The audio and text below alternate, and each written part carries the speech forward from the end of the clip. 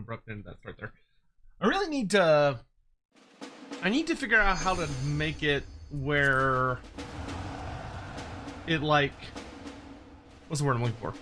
I need to make it where when I transition off of that screen, it does like a taper to the soundtrack instead of like a hard cut.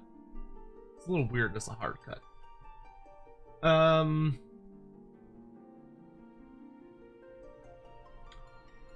hello everyone. Hope you're all doing well on this lovely Wednesday evening.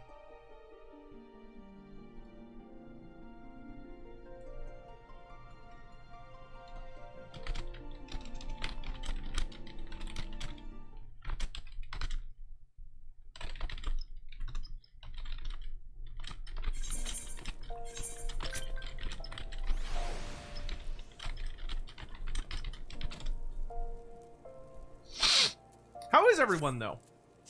I have mail? What? Did someone send me mail? Oh, no. I know what that is. Hold on. Hold on. I have to get this mail.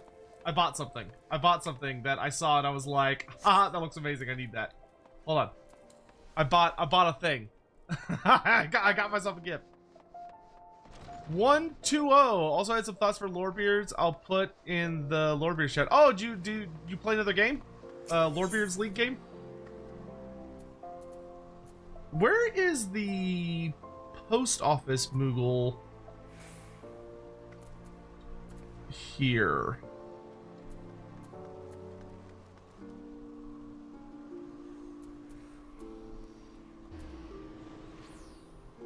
Because I know we're the one in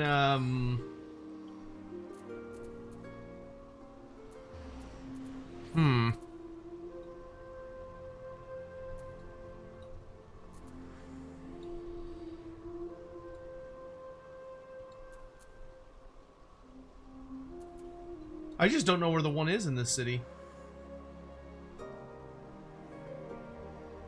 Are they by like the front gate? That's the itinerant Moogle.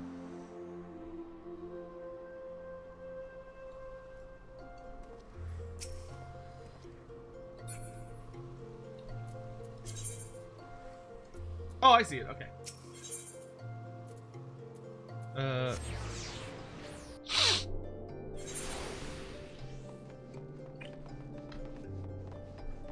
No, as in for the show? What show?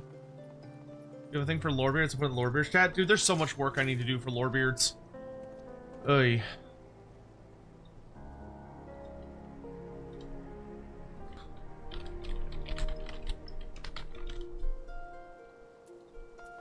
What do you mean 120? Oh, as in your streak. 120. Oh. 120 streak. I get it. I get it now. Stotling! Stotling's on. Cursed Sotek spawn. Just when I was about to go to bed. How dare you? Bro, yeah, I don't have an excuse.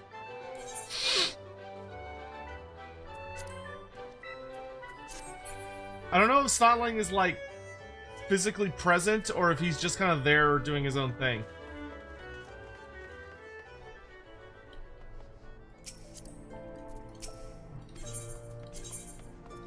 I bought a goodie.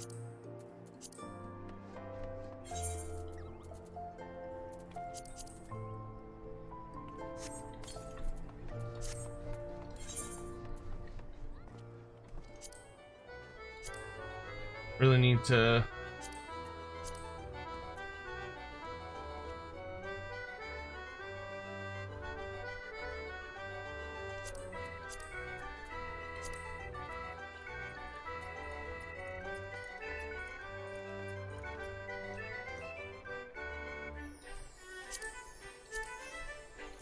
so now I can do delightful.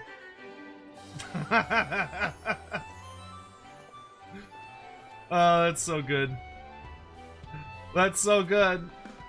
I don't think Stotling's physically present, so we'll leave him to it.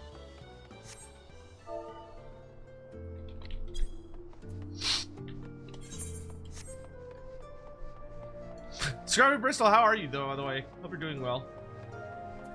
I'm gonna hope I pulled up the right YouTube chat and just assume YouTube chat's quiet tonight, which would be normal.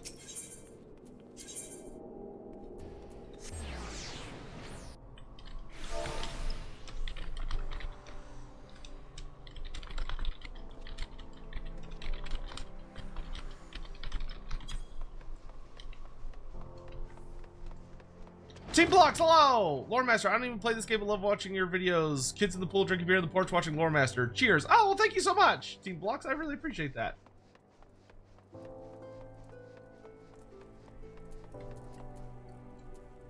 Y'all are quiet? Okay, good. All right, we've got the level 20 quest ready to go. So let's just go ahead and get right into it, right? Let's not waste any time. We're gonna get to Black Mage tonight. And a fair bit into Black Mage. Dalkarius, you're safe. I feared you had fallen victim to the Mage Slayer.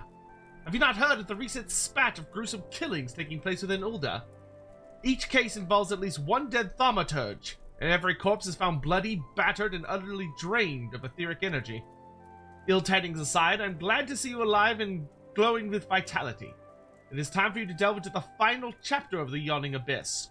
Kokoboha, our second youngest sibling, will read to you from The Threat of Perplexity.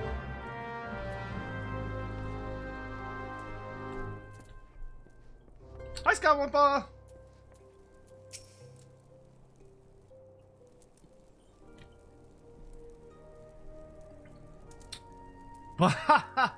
Greetings, Dalkarius. Are you once more prepared to peruse the pages of Power and Peril? Then let us begin. The Threat of Perplexity. Ah, how magnificent the daunting power we wield. Flames pursue, ice transfixes, and lightning dances into the ranks of our enemies. But what terror descends when, from all sides, those ranks close. Flames are smothered, ice crushed, and lightning grounded. Know you this threat, and wear you the multitudinous foe. Is the point of this passage readily apparent? It would be most problematic, for example, should you meet this malefic Mage Slayer and he, or she, proves to be multiple murderers. What a thaumaturge needs is a thick-set thrall, a courageous companion to accompany him in cases where collective cronies are expected. Now, as for your trial... Kokobaha! Pray allow me to suggest a practical course for Dalkarius' training. The town is buzzing with the news of yet more slaughtered thaumaturges, the mutilated bodies found fouling the waters of Nafaka's wells. I would have Dalkarius aid me in hunting down the culprit while the trail is yet fresh. Dalkarius may have tolerated your interruption of his trial the last time, Busi, but you are hardly the hardy henchman he needs to clear such a hazardous hurdle. Your concerns are understandable, brother. If it would allay your fears, I can introduce Dalkarius to a valiant warrior who recently entered my employ. You have secured the services of a stalwart swordsman. Then that would, indeed, be in line with learning the lesson of the day. Perhaps.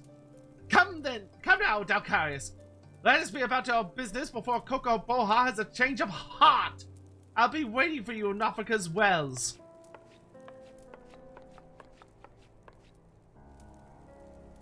Was that Kokobusi? Yeah, totally. That is absolutely your youngest brother. Totally not possessed by a demon. Nope. No demons here. Definitely not just the vessel of a void sent. No, sir. No, siree. Nothing untoward here. Hi, Andy. I hope Andy will stream Final Fantasy XIV. It'll be 3 weeks. It's been 3 weeks. To be fair, I think for at least 2 of those weeks, he literally didn't have access to his main streaming computer. Because they were doing work on his office. And then he also had to do... And then he's also been playing catch-up because Andy does contract work, and he had a whole bunch of contracts for like Critical Role and some other stuff that he had to do. Crazy that Andy works for Critical Role. I wish I worked for Critical Role, but I also don't. I barely have any useful skill sets. Are you doing this a realm rejob last because your overlords are Lalafels? No, it's because I can. I've built enough power to hold my nose over the grotesque stink that is Lalafels. Dalkai, it's so good of you to come. My Rogadin friend here is the warrior I mentioned back in the ossuary. Now, there's no time to waste. Why don't you head into the stream and examine the bodies of the slain mages? I would go with you, but with my delicate stomach, I fear I might contaminate the scene. Remember, you're looking for anything that might help us track down this killer. The killer that's very, very obviously you? Yeah, okay. Sure thing, boss.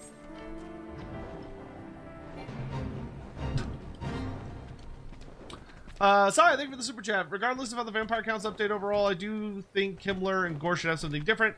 They should be able to focus more on necromancers compared to vampires. That'd be nice. I mean, we have to see what the update does with vampires and necromancers.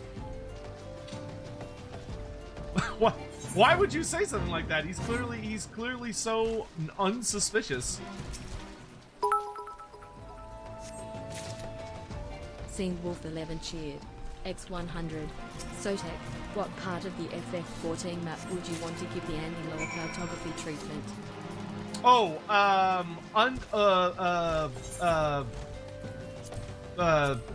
Ishgard.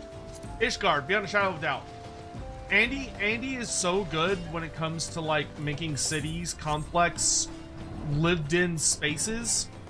And Ishgard is like such a it's very similar to Middenheim actually in a lot of concepts, but and like the way Scotland is built, he would do crazy cool shit with Ishgard, because Ishgard's way too tiny for what it actually is. I mean, to be fair, every MMO ever in existence, the main cities are always too tiny for what they're actually supposed to be, but like Ishgard could be super cool if it was built up right.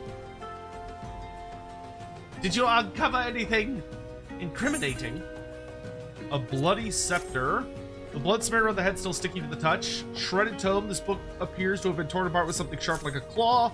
A bloody bracelet. So much blood covers this piece of jewelry it's possible to tell what it's made from. Hee, the blood is still slick to the touch. The slaughter must have been recent indeed. The villain may yet lurk nearby. Return to the creek where the bodies lay and linger for a time. I dare say your order, saturated as it is with enticing etheric energy, will lure the Mage Slayer into the open. Have courage, Nupcards. Our burly companion stands ready to leap to your aid. The burly companion, who's probably a mercenary that you've hired to murder people so that you can eat their energy? Yeah, totally.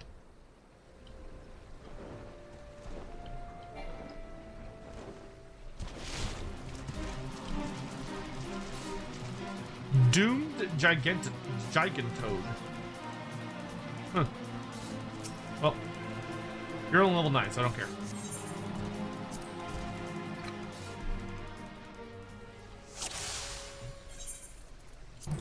Oh, look, it's a void scent. How odd. Aha, the demon shows its claws. I'll keep it busy. You just focus on magicking. Oh, look, I have 2 crystals now.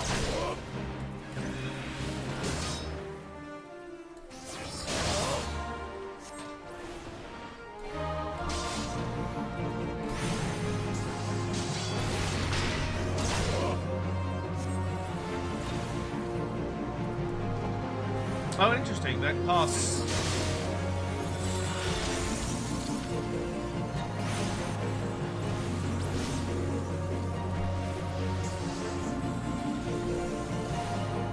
Put the big bugger to sleep. I can't take this many at once. Sleep.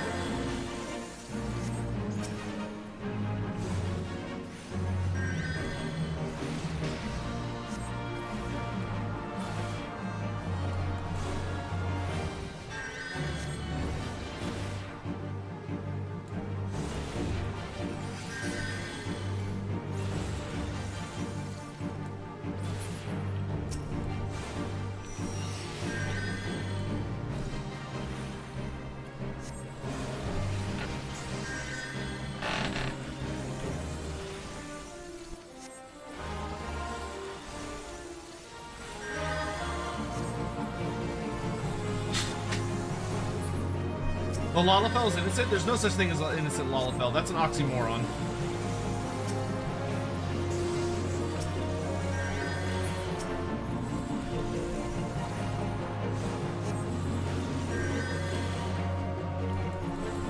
Offer yourself as bait is such a funny quest name.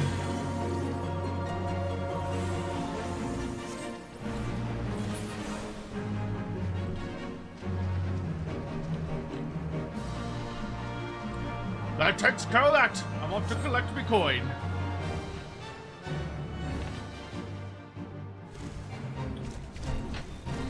Wow, good thing we definitely stopped the killer.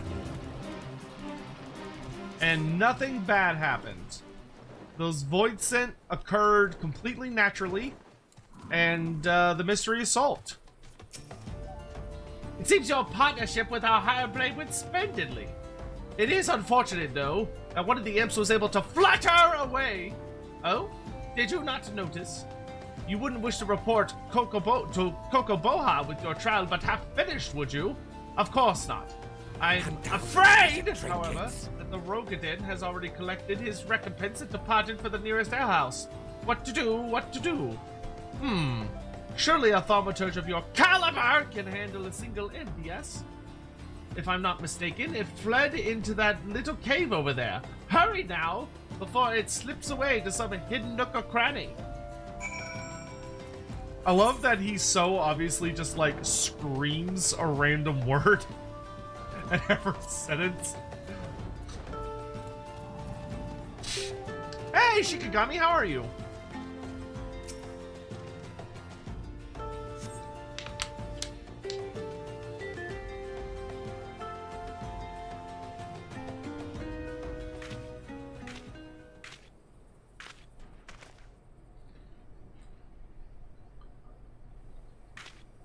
Wow, that was such a, like, a Sith-looking moment.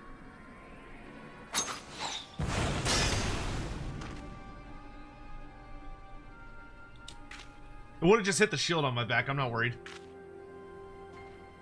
That is not Kokobusi. Well, it is Kokobusi, but a Kokobusi possessed by the Void Scent that escaped from Mormo's urn. It was feeding on the etheric energy of all those slain thaumaturges. Say this is not really good? Well, it's good for now. And you, my dear mana-rich Dalkarius, what to be next?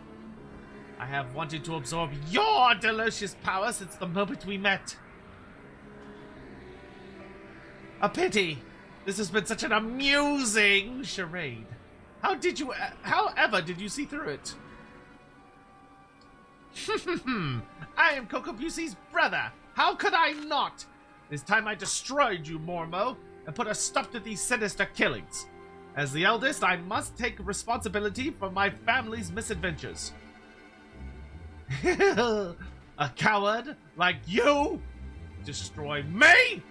Your opening strike should have pierced my heart, but instead you aimed for the knife. Fear stained your hand. Fear that slaying me will also slay your sibling.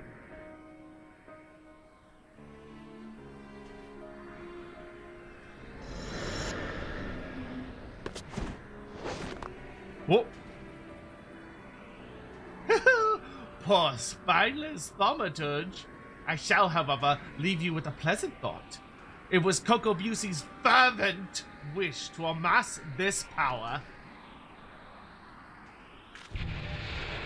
He craved the arcane strength to stand beside his brothers as an equal. What a shame that he must now stand against you. It pains me to admit it, but there is some truth to that creature's words. I surrendered the perfect opportunity to end this. I have betrayed my own teachings. Return to the ossuary and report the completion of your trial, Dalkarius. I will remain here for a time and gather my thoughts. I like his little finger gauntlets.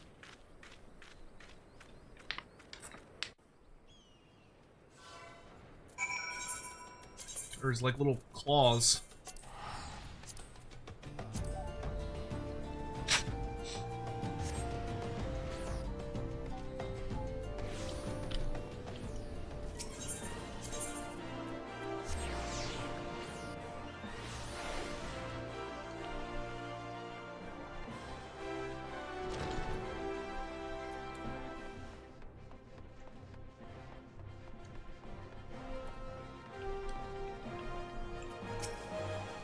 Ah, Dalcarius.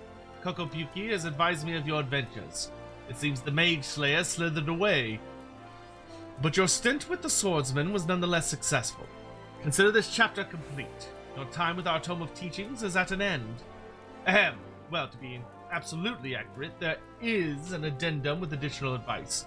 But Kokobuki considers it extracurricular. Even I dare not delve into those diabolical depths. I do not yet deign to die, you understand.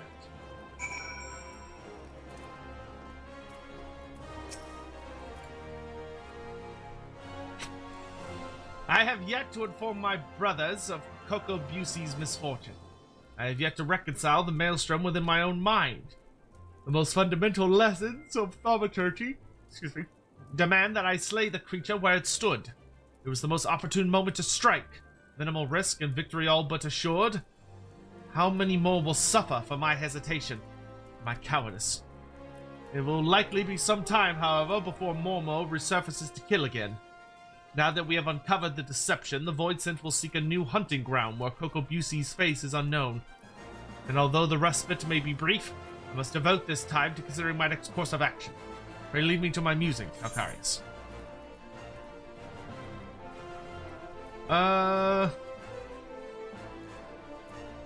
Give me... I'll take the mask.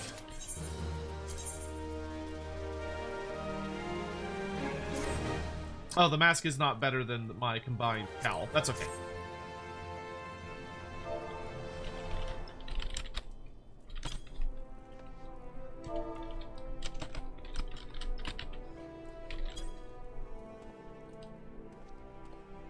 Dark light gloves of casting.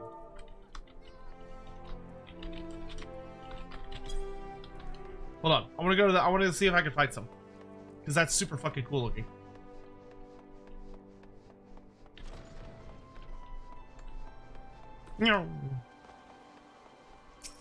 It's way cooler than having yellow-ass gloves. They're a dungeon drop.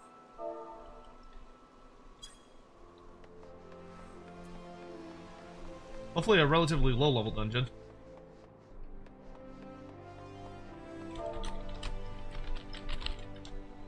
Anyone else want to join for daily dungeon?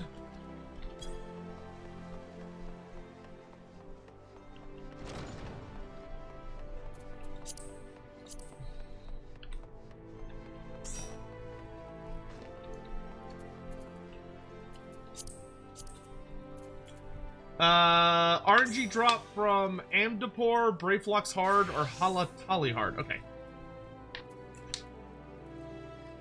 Well, we might have time later today to grab those. Dark light armor was the first ever tombstone gear. Oh, so it's like a full set. Okay.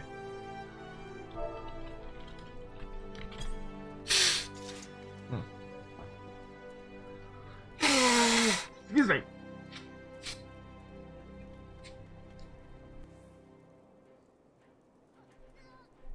Allergies are acting up.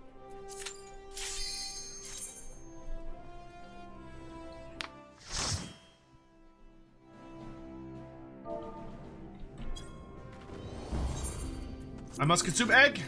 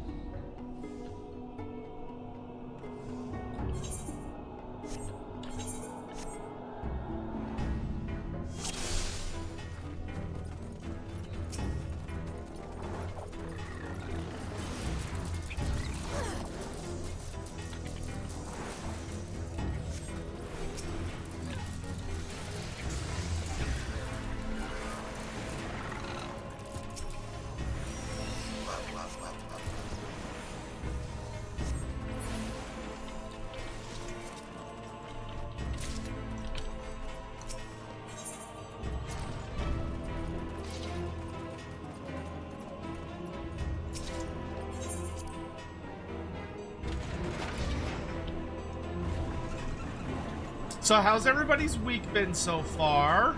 We're at the end of hump day.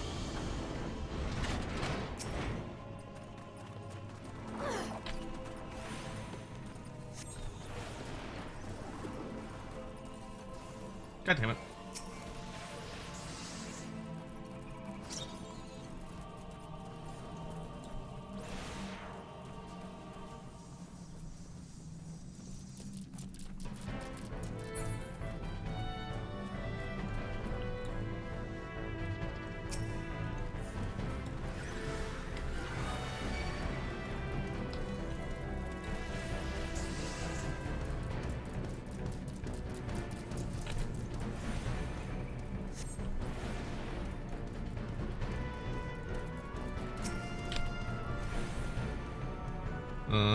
God. Starling! Starling, we said hi to you. I don't know if you saw us.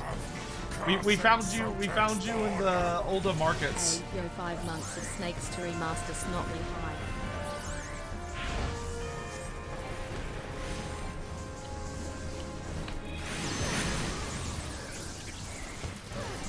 I hope you're doing well. It's good to see you.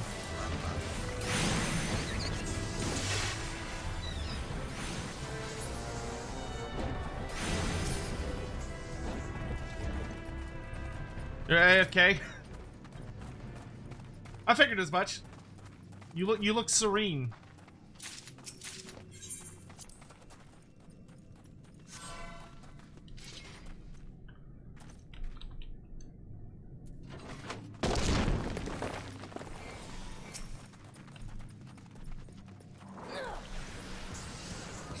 Hope you're feeling better.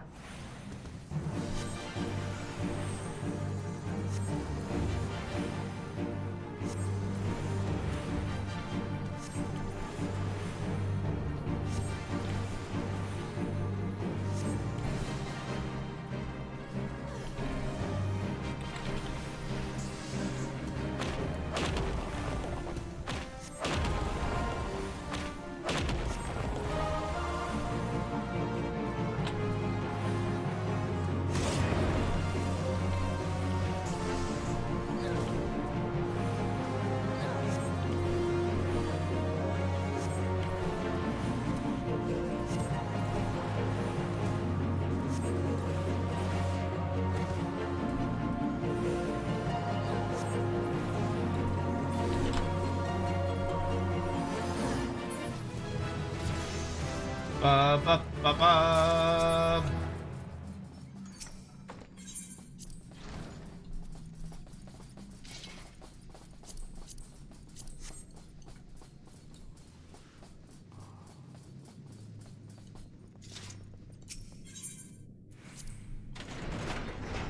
You got an ice cream? Nice.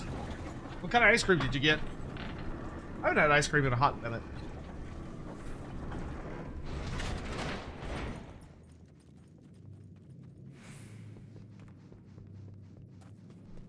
Got some gunk in my throat. All right. Nope.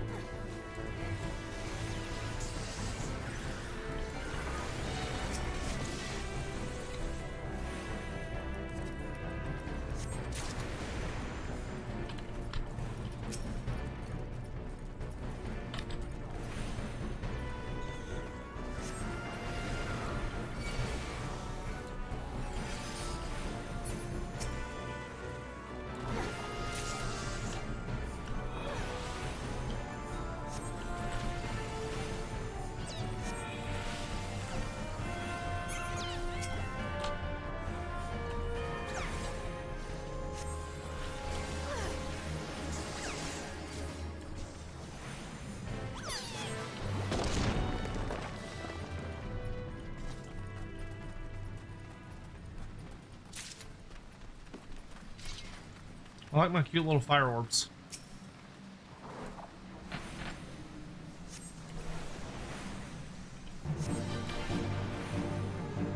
Well, I got myself outfitted in the glamour I wanted. Nice. Guess now I have to do the story. Not the story.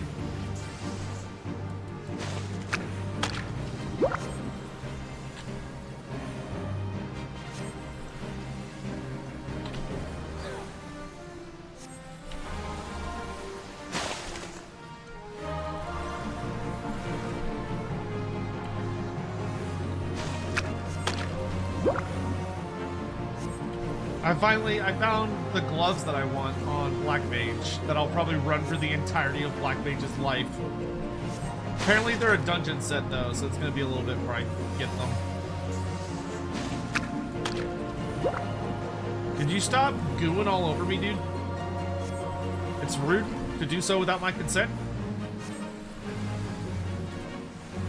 Buy me dinner first. Da da da da da.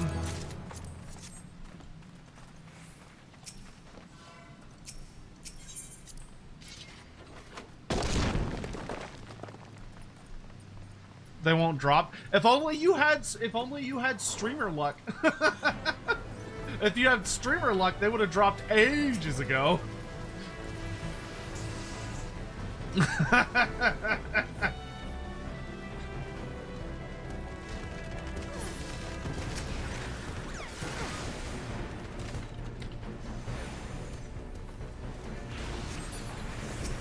God damn, those cast times are long.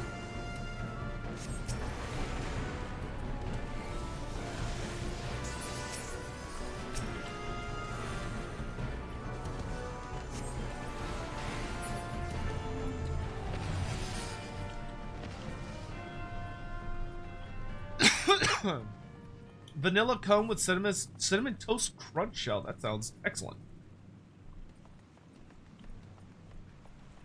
Do you not get guaranteed? Do you not get guaranteed set pieces like we were for the set that I was running? That we had to do. What set was that for? Paladin, right?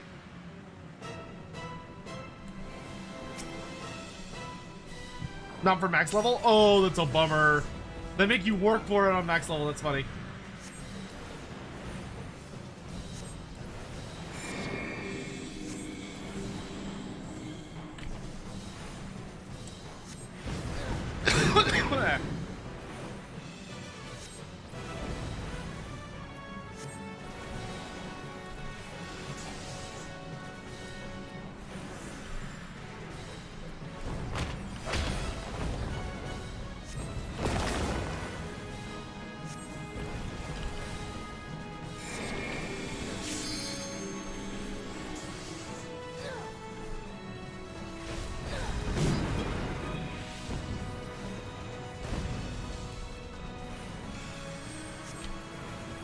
I did see, man, I saw a really funny clip today of a streamer that like, excuse me, I got a little something in my throat. I saw a very funny clip today of a streamer, VTuber who like, isn't like, got hit with a tank buster, and I think she was off tanking. But she like deliberately ran into her team while they were like, she's like, oh, I got the tank buster, and so she runs into the middle of all the DPS, and the tank buster drops, and it just kills everyone. And it was like she deliberately assassinated like the entire thing. And I was like, oh, that's great. that is deeply delightful to me.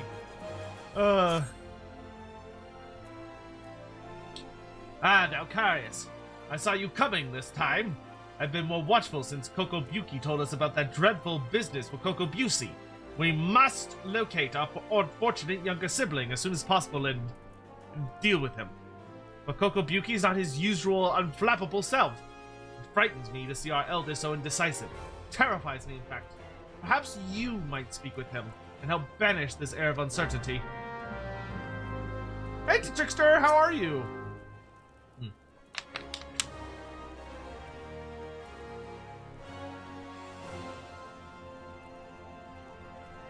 Dalcarius, long have I agonized over Kokobusi's blight, and the measures I might take to extricate him from it.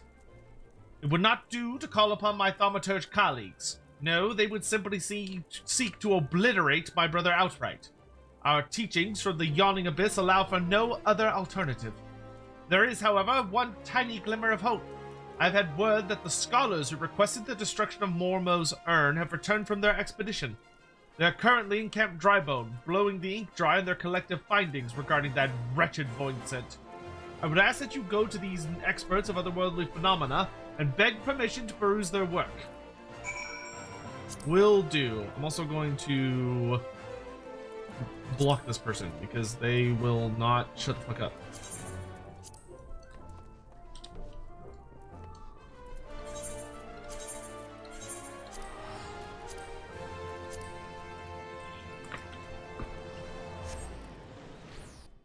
Hi, Morning Firestorm. How are you?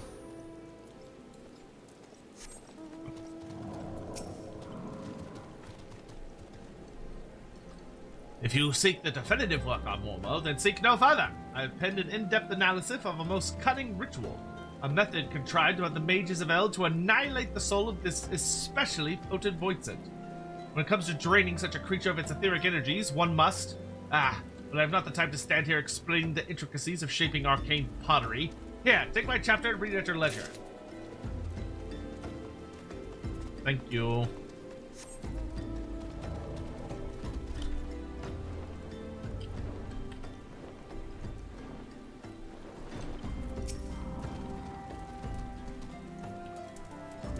You're interested in reading our Book of Mormo? Of course. It would be a pleasure to share our findings with a fellow student of the Voidsent. Here's the first chapter, mine own humble contribution to our research. It tells the tale of how we became aware of the creature's existence, and delves into the nature of the urn that imprisoned her fell power. Oh, interesting, it's a female Voidsent. It's a lady!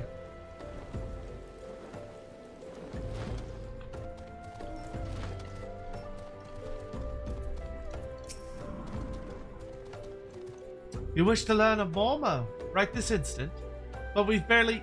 How did you... Well, I suppose I could spare a copy of my writings. I've already prepared several extra sets to share with potential publishers. I can well understand your curiosity. Mormo is truly fascinating, even among the oddities of the Voidsent.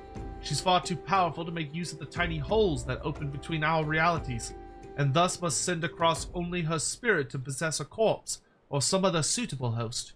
You'll find it all explained there in the second chapter. That's kind of cool. She's kind of like Mortar. Mad Goofin? Nice.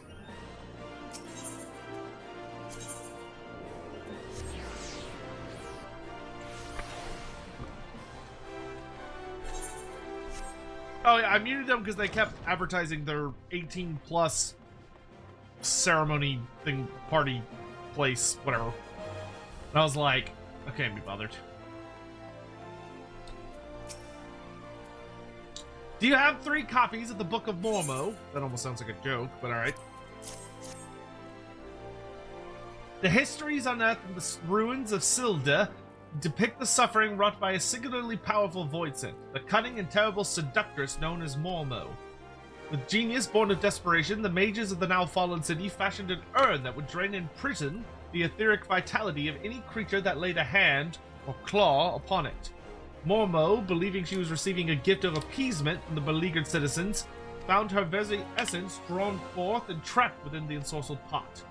Over the course of several centuries, the captive etheric energy was intended to weaken and dissipate, allowing any surviving descendants to safely shatter the urn and thus destroy Mormo's innovated spirit.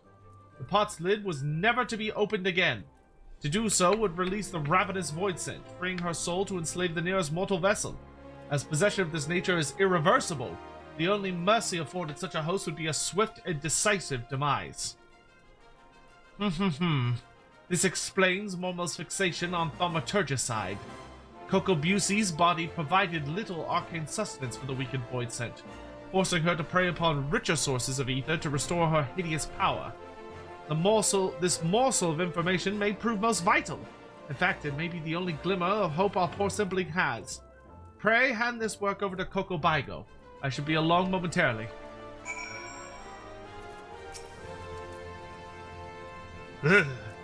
This is a work devoted to studying that nasty Voidsent.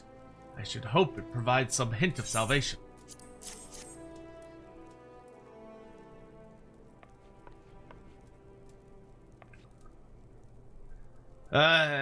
Kokobuki, these passages hold naught but misery and despair.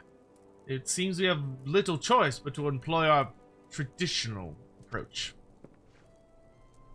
Though fraught with danger, there is one solution that promises an alternative to killing Kokobusi. If we fail, however, it will likely mean death for us all. Who is this mad mage that possesses our eldest brother? What of avoiding the threats? Of eliminating the risks? Is that not how we thaumaturges do battle? With each passing moment, Momo draws ever closer to her full strength. It pains me to even suggest it, but we should strike now, Kokobuki, while the void scent is yet feeble. I share that self-same sentiment. Sorrowful though it may be, we must slay our enslaved sibling, and soon. Listen, brothers, but my solution is thus. In return for releasing Kokobusi from Mormo's thrall, I will offer the Voidsent the chance to glut herself on my mana. You cannot! That succubus will drain you to a lifeless husk, and such a feast will awaken all her terrible magics. The well of my power is vast. I wager Momo's thirst will be slaked before my spirit fully runs dry, and the newly enlivened Voidsent. She will then face the combined wrath of Dalkarius and 4 guild masters of thaumaturgy. How can we hope to prevail against this paragon of preternatural potency? We have always avoided adversaries against whom we held no advantage. That fault lies with me. Ever have I encouraged such avoidance, and taught only the wisdom of certain victory. It is time we learned the courage to fight battles of unsure outcome. And it is you, Dalkarius, that I ask instruct us. There is yet one chapter left in the Yawning Abyss, one that is customarily hidden from newer members. Undertake the final trial found within, and show my brothers what it means to be brave. Oh, how can you ask such a thing of poor Dalkarius, when even his guildmasters had yet to attempt that ghastly test? The arcane might you all possess is far greater than you believe. Dalkarius, once you deem yourself prepared for the lesson of the true final chapter, meet us in the hallowed hall of Thal's Respite. Have you ran your leveling gauntlet today? We just did it. But, well, obviously we will be running more gauntlets today once we have unlocked higher levels.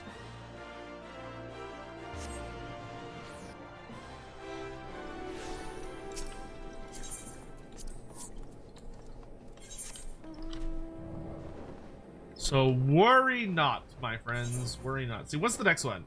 We get PvP at level 30, and then the rest are at 50.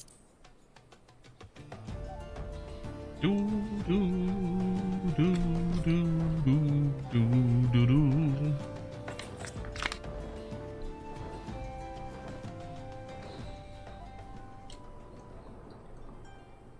You sent your mark to the northeast. Oh, we've also got hunt log stuff here.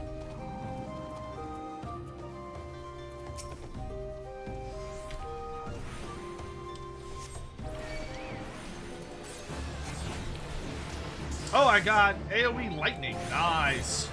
I didn't even see that.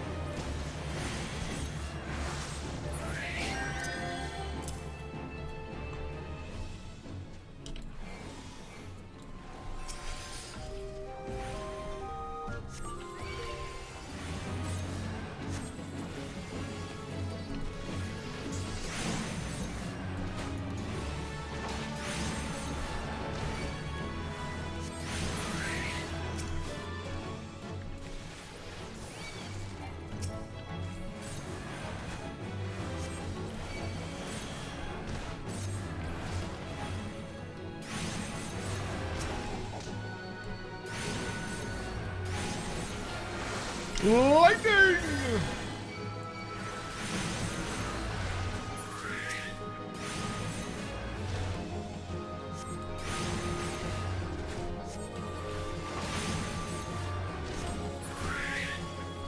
You got Hawkmaner 3 times in a row today? Bummer.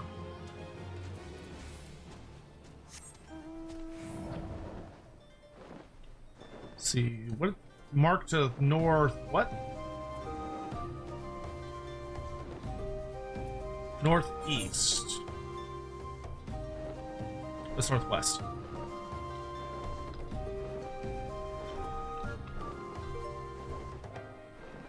See, there's some big boy over here somewhere that I need, that if I kill I get some goodies.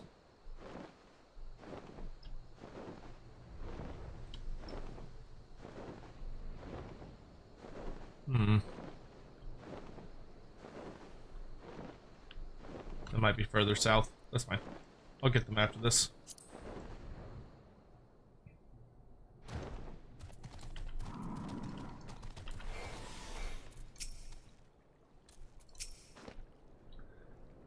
I regret having to drag you into our family's troubles, but I am confident that, with the many and terrible trials you have vested already, you will prevail once more.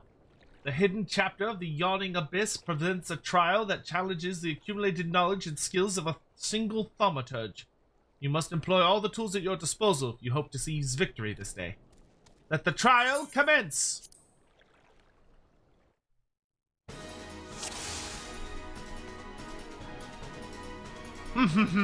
There is no escape from this abyss.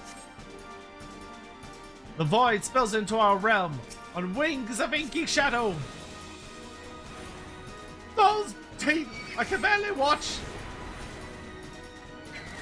Alcarius, try to keep your blood inside your body.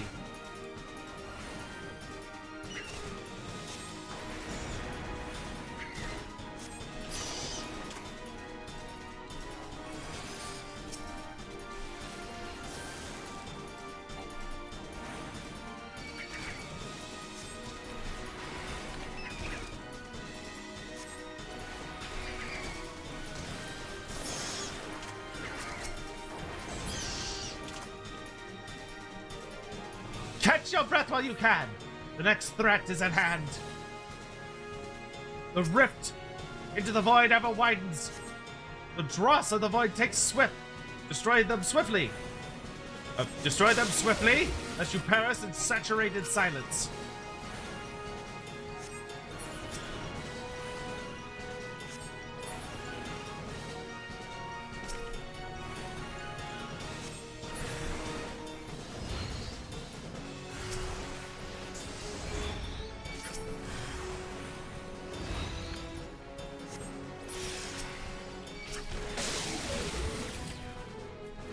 Oh, they have silence. That's nasty. Okay.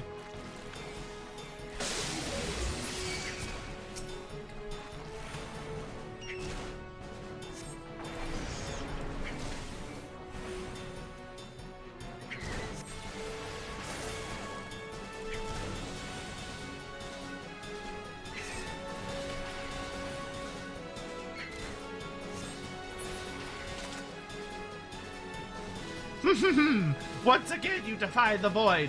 The final nightmare approaches. The jagged void is rent open. The Lord of Flies is cometh.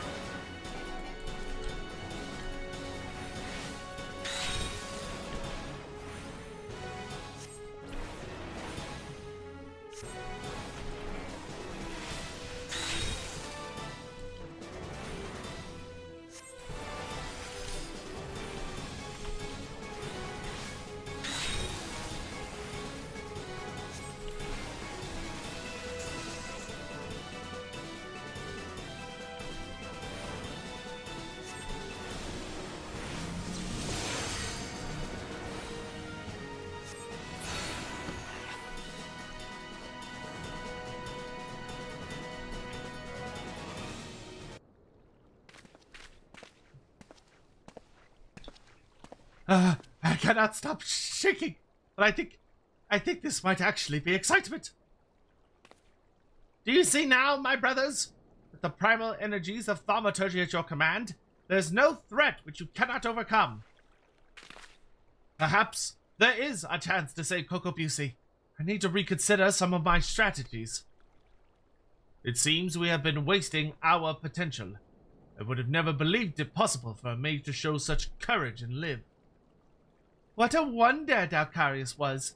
I feel my fingers itching to fling fire with a fury.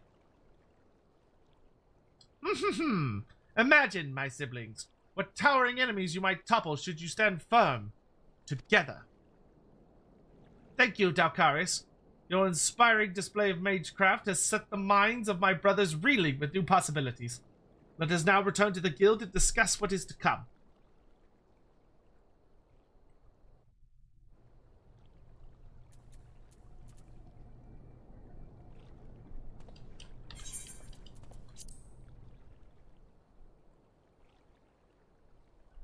Oh wait, I was gonna find that hunt mark real fast.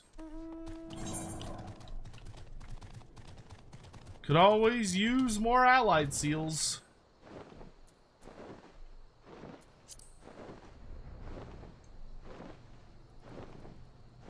To the west. Really? There he is. Gatling.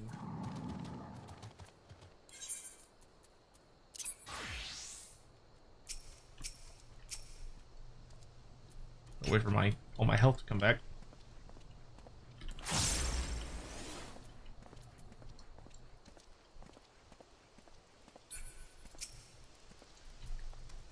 Yeah, cool stuff.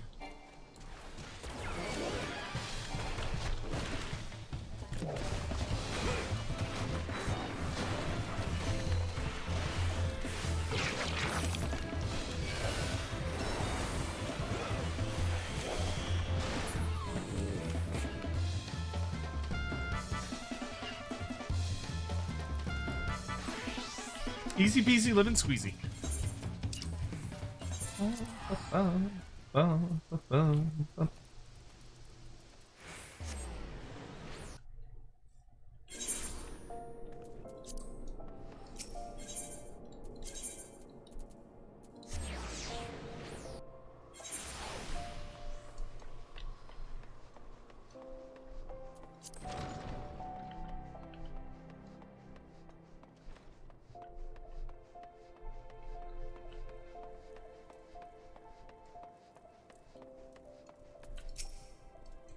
What a formidable team you shall all make. Kokobaigo, Kokobari, Kokobezi, Kokoboha, Hakaris.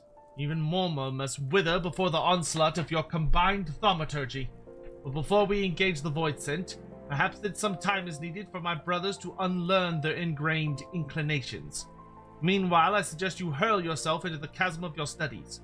Your fearless thaumaturgy is as a beacon to us all.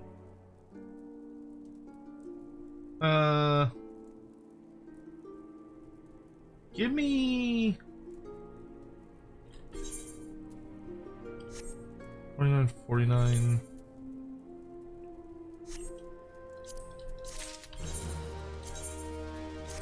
There we go. Alright, now we're gonna go do some hunt log. So I'm off to East Shroud.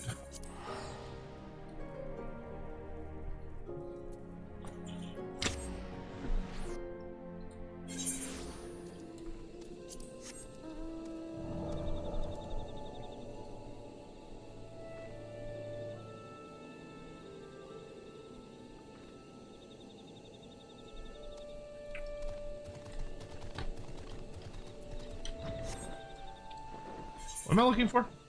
Overgrown ivy in the 9 ivies. Okay.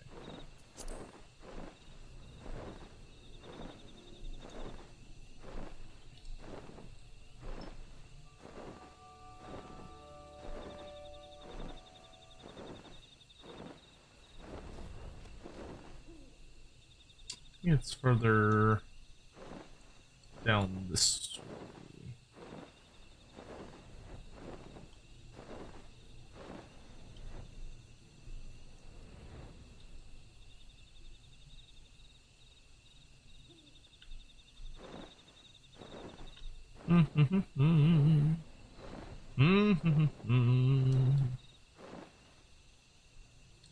There we go.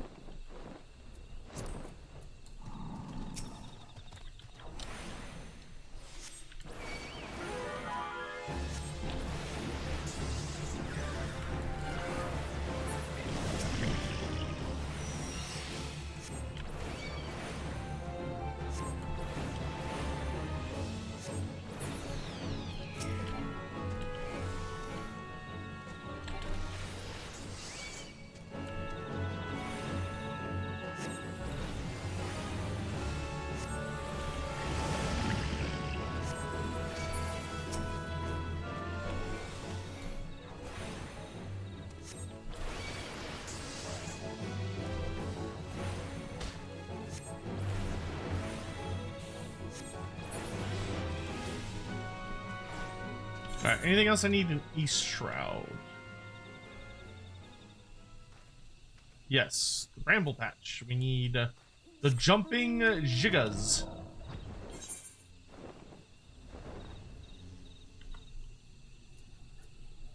We also need Glowflies.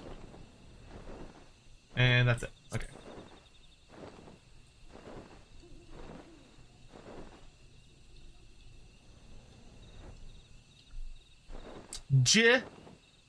Gigas.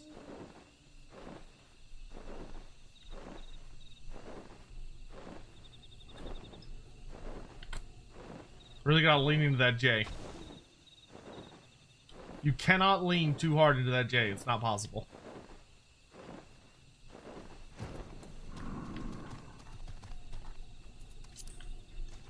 Saying it again doesn't make it sound better. Listen, you're the ones that are playing word association. I don't want to hear it.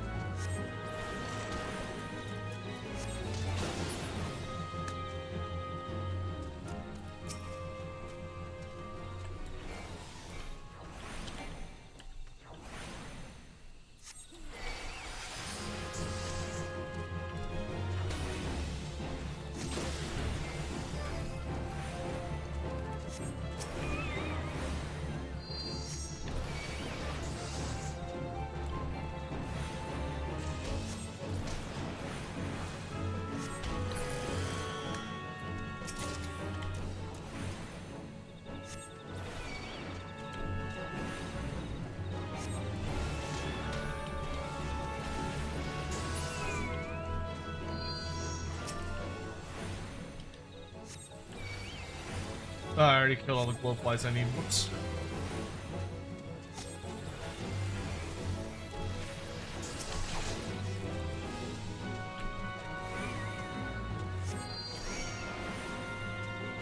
I don't like the swollen ones. That's a unpleasant name.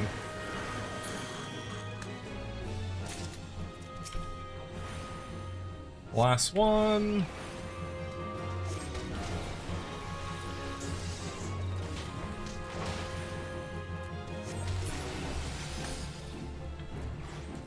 Alright, that's everything I need in East Shroud. Right? Yep. So now we're on to South Shroud.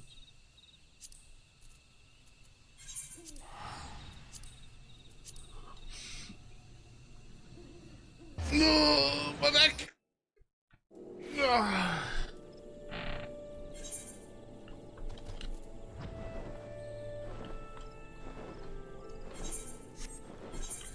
So we need Ked Trap from the upper paths, and we also need Bark F's. Oh yeah, you're the assholes that are always hanging around my bard coach. Which is very rude, by the way.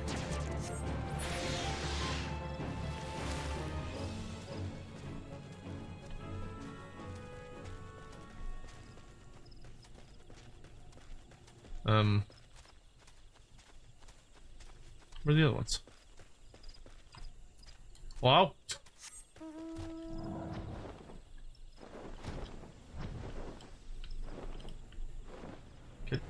Kid traps? There's one.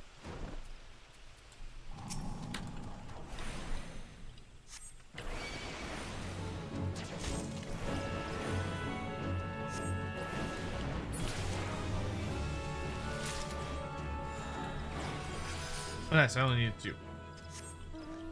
Alright, then the Bark F's are over here. I think. Are they not near the water? Huh. Oh wait, they're the ones that are, if memory serves, aren't they like tucked into one of the corners? I think they're tucked into this little thing right here. Yeah, there they are. Hanging out with the big boss doe. Fire!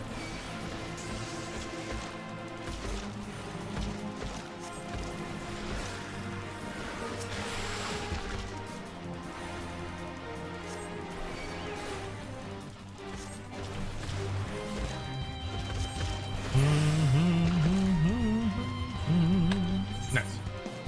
The only thing I still need from here is the River Yarzin in Silent Arbor. And then that's it. To Silent Arbor.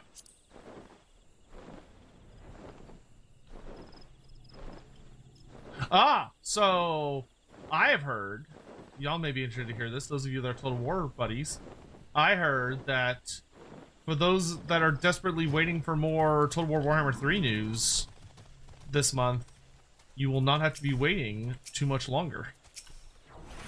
Because Josh is back! He lives!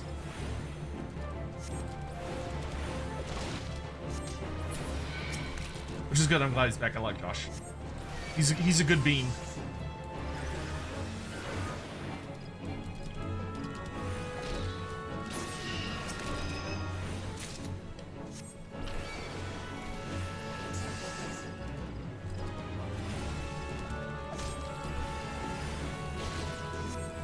Because I think they're going to be doing another, live stream type thingamajigger.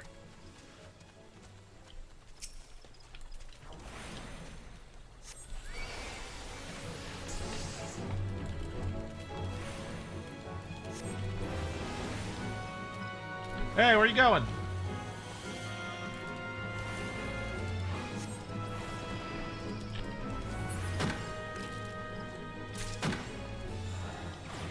Alright, whatever, that's done. Alright, next we are off to Upper Lenosha. To the Oakwood.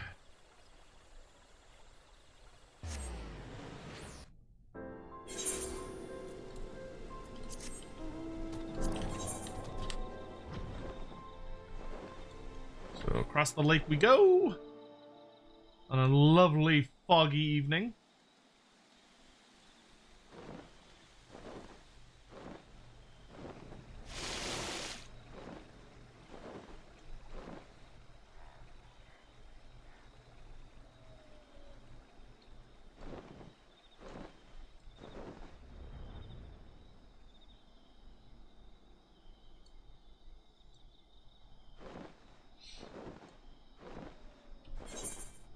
I mean, Forest Yarzins.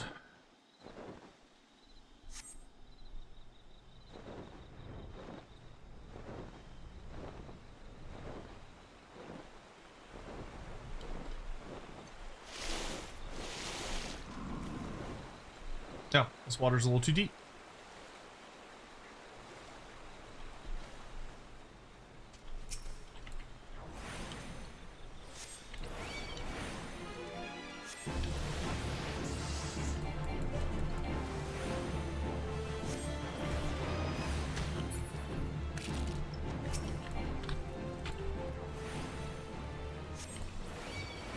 This should get us to 28.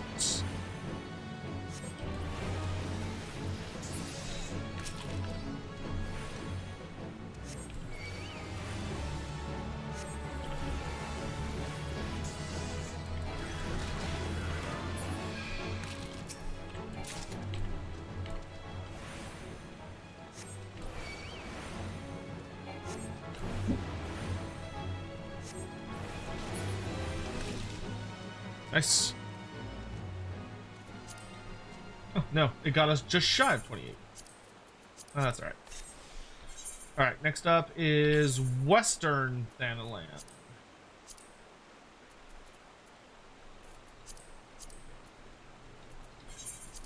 Where we're looking for Yarvin's, the footfalls, and then we've got a bunch of shit in South Thanalan.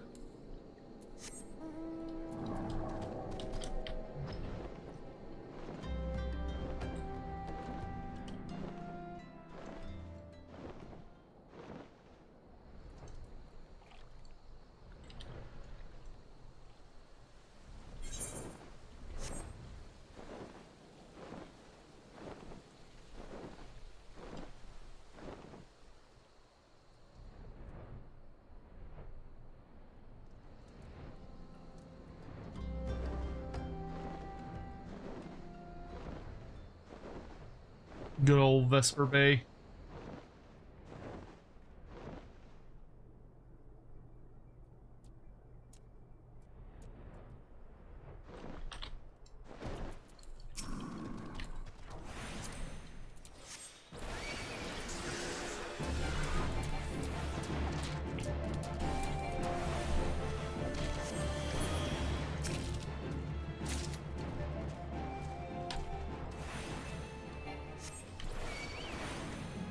Pray return thee to the waking sands. Yeah.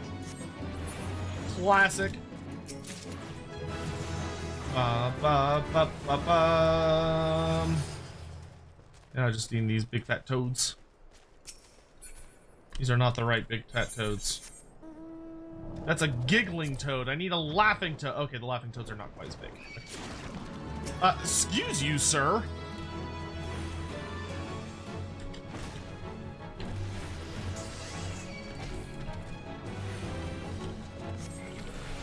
I will thank you to keep your goddamn tongue to yourself.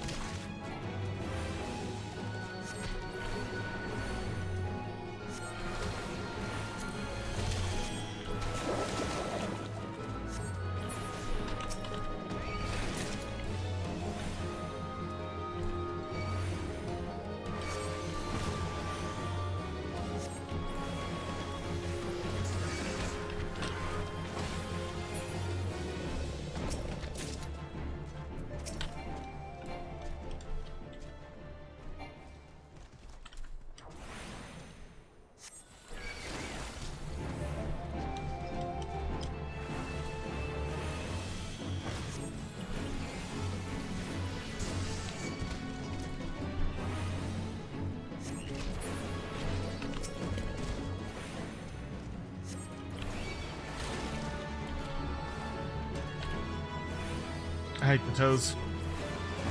I don't like that they grab me when I attack them.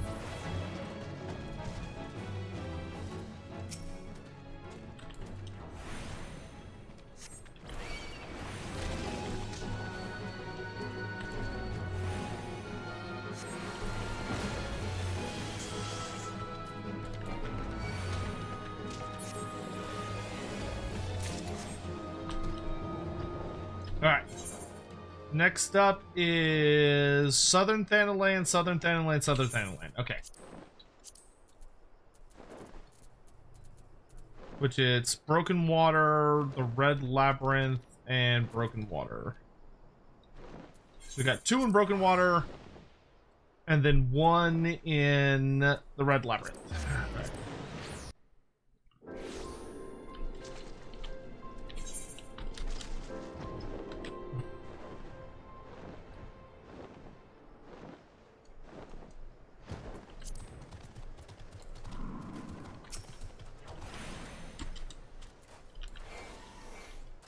Didn't do anything.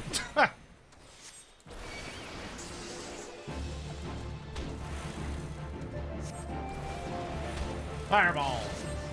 Fireball! Fireball!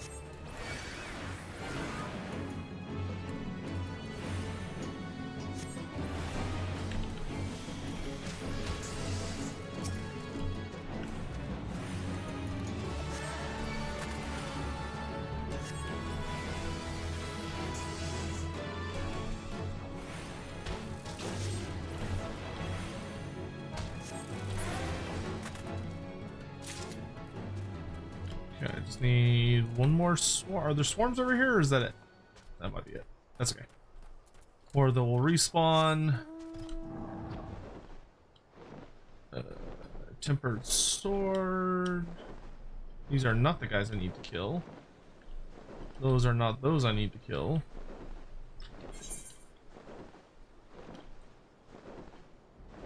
I think if I go around this way, I'll find another swarm.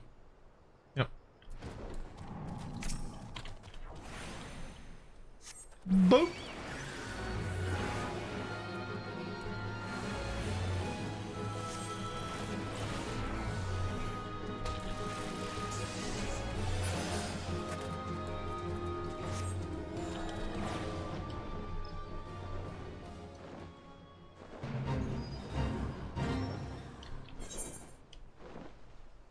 I'm gonna find some zombie boys.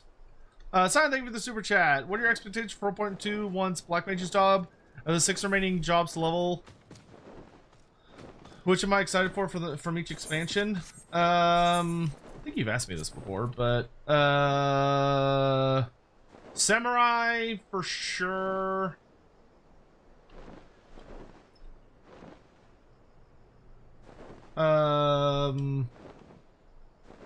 I would say Samurai, Dancer, Reaper. Yeah, those 3. Samurai, Dancer, Reaper.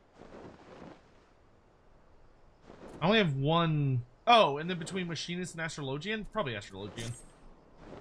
I don't think a Machinist appeals to me very much aesthetically. I mean, maybe when I play it, I'll like the gameplay of it, but like, I don't tend to be a big tech guy. Not super into that.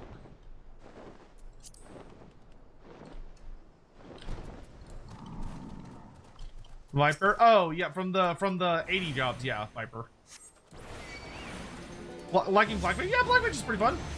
Just a really nice classic wizard class, which I definitely have been like kind of like, it's very different from the other classes, which is really nice because it's just kind of like it's just a pure raw, you take a long time to charge up, but you pew pew real big boy time class, which is nice.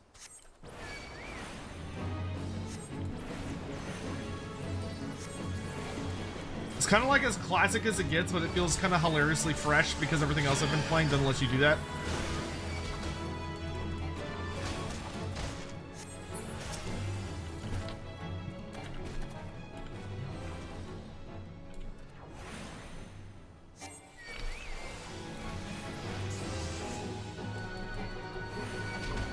But what are my expectations for 4.2?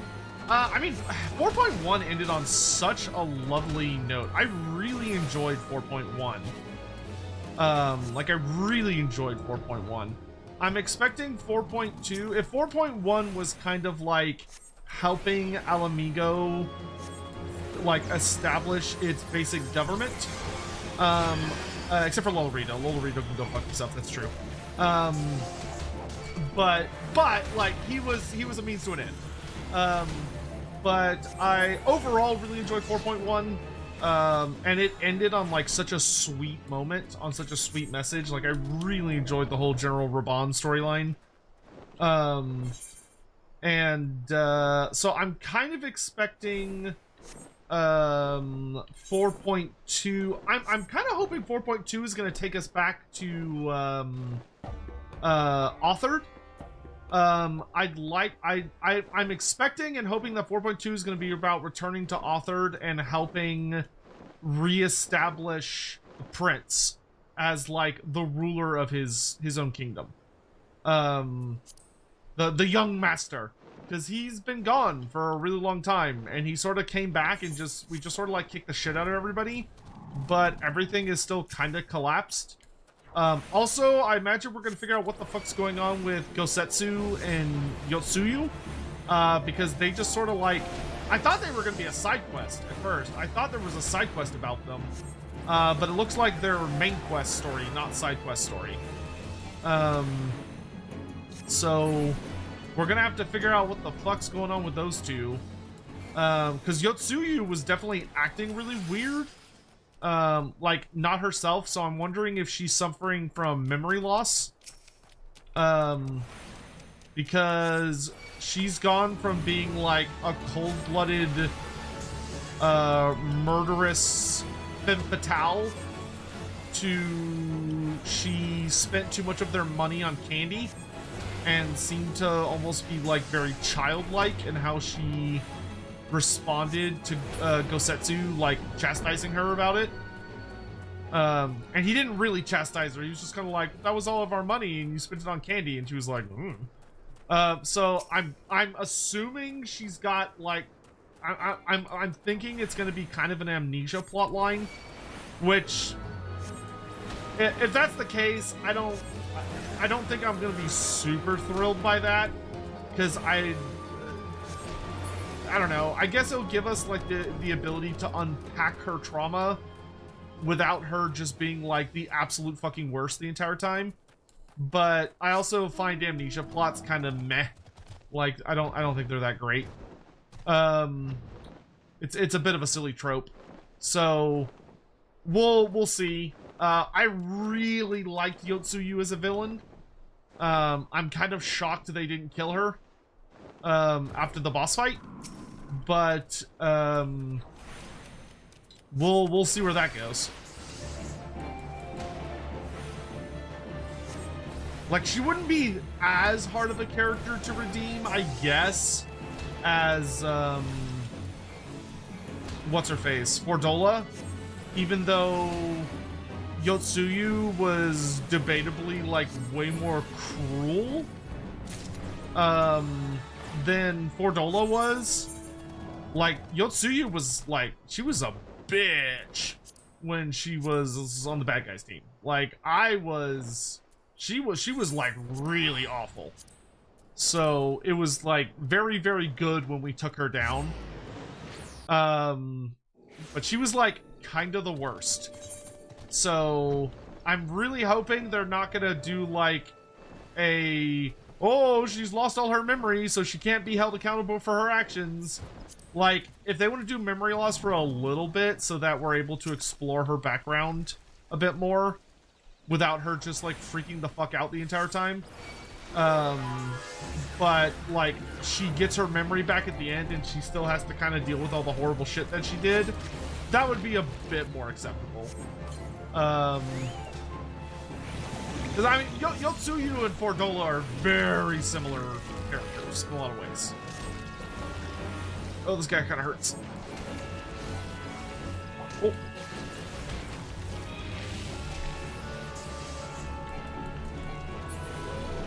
Ugh. Go 4 of those fucking things. Oof. Okay. Let's get our health back.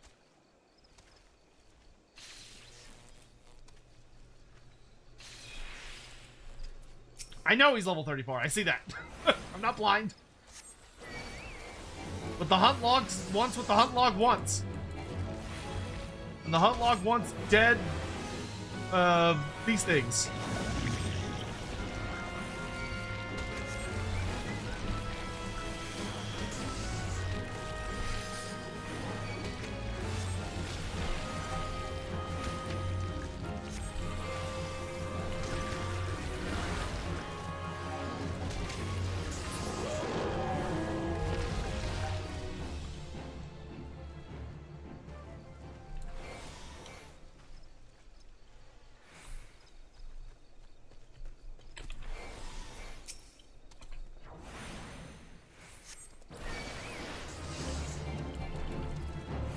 Shoot faster, shoot faster!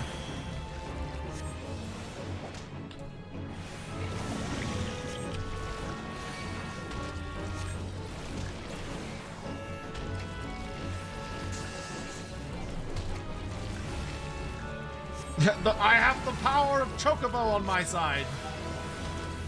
Oh.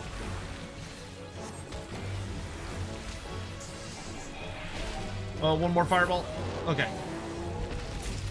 Okay, one more. Ugh.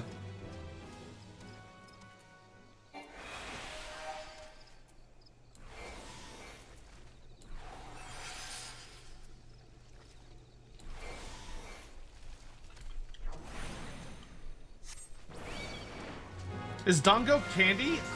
He called it sweet. I think he called it sweet bread. So I assume it's kind of like a candy. Based on the way Gotsuyu referred to it, or Gosetsu, Gotsuyu. What if I just combined them? Hold on, Sign. I see all your super chats. Thank you very much. Hold on. I'll get caught up on all those in a minute.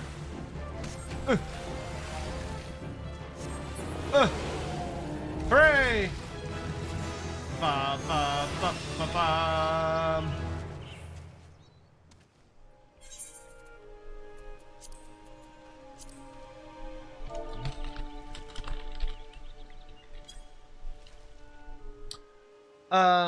Dengo is like a sweet sticky rice ball. Okay, so it's a sweet, not a candy. Okay, but it's a sweet.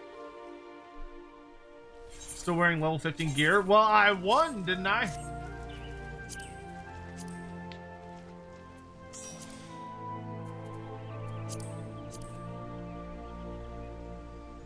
If anybody wants to join, I need to do a dungeon run of Hawk Manor. If anyone else wants to join up. Just one dungeon worth of experience that'll get me to 30, and we can finish Thaumaturge. Cyan, I believe that Among the Brutal will be a character pack legendary loyal to Bashiva. I feel like he'd offer an interesting insight into Cathayan ogres, especially if he's sworn to Zalming like Bashiva. What are your thoughts on the topic? I mostly agree. I mean, Cathay could use a good monstrous infantry set to give them something a bit harder hitting. That's larger. Kind of what, like, there was a part of me that was like, oh, I would like to try, I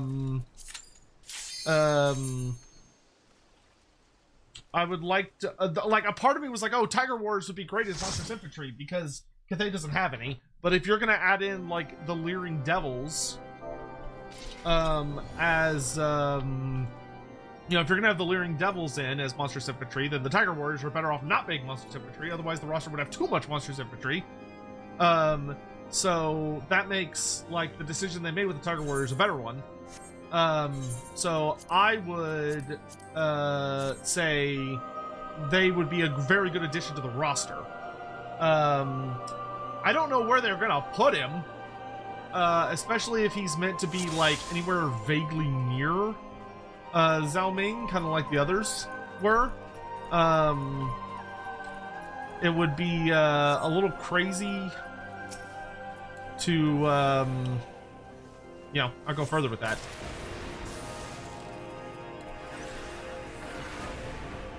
But, uh-oh.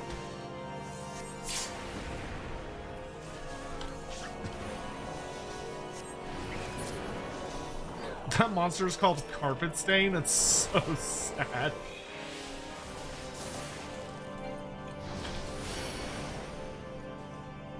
It's kind of a fucked up name to give a monster, don't you think? An Esuna would be good for the poison.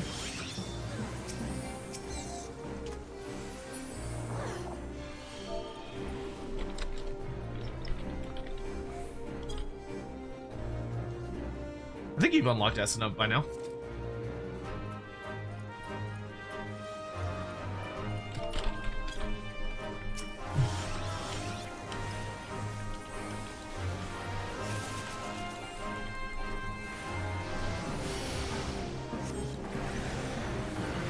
I want to get Swift Cast on this class.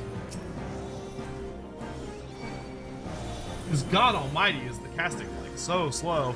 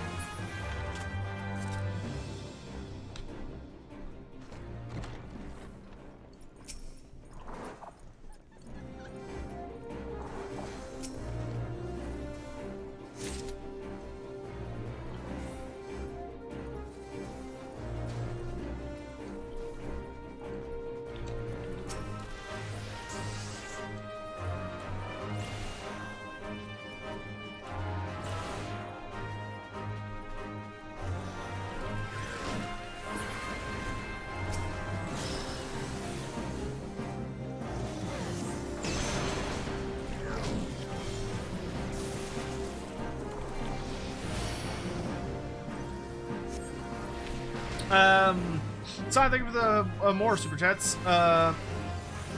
When will I fish? One day. Not this day, but one day.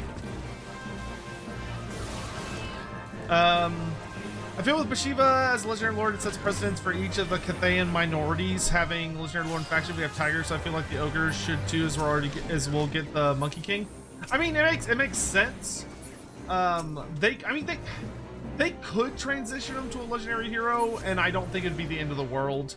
Like, it'd be like, alright, it'd be a little inconsistent, but it wouldn't be an inconsistency that I think would be, like, horrible for the game. It would just be a little weird.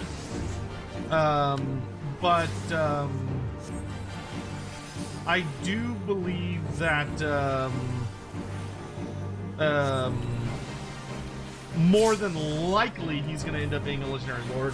They might need to do a map expansion before they add him in, just because Cathay is getting a bit crowded in certain parts.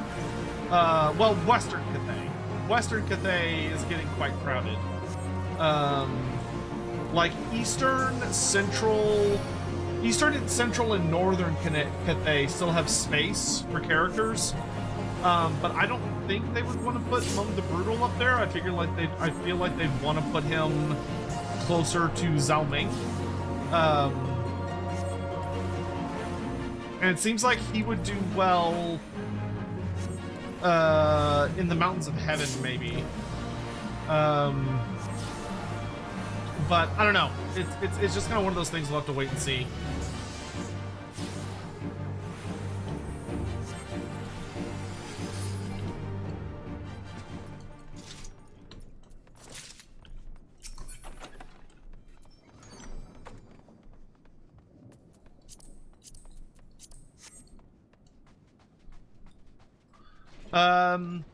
Thank you for another super chat. But just like Bashiva, Monk could further flesh out Zhao Ming. Seems like he's got an entire power block, almost in opposition to the Emperor and Yuan Bo, making 3 such blocks, including the Monkey Kings. Yeah, there definitely does. I agree that there does seem to be a building narrative of sorts that Zhao Ming has built up like a staggering base of power over in Western Cathay, which I do think lends more support to the concept or the idea I know some people have been kicking around that Zhao Ming is kind of like doomed to, not doomed, but like he's going to end up betraying Grand Cathay due to his own insanity. And like the whisperings of the Great Maw and everything that's going on with that. I feel like this lends further credence to that that suggestion and that headcanon, because right now, you know, obviously it is a headcanon, but I would say it's not unsupported considering just how much power he's building in the West.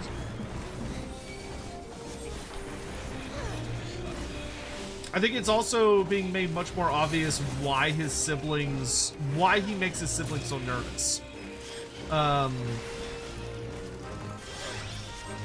And I'm curious what they're gonna do with Yin Yin and in particular Li Dao to make them feel like they're comparably powerful.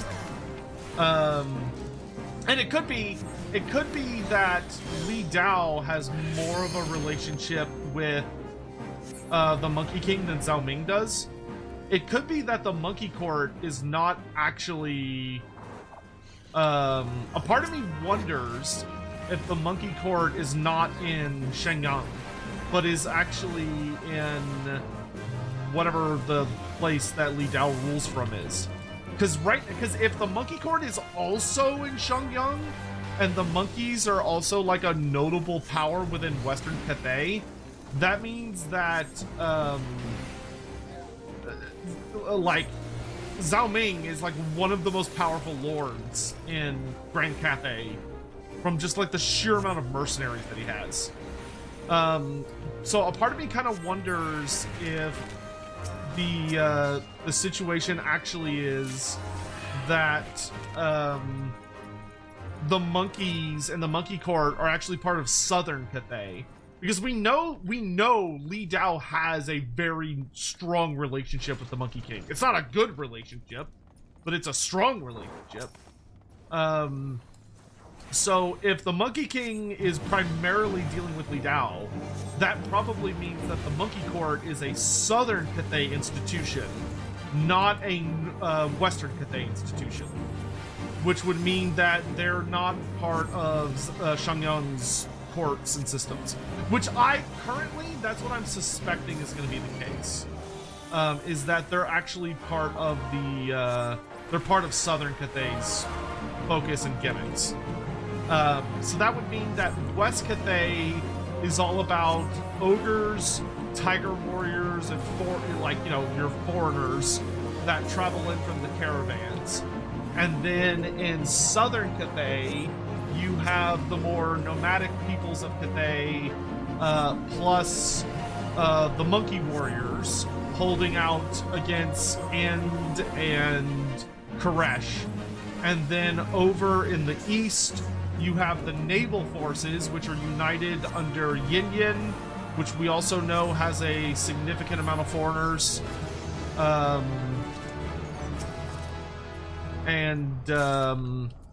That would also tie into which there may be some other group as well.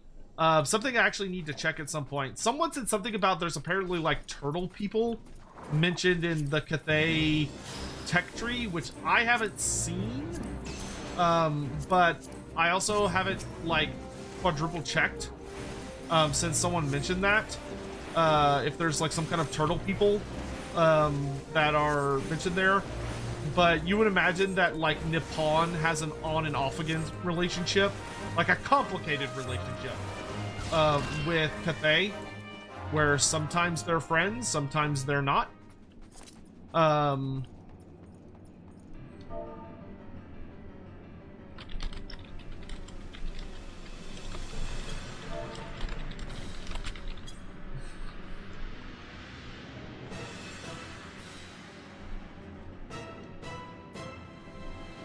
No, I lost the pants roll. That piece of shit. God damn it. I should be allowed to kick people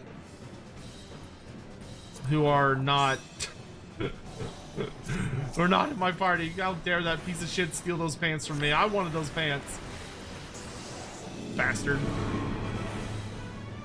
Anyway, and then you have like Northern Cathay, which is one of the most powerful because they got the Bastion. So they've just got massive amounts of soldiers. And troops.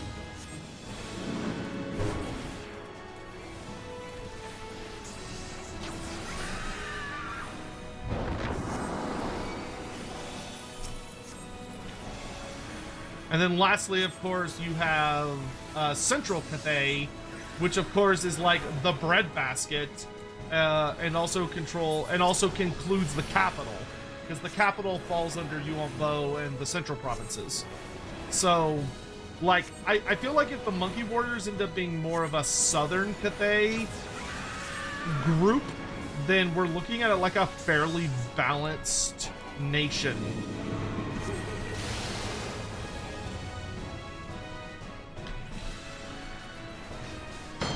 And skill set, or like a set of troops and subcultures and yada yada yada.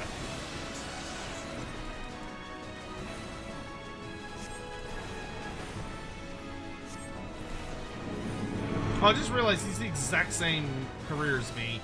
He's just a full-on black mage, and I am still a thaumaturge. That's why our symbols are different. He's out here stealing my gear. He's stealing from the poor. I see how it is.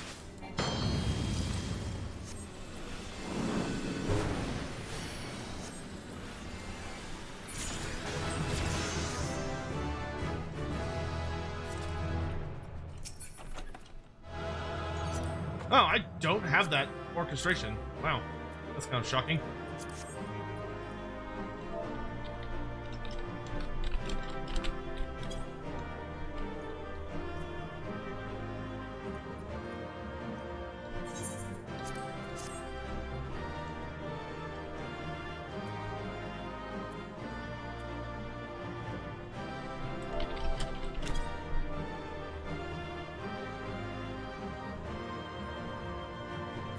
I rolled a 93 for that music. Hell yeah.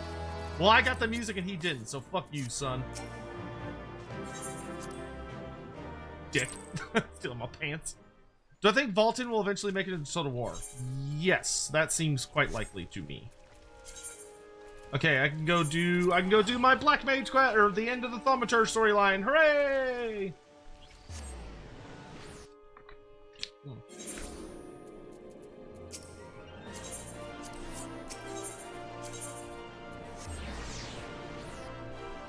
Thank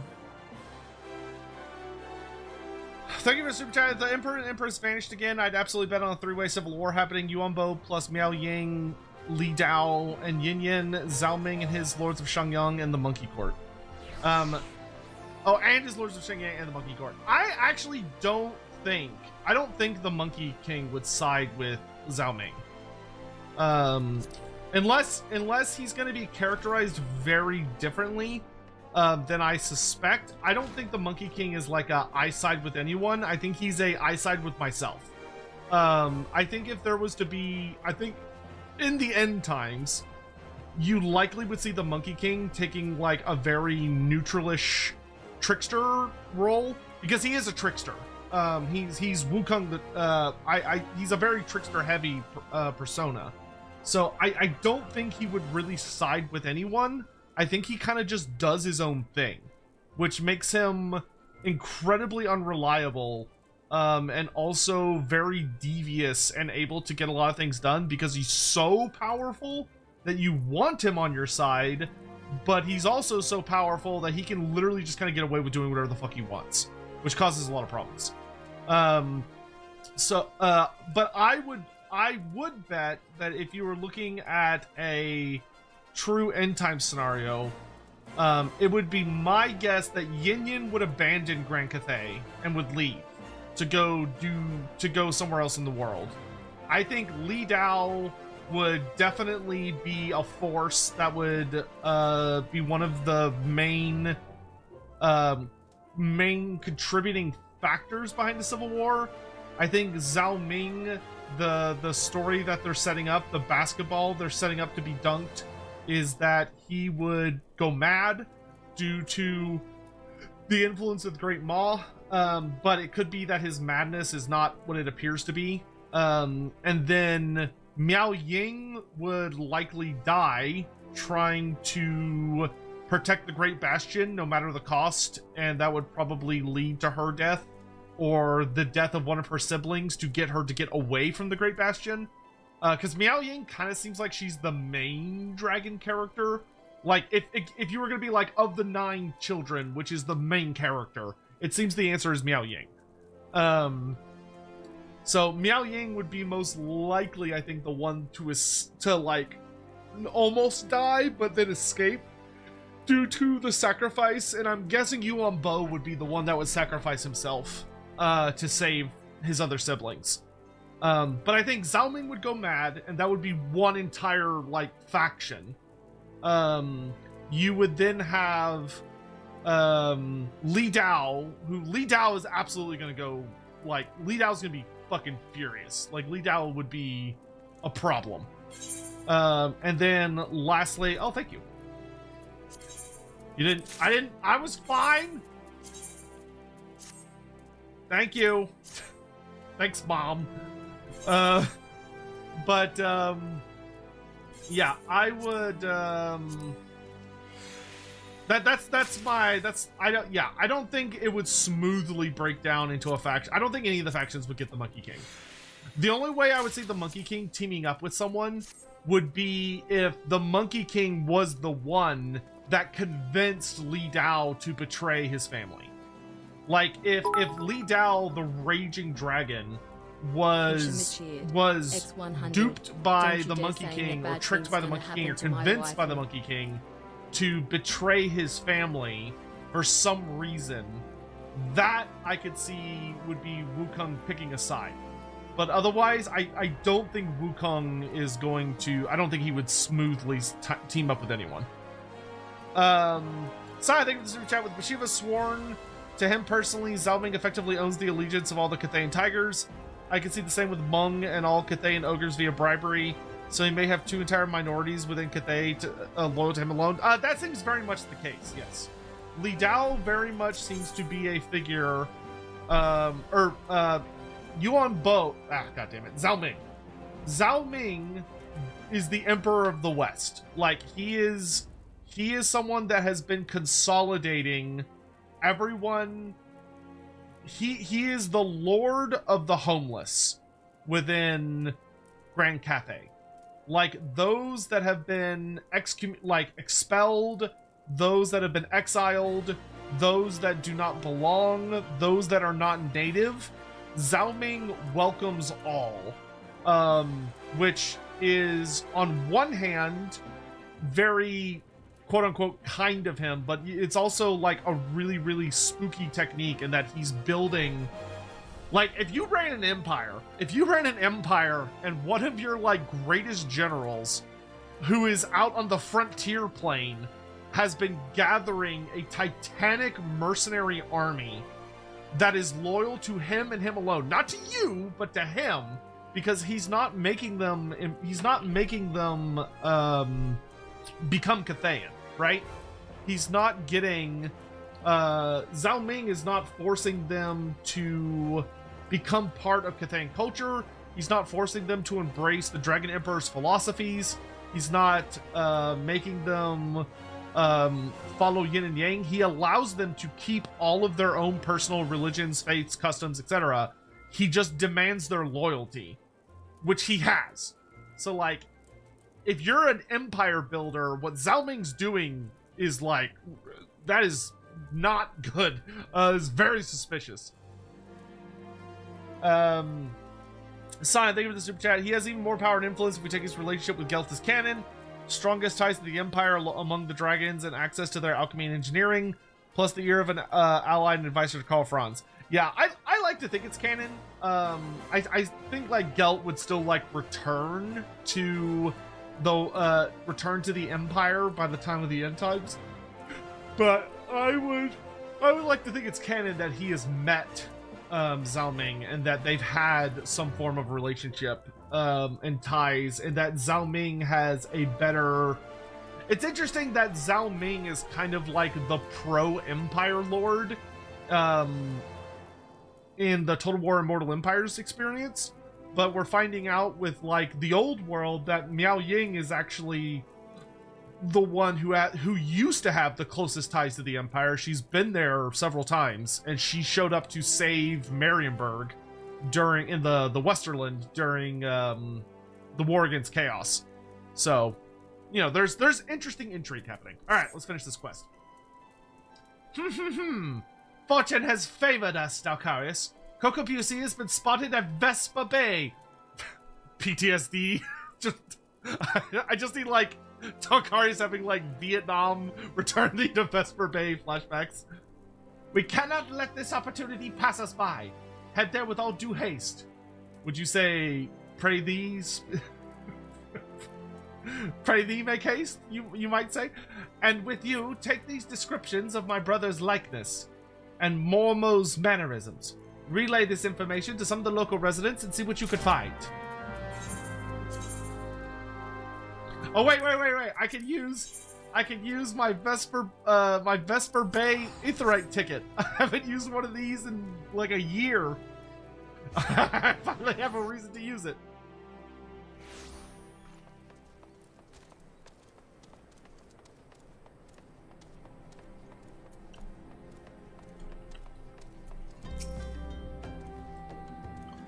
What's that, son? You say you're looking for someone. I believe I saw your Lalafell in the company of a couple adventurers hailing from Lipsa Lomitsa. A marauder and a thaumaturge, were I to hazard a guess. I think they were talking about seeing the area north of here.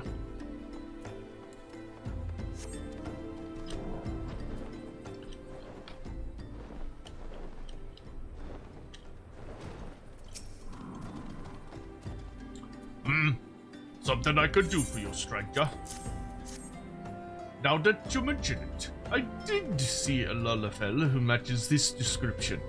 He was watching the fairies come in with more than a passing interest. Looking to hire some adventurers or some such, I reckon.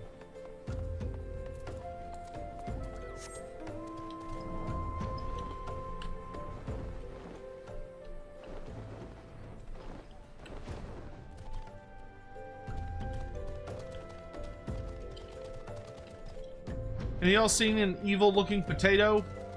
No?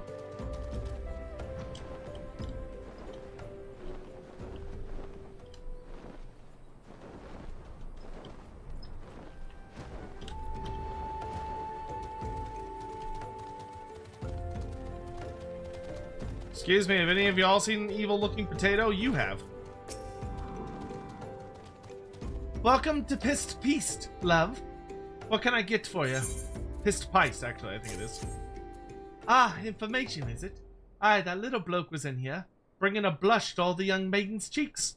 Where he lacked in height, he certainly made up for in boldness. Left with more than one lass on his arm, he did. Oh, that's not good.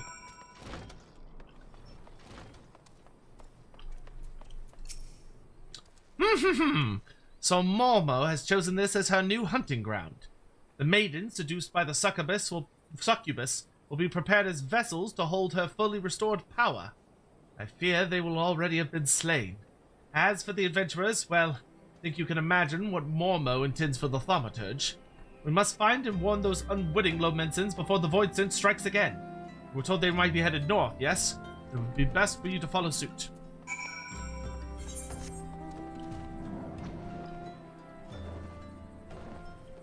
He's taken all the fair maidens.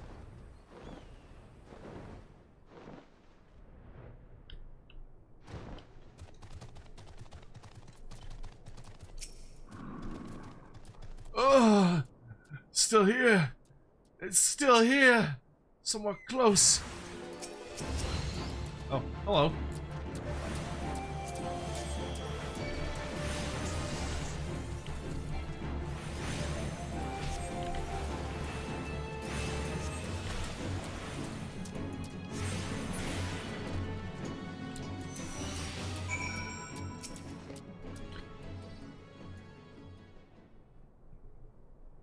Methinks, lad. Oh, my head. The little bastard said he would give us the grand tour of Ulda. It's been grand, all right. Please. He took me, mate, further north. I think he was muttering something about Moondrip. Dalcarius, what has befallen? I sense the presence of Void Scent. It appears you have things well in hand. Mormo is in Moondrip? A fitting place for the battle to come. It is time to finish this, my brothers. Coco Busey will be a slave to that fiend no longer.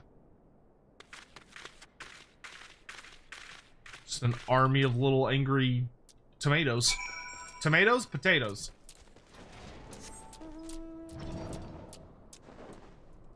The Lollipop Guild is here and in force.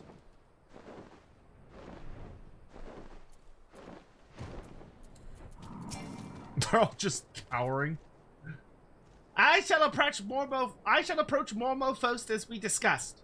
If the bargaining proceeds smoothly and the Void Scent feasts on my pro-offered manner, then she should soon manifest in her demonic form. Once Mormo is fully present within this realm, that is when you unleash the seething power of the Abyss. Though, after lecturing you for so long on how a thaumaturge should avoid such threats, I yet hold doubts as to whether direct conflict is the correct path. Dalcarius, in your experience, what do you consider to be a thaumaturge's greatest strength? Overwhelming destructive might!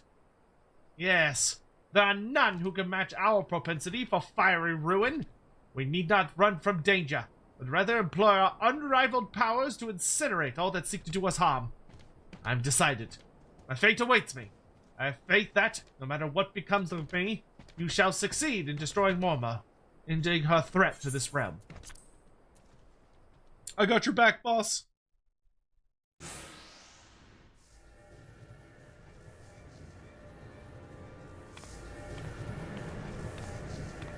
Enough, Mormo! Well, well, if it isn't the eldest of the cowardly thaumaturge brothers. I thought you'd be busy whimpering under your bed, wishing that I'd just disappear! I've come to offer you a deal. I know you seek the etheric energy needed to substantiate your true form. But how much time do you intend to waste feeding on these lesser mages? Compared to these stripling sorcerers and their trembling arcane flames, my power is as a blazing sun. Would you not prefer to take what I can give you?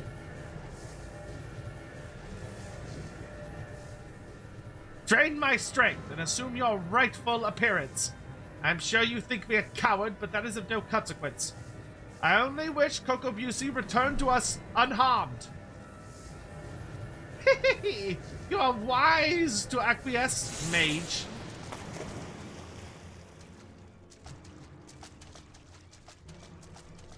Well, one got away at least.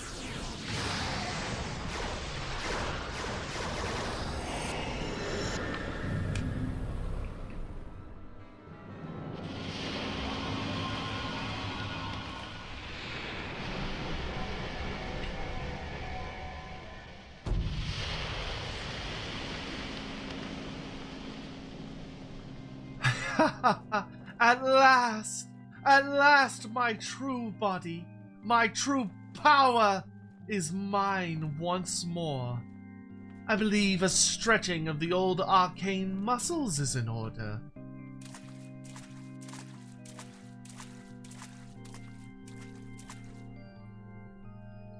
Oh, no you don't, Void Scent. We won't let you leave here alive.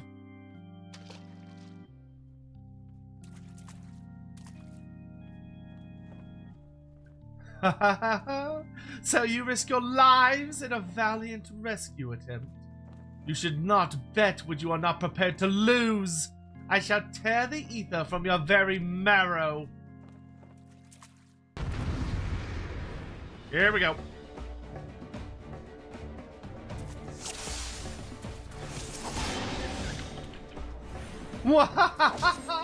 Your screams are my sustenance. I will keep more focus on me. Stay well back. I shall lend Coco Vigo my strength. My thaumaturgy shall rend the very air. Frightened, I fry furies for fun.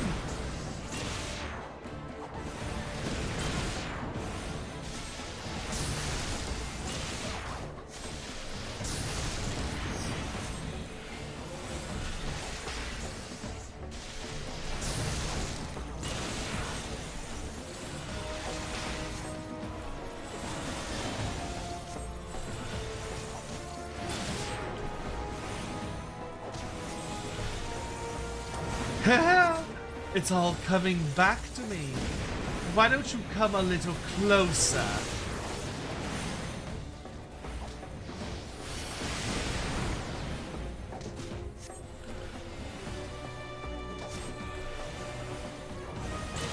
Good dodges there, AI. What in the name of the gods was that? Intimacy! She weaves our spells as threats! Our spells were silent, but we must master our magics. Let's all keep calm now. She seeks to perplex and confound us.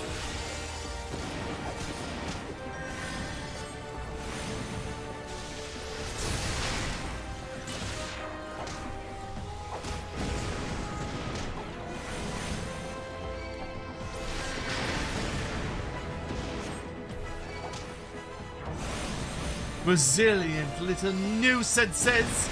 The stones will drink your blood! She conjures minions from the void!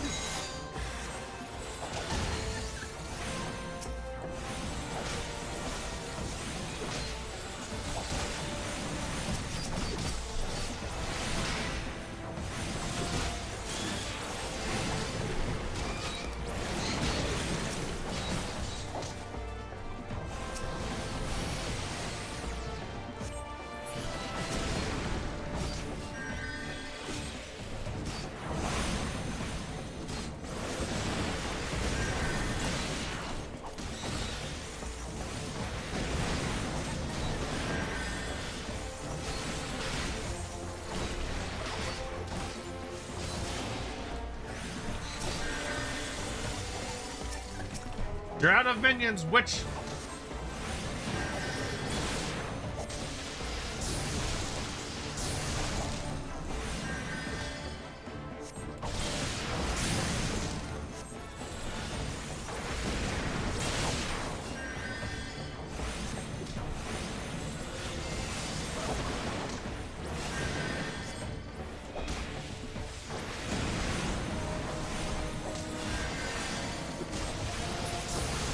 No!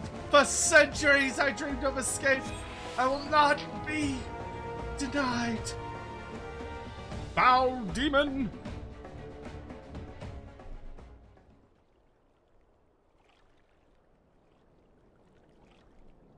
We won! We won! Victory is ours! Kokobusi! Kokobuki! Momo is dead!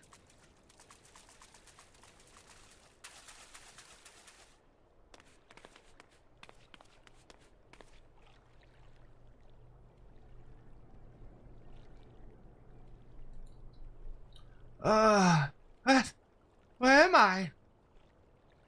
Thank Thal you're awake. Kokobuki! Kokobusi is returned to us!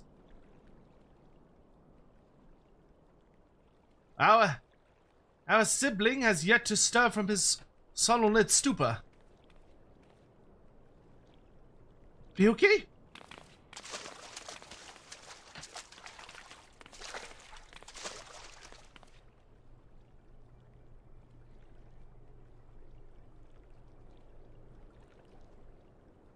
His etheric channels have contracted. They are barely sufficient to sustain the flow of his life force. If we do not decrease his capacity for ether soon, his vitality will drain away completely.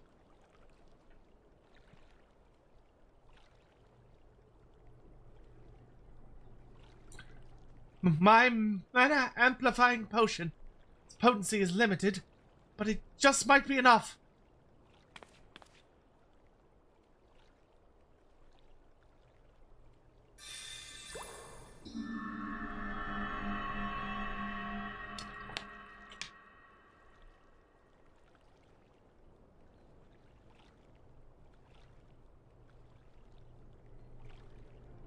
I see the battle ended, as I expected.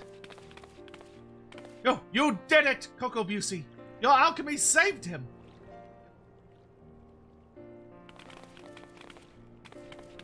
And we would not have prevailed without you, Dalcarius.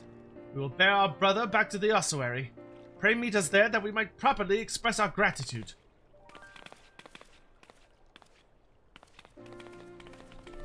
Hooray! The demon is defeated!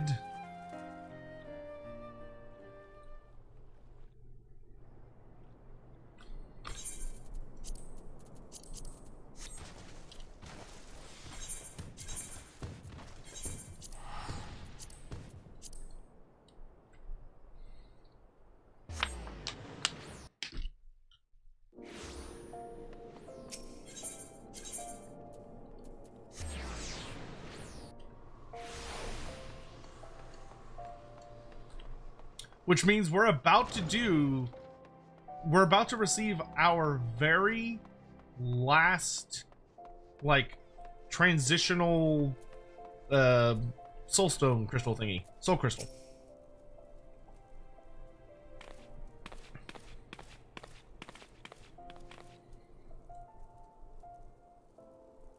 Thank you, Dalcarius.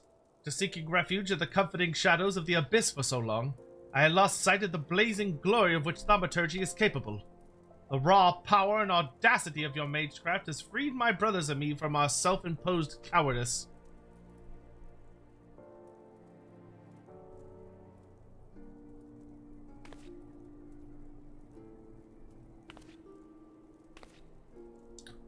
I thought that Thal himself had his fingers at my throat, but this sensation of hard-won supremacy is strangely satisfying. As for you, Kokobusi, you are our brother and our respected colleague. I hope you never again underestimate the precious power you wield.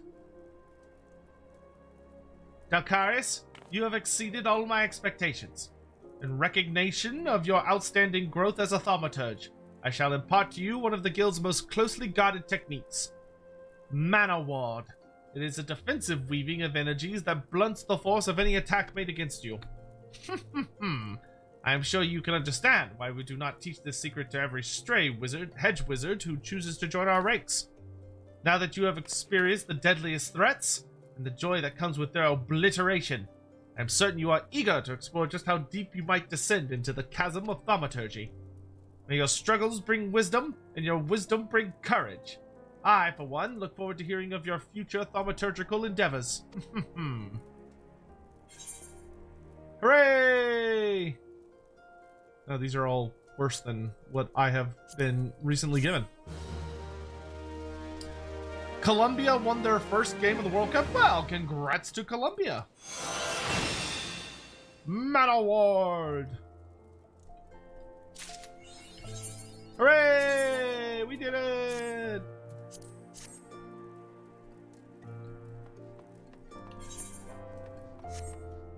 Alright, we gotta talk to the receptionist for taking the black.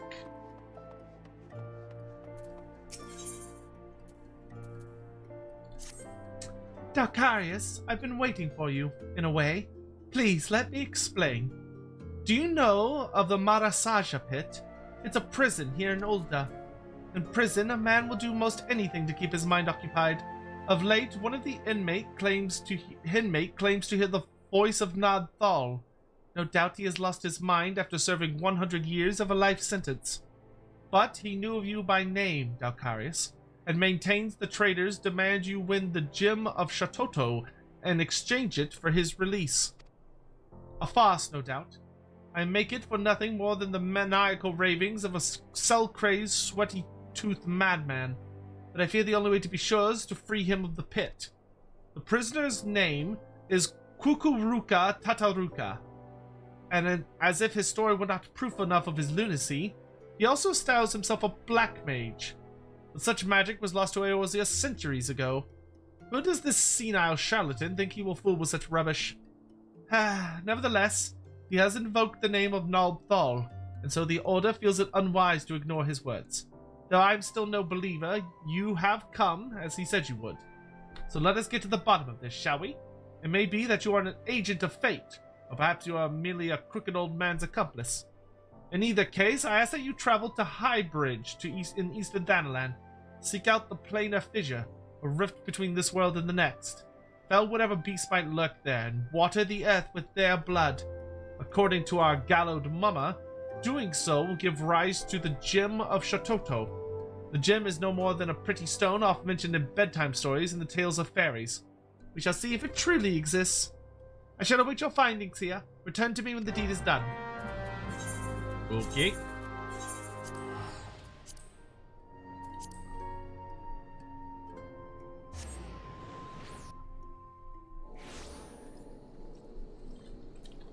Mana War. Creates a barrier that nullifies damage equal up to 30% of max mana. Well, I feel like if I'm doing my job well as a black mage, I should not be getting hit. But, that, you know, well, I suppose.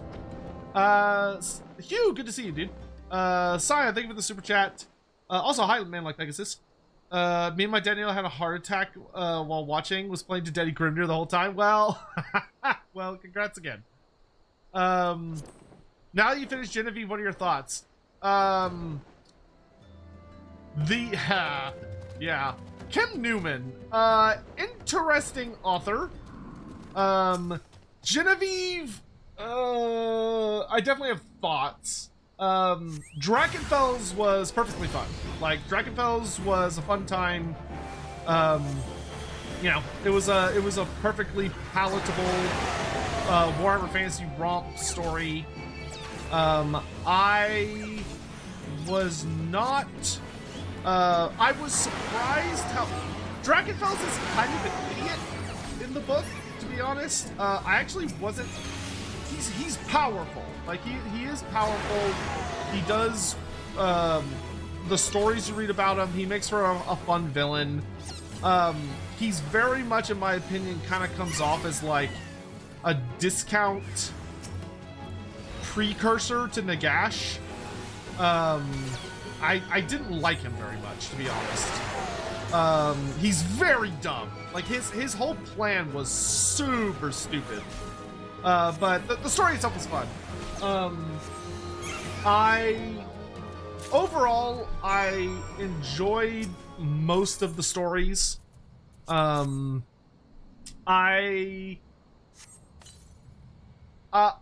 do, a part of me kind of misses when fantasy books are written like that. Okay, one second. Thaumaturge, hear me. Oh, it's an Amalja. Put up your weapon, friend. Kazakh Cha means you no harm.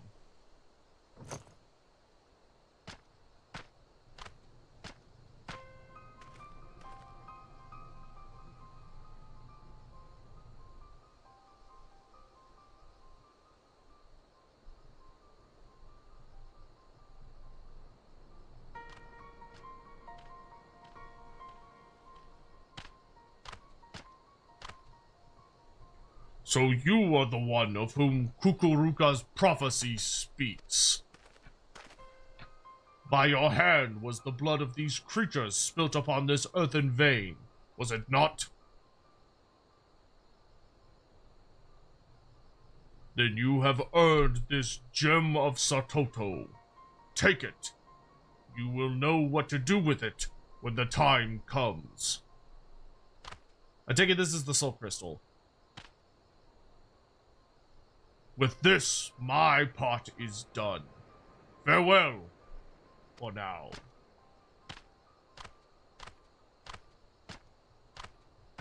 It's the soul crystal!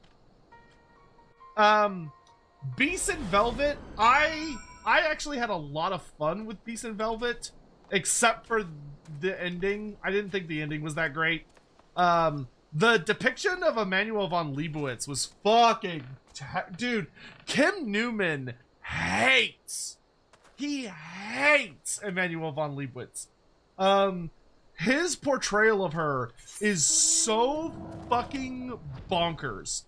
And it so heavily clashes with all of the other material that exists about her that it's fucking crazy. Like, I was utterly shocked when I got to the end of that story at how absolutely over-the-top evil that he made Emanuel von Leibowitz. That is not what Emanuel is supposed to be like. And it's like, holy shit, his portrayal of her was terrible. That has been hard retconned. That is not the Emanuel von Leibowitz we have in the modern setting. I think there are elements of it that you can kind of play around with if you wanted to make Emanuel a much more complex character. Because me and Andy actually had a discussion about this off stream. Of like, there are things you could salvage from Beast and Velvet to make for an interesting... You could make her significantly more complex as a person and a character. But like, Kim Newman made her like, wow, he fucking hates Emanuel von Leibowitz. And made her just a horrible, stupid bitch of a character. Oh, I'm sorry you're not feeling well, Hawk. Please get some good rest, my dude. I like, oh my god, like that should never be used again, that version of Emanuel von Leibowitz.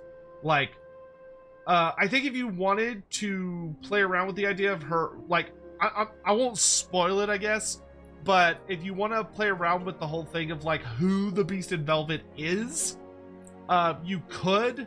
I was not a huge fan of how it ended. I did like Warhammer Fantasy Dirty Harry.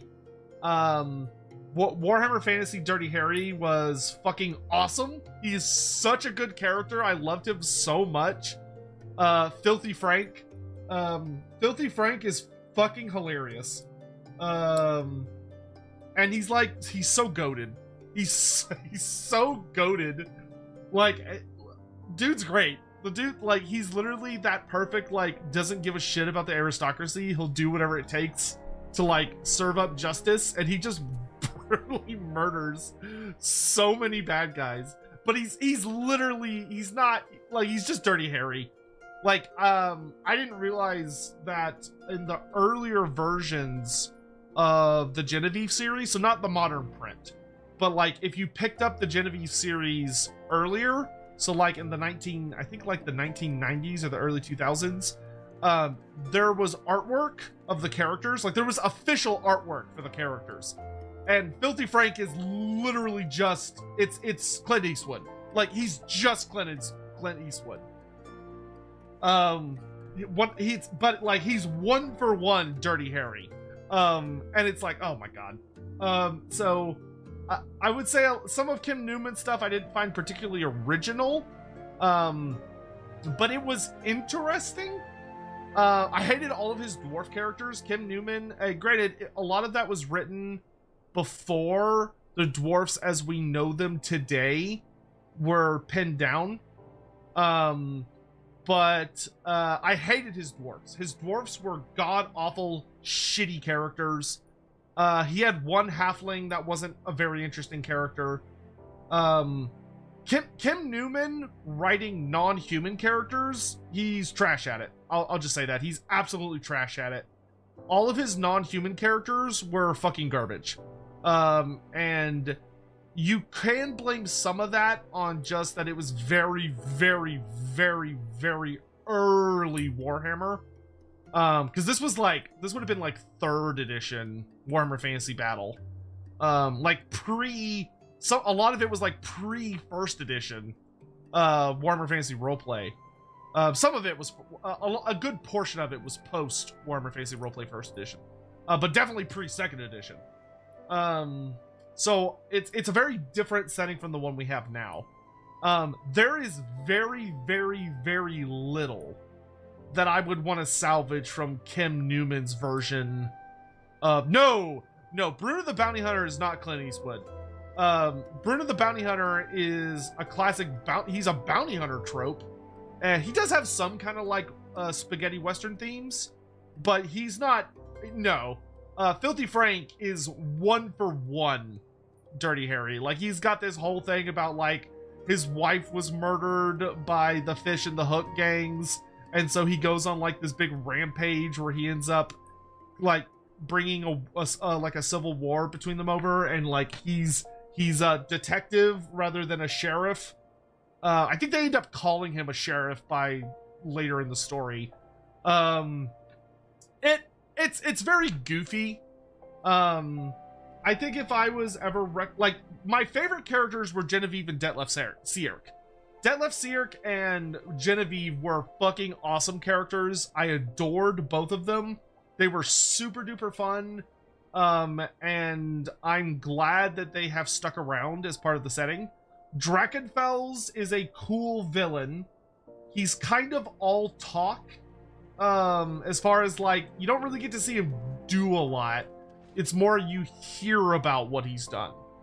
Like, you know, you hear about the Poison Feast, and you hear about his, the time that he like pretended to be a good guy, and everyone was like, oh, he really means it this time, he's not evil anymore. The best thing the Genevieve series does is it details a lot of like the old history of the Empire. So like, you hear about tons and tons and tons of emperors and empresses that will never be mentioned again, but they've never been overwritten, so they're still canon. There's also all sorts of fun things going on with the like the plays and such. I will say Kim Newman's version of Warhammer is very much the old version of Warhammer, where it was 90, I would say like 90% of the stuff that shows up is just real world shit translated into Warhammer one for one with barely any effort. So like, all of the plays that they put on, all the musicals or plays or whatever that they talk about when you're dealing with like Detlef, they're all real world plays, but just given like a Warhammer spin. So like the second book of Genevieve Undead almost completely revolves around a Warhammer version of the play Dr. Jekyll, Mr. Hyde. Like a play version of Dr. Jekyll and Mr. Hyde. Like, it's the exact same story. So it's one of those ones where if someone is like really wanting to see the evolution of Warhammer Fantasy, or they just want to know more about Genevieve, I think reading the first book is a really, really good idea. Every book that comes after that, I would not recommend to anyone nowadays. Like, unless you're just obsessively wanting to understand what fantasy used to be. I don't think there's much of value to be found from like the entire series. It's good historical reading, I guess, in that sense, but I think for the modern setting, there is so little that translates. It's like the first book was good. And the writing, the other thing I'll say is it's very 80s, 90s dark fantasy. So like, if you've read, so like Game of Thrones, Wizard's First Rule, it's a lot of that. So like a lot of it's very like grim, grimy. A lot of it is about people just being super shitty people. Like they're very human in some aspects. Like I think a lot of his human characters are fun and interesting because they are very human. Like they're people that are very obsessed with like sex and getting what they want. It's a lot of sex. Like there's so much sex. And a lot of sexual assault, a lot of which was just the norm for dark fantasy. Like really over the top grotesque violence in some portions. It's fun in its own way. Like if you really enjoy dark fantasy, like really grungy, dirty fantasy, I think you'll have a good time with it. I don't think what's interesting is that there are aspects of it I wish modern fantasy had kept, because Warhammer Fantasy did go through a bit of a like puritanical stint, which I know may sound silly when you look at Warhammer and you go, what? But like modern Warhammer writing is very, very rarely like old Warhammer writing. Of that, old Warhammer was meant for adults. Like a lot of the Black Library books from like the early 90s and late 80s, they were not meant for children. They were not meant for teenagers. They were meant for adults. It's adult writing. You're dealing with adult topics. You're dealing with like really graphic portrayals of sexual assault, racism, sexism. Like the violence is very graphic and over the top. There's a fair amount of like really disgusting imagery, but there are some surprisingly really, really nice parts too. Like I thought Kim Newman had some really interesting stuff to say about like the cultural hierarchy of aspects of the Empire. And he had some really interesting stuff to say about like mutants and the nature of mutants. And like I wish modern fantasy was still written for adults. I will say that. I wish characters were allowed to swear. It's super funny reading through a book and like they're just casually all the time saying like bitch, shit, slut, whore, fuck. Like they say basically everything but fuck. Like that's the one word they don't use, but everything else is on the table. Whereas modern writing, they like will not use swear words in like writing, fantasy writing, which is really weird. Like I feel like it's awkward when you read Warhammer Fantasy books now and they don't want to talk about sex at all. They don't swear, or if they do swear, they use like these really stupid swears. So it's like I do think that I wish Warhammer Fantasy would go back to being for adults and not teenagers, because I don't think it's for teenagers. I don't think they should aim for a teenage audience, because teenagers can't even afford the game. Like teenagers can't afford to play Warhammer. The vast majority of their audience are adults. And I think that they should cater to that adult audience. Because when they don't, we get stupid shit like when Games Workshop tried to get rid of Slanesh for like the 4th time. But overall, I'd give like the book Drakenfels, just Drakenfels, I'd give like a 7 out of 10. Every book that came after Drakenfels, I'd probably give like a 5 out of 10. Beast and Velvet, I thought was super fun, even though it doesn't really belong in the Genevieve series because Genevieve and Detlef aren't part of it. They make a cameo appearance.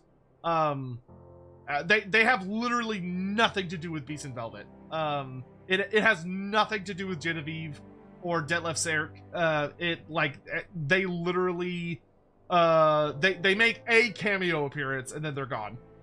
Beast and Velvet, when I take into consideration like how it, if it existed by itself, I would probably give it like a 5 or 6 out of 10, because of the ending. I wasn't a huge fan of the ending. And then I would say that in the context of like Warhammer Fantasy, I'd give it like a 3 out of 10. I think Kim Newman is a very gifted author. I think he has a very, very good job. He writes combat really, really well. He writes grungy in the east end of Altdorf really, really well. The shittiness of the docks and like how people act when they're just at the bottom rung of society and they're just there to get theirs. I think he's really good at that. I think his sense of humor tends to be really, really solid.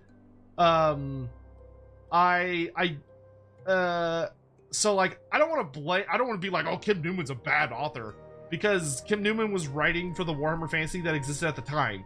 I just really did not like that Warhammer Fantasy. I don't care how people feel about this. I'll just say for me personally, old Warhammer Fantasy fucking sucked. It was such a stupid setting. And I don't mean that like a haha way. I mean like it was genuinely garbage as a setting. So much of it was garbage. Like so much of it was just puns or like it's literally just fantasy London. Haha, get it? All the plays are real world plays. Haha, get it? Like it's so campy, and I hated the campiness.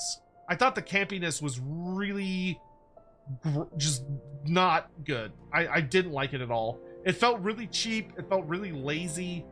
I wasn't impressed. I enjoyed some of his characters. Like, I think if someone wanted to bring back, technically they have been brought back, but I think if someone wanted to like rewrite or like do an updated version and put like Genevieve or Detlef Serk or Filthy Frank into the or no, he's not Filthy Frank, he's Filthy Harry, right? Yeah, he's Filthy Harry. I can't remember Frank. I can't remember if Frank's his. I don't remember. There's a reason he gets called like Frank as well. But Filthy Harry is, even though he's just Dirty Harry, he was so fun. He was so fun.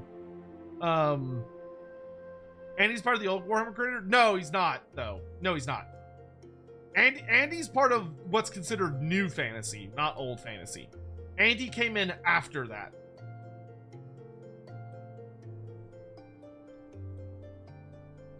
But anyway, so Genevieve, would I recommend it to anyone new to Warhammer? Abso-fucking-lutely not. I would say the only people that should read Genevieve are the people who have read basically everything else there is to read in Warhammer. And they're like, okay, I have a very good understanding of modern Warhammer, but I wonder where it came from. Or they're like, man, I just really want to know about Drakenfels, in which case you should only read Drakenfels. Oh, it's Filthy Herald. That's what it was. Yeah, that's right. It's Filthy Herald. Yeah, Gotrek and Felix showing up was really funny. I was like, holy fuck, when Gotrek showed up. When Gotrek and Felix showed up for all of like 5 seconds. That part was actually super funny for me. That's right, it's Filthy Herald. Which is the old world version of Filthy Harry. I don't know why I'm thinking Frank. Was there an important Frank character in the story? Whatever. But yeah, I'll put it this way. I enjoyed Genevieve the last like 4 days of getting through like the last, I would say like the last 20% of Beasts of Velvet all the way through Incompetent Armies, Warhawk, and the fish story was kind of a drag. Like that was like, oh god, please just be over. So yeah, like I said, it's one of those, I think it's really, really important to the history of Warhammer Fantasy. But I don't think anyone should read it for Warhammer Fantasy unless you are someone that you want to, if you play the roleplay games and you're very, very caught up on all the roleplay stuff, it has a lot of really good potential adventure hooks and a lot of characters that you could bring forward into the modern setting that you could use. But I would only recommend it for very experienced GMs. So that is my thoughts on Genevieve. It was okay. I like Drakenfels. Drakenfels was cool. He's not as big of a deal as he claims to be. Like, I thought Drakenfels was immortal. Like, I thought the whole thing was that Drakenfels was, like, impossible to kill. No, he just fucking dies. Like, I thought he was gonna be a recurring villain throughout the series. No. Drakenfels just fucking dies at the end of the first book, and he's dead forever. Like, he's gone, he's dead. It makes the Nameless kind of look like a joke. Because the Nameless doesn't really make a lot of sense in light of Drakenfels. Can I explain a comment you made about Drakenfels at the Cataclysm trade? You said he witnessed it, but how could a vampire? He's not a vampire. Drakenfels is not a vampire. That's what you gotta understand. Drakenfels is not. He's not a vampire. He's not undead. Drakenfels is. How do I explain Drakenfels very, very shortly, and then we gotta move on. The easiest way to explain Drakenfels is that he is a spirit that he is an entity that was a long time ago like a caveman person, and he figured out a way to body hop. So Drakenfels, the thing about Drakenfels is he's not immortal technically, and he's not undead. What he is he's a guy that figured out how to, he's vaguely immortal in that he has figured out a way to hop his body, or his consciousness and his spirit, to new host bodies. So like, he jumps into a body, and that body will live much, much longer than a normal person would. Like, he can live for like centuries. But eventually, his body will break down, and he gets old, and he dies. And when that happens, he does these elaborate schemes where he jumps to a new body. So, like, if you've watched Full Metal Alchemist, the 2003 version, the first anime, if you watch 2003 Full Metal Alchemist, the way Hohenheim and Dante have been alive for like thousands of years, that's exactly what Drakenfels does. It's the exact same thing. I think Drakenfels even makes a comment that like his bodies aren't lasting as long as they used to. So Drakenfels is, no, that is his real name. Like Constant Drakenfels is what he calls himself. He didn't have a name, like, but the first name that he gave himself was Drakenfels. Why is he associated with vampire iconography? Because he did undead stuff. Like, he summons undead. You have to remember that in that edition of Warhammer, there was no difference between the undead, vampires, and chaos. In first edition Warhammer, up to like 3rd edition Warhammer, actually all the way up to 4th edition, there was no difference between chaos and the undead. They were the same thing. They were just evil. So like Drakenfels was a necromancer and a demonologist. So he used undead and he summoned demons. So like he did undead and chaos stuff. He wasn't the separation between undeath and chaos did not exist until like 5th edition fantasy. Maybe 4th, but I want to say it was 5th. Which is why like Krell exists. Like why Kimmler and Krell are the way they are. The reason Kimmler and Krell are both undead and chaos characters is because they have that legacy component of their characters. Because when they were originally created, because Heinrich Kimmler was the first ever special character in all of Warhammer, their whole thing was that they were both, because the differentiation didn't exist. But anyway, that's that. Let's get back to playing the game. But funny enough, that's why he's constant Drakenfels. His name is just Drakenfels. The constant, it says it like he's constant. Like it's more of a term, not his first name. His name is just Drakenfels. Well, you certainly smell as though you've been off spilling blood. But it will take more than a waft of foulness to convince me you're an agent of divine will. I take it yours was an eventful journey. Yes.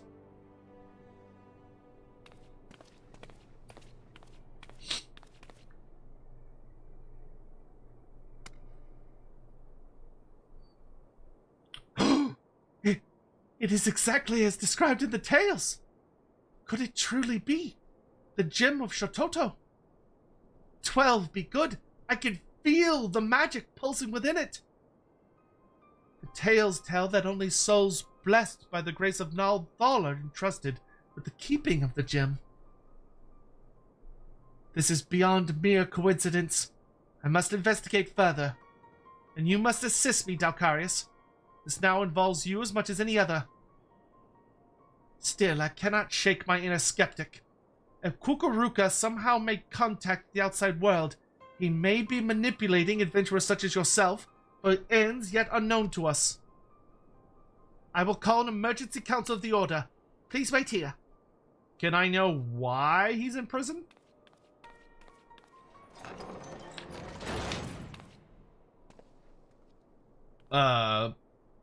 Saruman?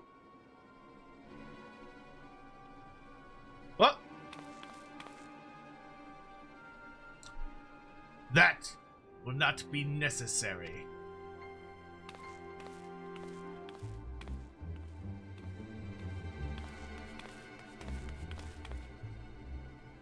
Oh, there's two of them.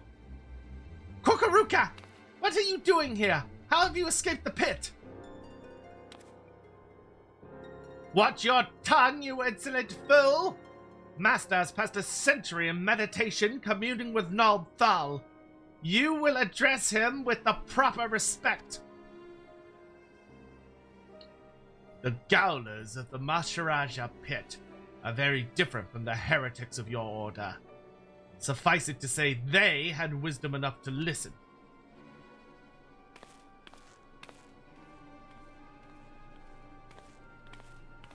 Must I remind you again? The will I speak is that of Nal Thal himself. The true criminal is he who ignores the words of a god. Beware, Kukuruka! The 12 seldom spare those who claim their voice. This mama's farce will bring disaster to us all. A cause of disaster will will be no words of mine. Of that be sure. Nal Thal spoke unto me. By his own declaration, the seal on the Void Gate will be broken.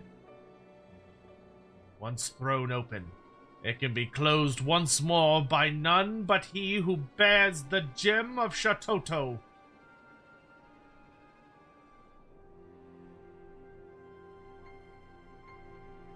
I speak of you, Dalcarius Sadara.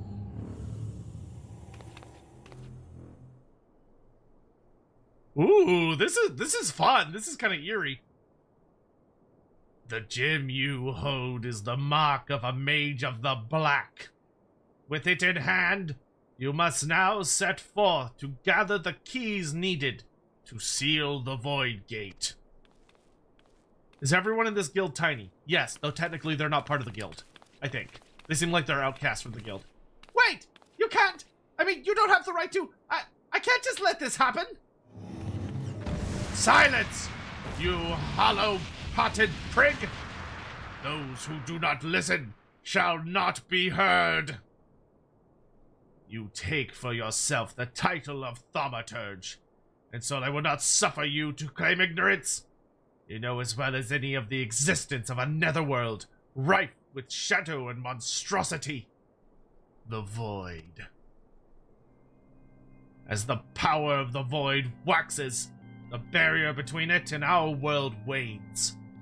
Eventually, that barrier will falter, and the Void Gate will open. Once it has, only the black magic of Eld can reseal it. This is sacrilege! As one who now commands the forces of destruction, I bid you go forth, Black Mage. The gem of Satoto is our sigil, a mark of the Magi devoted to the true dark art. In it, you already possess the first key required to see the Void Gate sealed. You have taken the black, but time is needed before the black takes you, before it permeates mind and body, and colors every fiber of your being dark as pitch.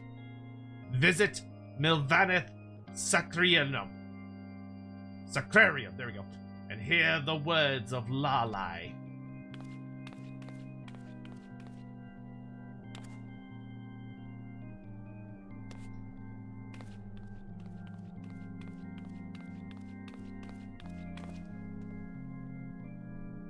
Do not fear the power to destroy. Master it, and with it destroy that which would destroy you. That was cool. Dude's hat looks like a Yu-Gi-Oh character. Yeah, it kind of does. I like how they're just on the other side of the city. They're not like in some like far off exotic location.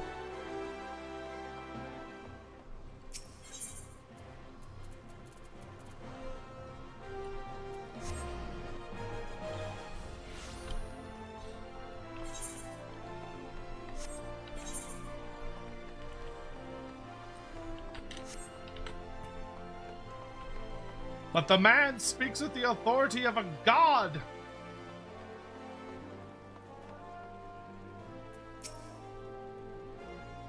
Master is meditating in his chambers. The Noldthal always speaks, and Master must listen. He has entrusted me with guiding you on your path, but you must walk alone yet. Come again, when the black has grown stronger within you. Mana Font grants Astral Fire 3 and Thunderhead. Can only be executed when under the effect of Astral Fire.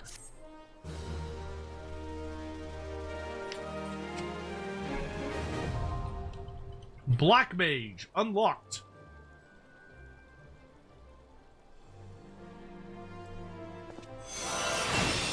Why do MMOs so rarely have voice acting? Because voice acting costs a lot of money.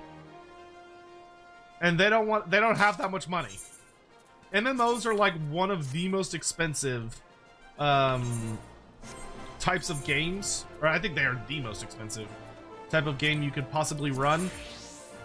And it is really fucking difficult to make them, first of all, but also they struggle immensely from the issue of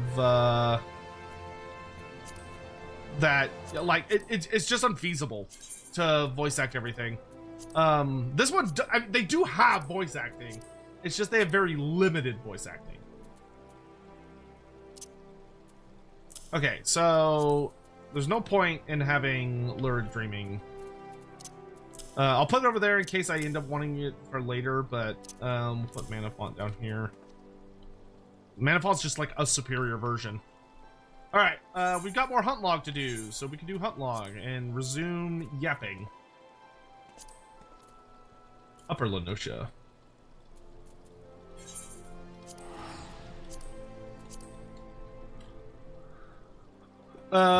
Quick history lesson. Mach was an old city. It was all about Black Mage. A good chunk of them were Lalafell, if not a mass majority of the practitioner. The Lalafell in Final Fantasy XIV, at least to a point, are seen as primary spellcaster race to compensate for the size. I mean, that makes sense. Like, you're always gonna have like your big wizard. Your big wizard guys are usually like the tiny, physically fragile dudes.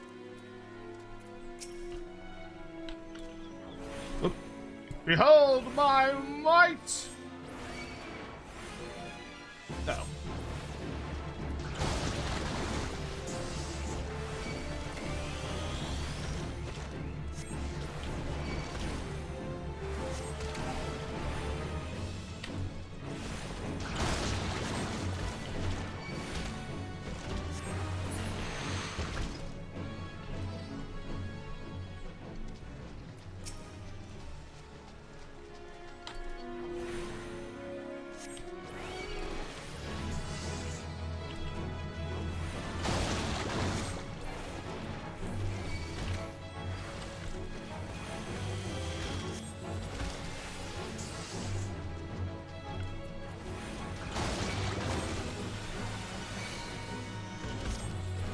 No, I actually disagree that it's useless. I don't think lucid dreaming is useless. I think it's mostly useless.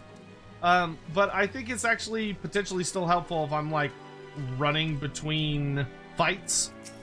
To like grab some quick mana when I'm like running around in the dungeon. I think it's mostly useless, but I wouldn't say it's completely useless, especially because I have such an empty skill bar.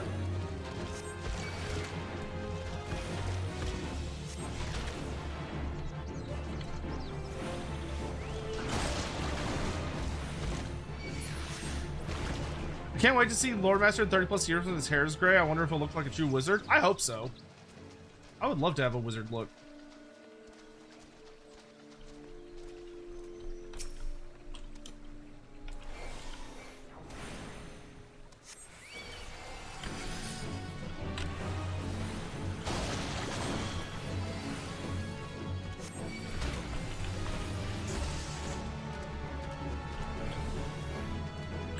I appreciate that, Alex. I'll discover it on my own.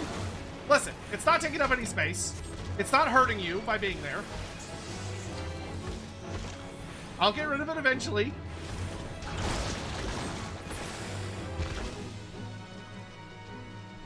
I'm not gonna let it touch you, I promise.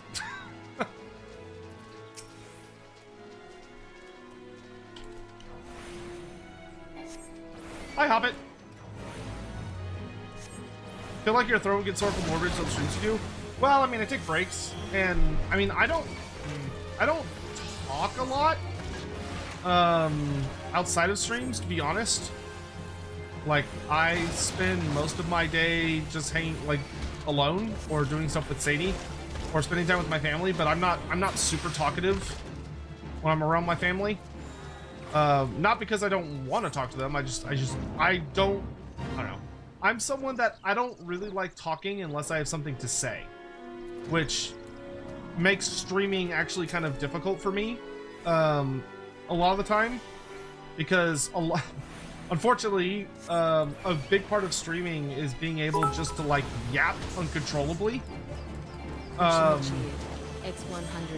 So it's been weeks. Has any girl compliment your Slayer aesthetic?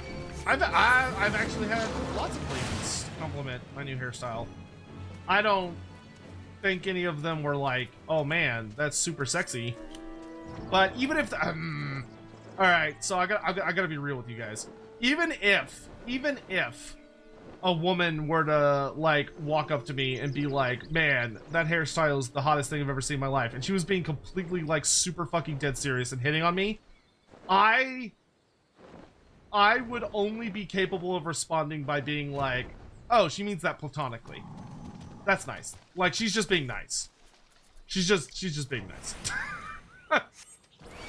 Unfortunately, I don't have like the healthiest, I would say, mental view of myself.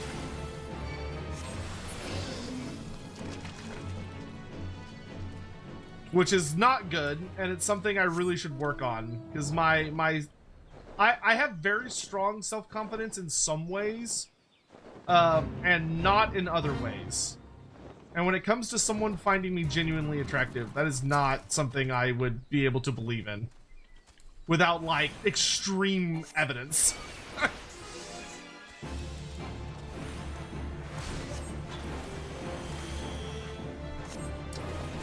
Like, my brain would just be like, you're just saying that because you're, like, my friend. But that's not actually how you feel. Because I've seen myself. And I don't like me. I like parts of me, but I don't like. I remember in my early 20s when I was like fit. X100. Sotek is a dense male protagonist in a harem anime confirmed. Nah, dude, I'm just fat. That's all it is. I'm just fat. And I ain't getting any younger. Though, to be very clear, one thing I do have confidence in is I genuinely think I have gotten better looking the older I've gotten. And I think that will continue to be the case, I think. But we'll see. Big thing is though, I need to lose weight. God, do I need to lose weight.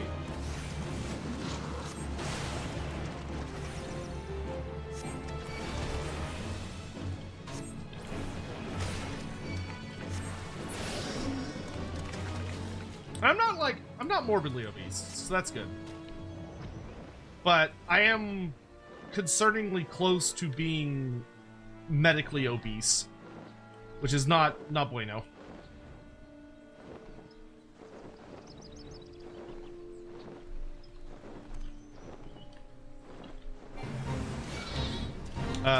Leave me alone.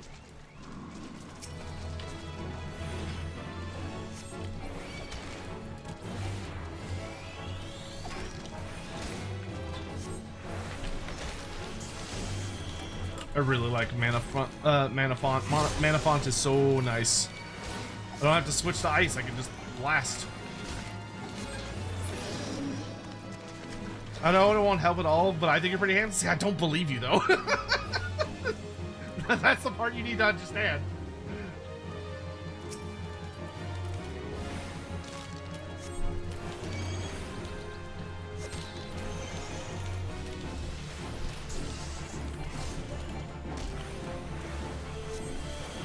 No, I do appreciate it. Thank you. I'll take the compliment over not having them, but.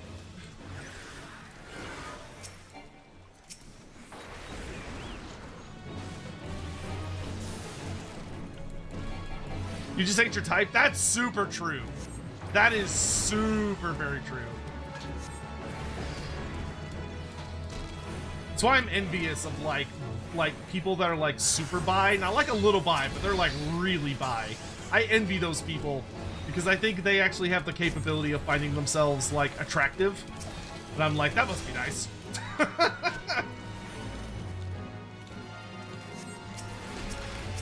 Like, I have zero interest in like large men with like facial hair at all, in the slightest. I can't actually think of much less attractive than that.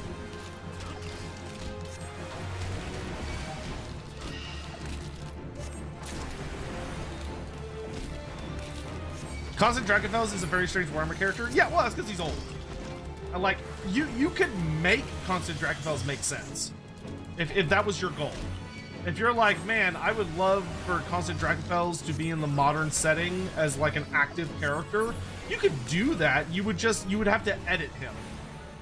You would have to go in and be like, okay, what do we change about this character so that he makes sense? X100. I don't know if it helps your confidence, but I'd totally buy your bath water. I don't believe you. Because that's gross. You should spend your money on better things.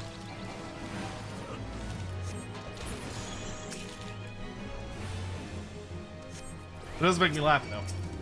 I'll give it that. It does make me laugh.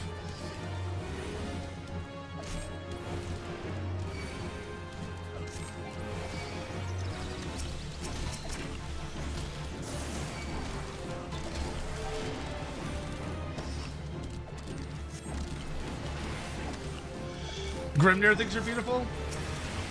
I feel like Grimnir would be like, his beard's too short. It's too wiry, not properly trimmed. I'd be like, he's right.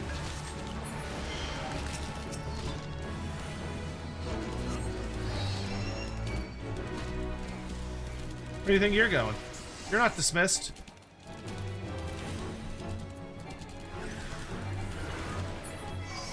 Yeah, that's what I thought.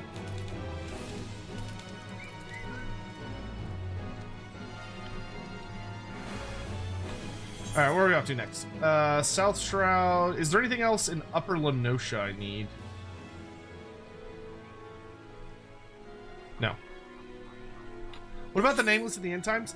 The Nameless is weird. Because the Nameless is Constant Drakenfels. But it's not Drakenfels as he was. It's more like a... It's more like an inspiration. It's more like an ode to Drakenfels. As opposed to being Drakenfels himself. Because it lacks a lot of Drakenfels' personality. And a lot of his, like, capabilities. Drakenfels was a scary motherfucker. The Nameless does have some attributes of his. Like, it takes his whole body hopping concept and, like, dials it up to 11. Where it's like, oh, he can, like, possess, like, legions of people. Which I think is a reasonable a reasonable callback to Drakenfels. But it's not like, he's not the same, it's not the same thing, you know?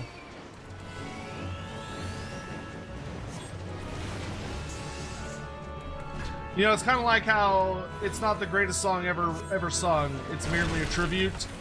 It's sort of like that gimmick. Isn't he coming in the DLC? Yeah. Yes. The Nameless will be in the DLC. It's not Drakenfels. It's the Nameless, but the Nameless will be in the End Times. Do we need anything else from South Shroud?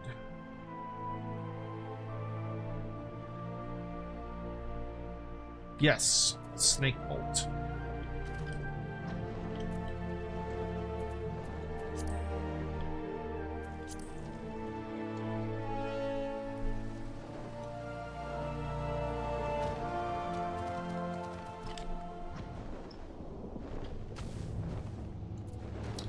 Will-o'-the-wisp.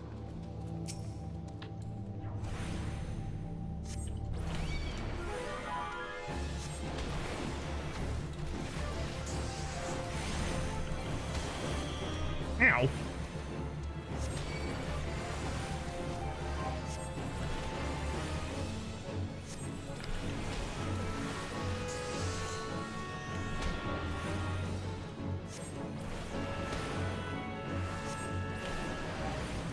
Keep those heals coming.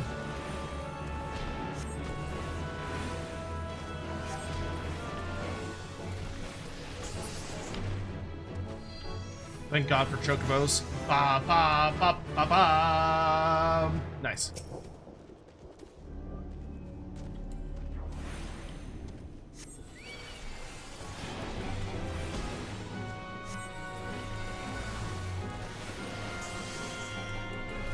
Very curious what the Nameless will look like. They probably won't look like anything.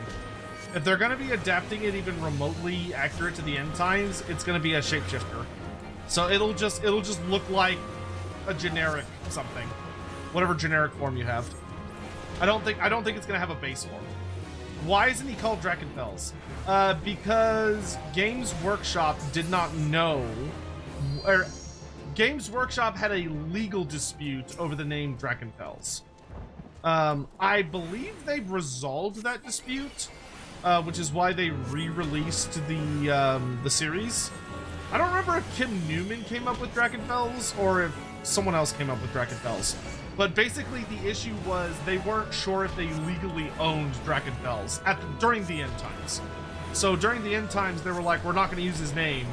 We're just going to make a reference to him. If they had owned him, then it's very likely they would have given him a more significant cameo. It still wouldn't have been like that big of a deal. Like, they wouldn't have given him his own mini, but I think they would have been like, oh, you could use a vampire lord to represent him. They would have given you like a profile to represent using him as a character. But I would say that yeah, what we got was like fine. It was mostly just being like, oh look, there's Drakenfels, without saying it too loudly for legal reasons. Total War should be able to refer to him as Drakenfels. I don't know if they're going to, because like his whole thing in the end times is that he doesn't know his name. I would love for CA to call him Drakenfels, or like maybe have the ability to do that, but I don't know. We'll have to see. I mean, that's why we don't have him a lol. A lot of stuff back then, Games Workshop didn't do a very good job of making sure that they like had contracts with their writers, where if their writers came up with something, it became legal property of Games Workshop. They didn't do that. They just kind of like winged it, and that led to situations like that where people would leave the company and Games Workshop would want to be like, oh, we want to use this thing and keep making money off of it. And the guys that made it were like, well, you didn't make that, I made that. So I should get a percentage of the proceeds, or you should have to pay me to license the thing that I made. And Games Workshop was like, well, we don't want to pay you shit. And so Games Workshop would refuse to pay them. And so they weren't allowed to use those things. Welcome to the joys of Games Workshop.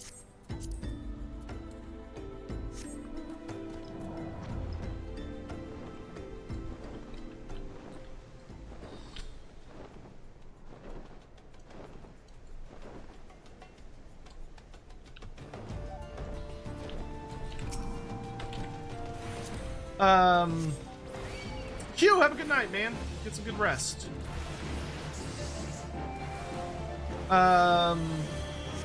Alex, have a good night. Thanks so much for coming by to hang out. And thanks for help with dungeons. What's tomorrow? Tomorrow is Thursday.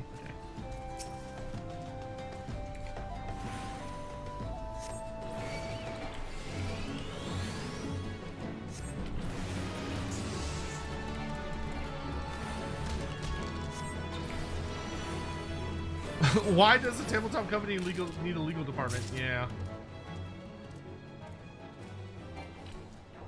Well, I mean, it is kind of a shame that Games Workshop doesn't have any interest in like paying the people that made them into what they are.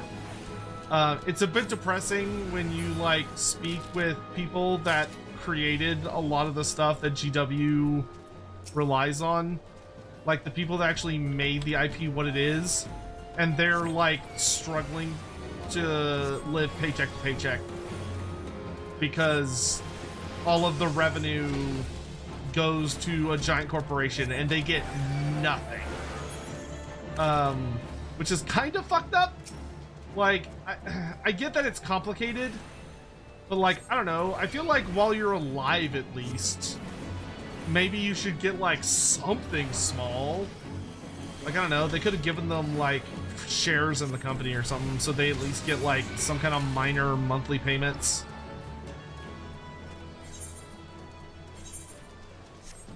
But I realize that I'm a bit of like a fucking hippie when it comes to that kind of shit. Would I even want Malal back in the setting? Personally, no, but I think 40k would. I think 40k would like the idea of like a big spooky 5th Chaos God.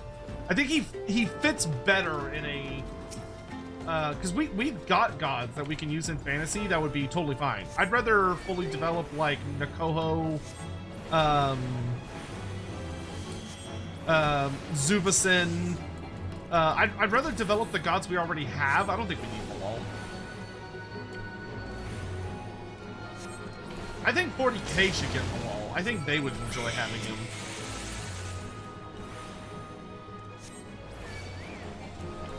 And it's because, like, we have Be'lakor, who does a better job, in my opinion. Like, I think Be'lakor is more interesting than Malal. 40k also has Be'lakor, but they don't fucking do anything with him. Like, Be'lakor is so... Oh, I'm so sorry, Fokino. Yes, I was supposed to send you that. Hold on. Let me kill 2 more of these dudes. 3 more of these dudes. Actually, I'll just do it right now. I'm so sorry. I meant to send that to you, and I got distracted. As I always do. It would be under this file.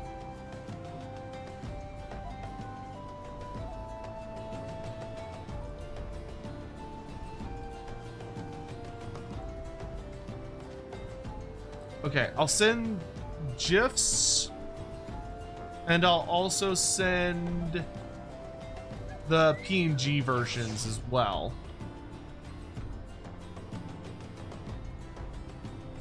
There you go. That way you just have those on file. Sorry about that.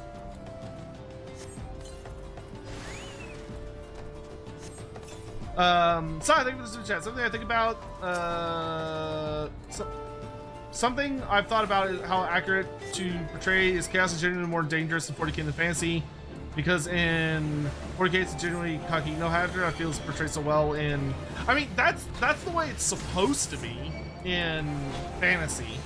And you see that more often when you read, like, the roleplay game.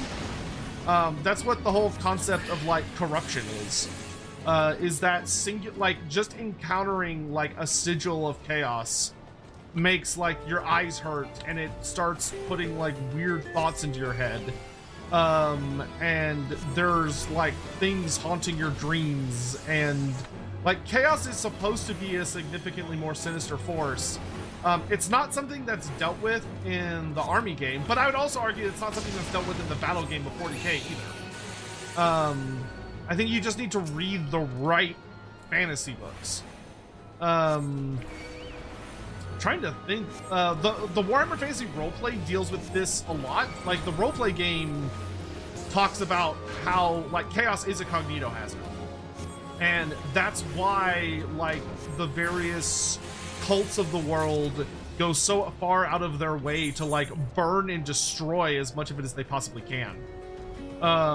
It's not just because they're like, oh, this is bad, but because they're like, yeah, if we don't get rid of this shit, somebody's gonna read it and it's literally going to make them go fucking insane.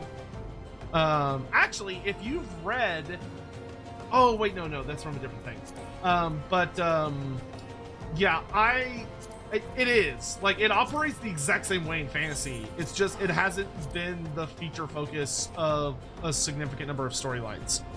I think it's a focus of the storyline in Empire at War.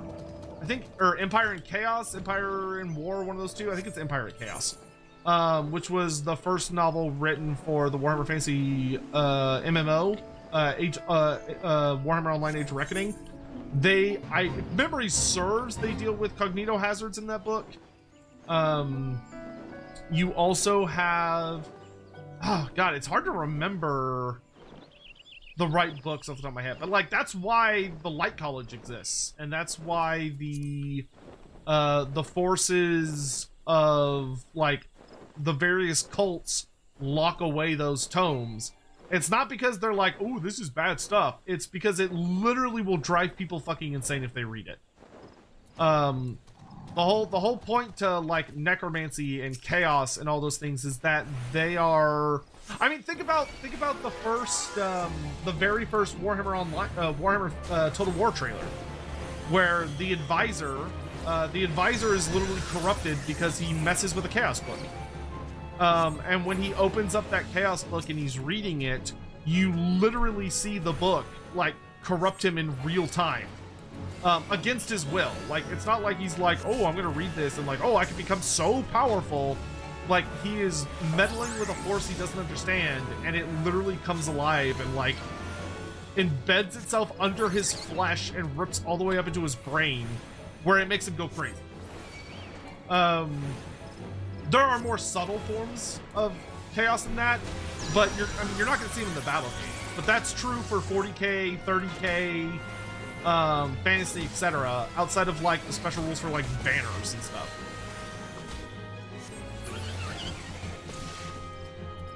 You know, that's how we get characters like Moonclaw. Moonclaw is a walking cognito hazard. That's why he has the special rule Wave of Insanity. Like, just by bearing witness to him, you start going fucking insane. Same thing with the Jabberslide. Like, you know, we've got creatures in Warhammer Fantasy Tabletop that literally have, this is a cognito hazard as a rule. If you look at them, you're going to go insane, and you're going to rip your own eyes out, and you're probably going to die. Or at the very least, like, you're going to lose your sanity. You better take that there leadership check, son. I think fantasy does a reasonable portrayal of it. I just don't think it's like the Horus Heresy. The entire point of the Horus Heresy is that chaos can corrupt anything, and it corrupts the Primarchs. So like, it's the major focal point and the focus point of the entire storyline. And fantasy just doesn't have a dedicated story to it.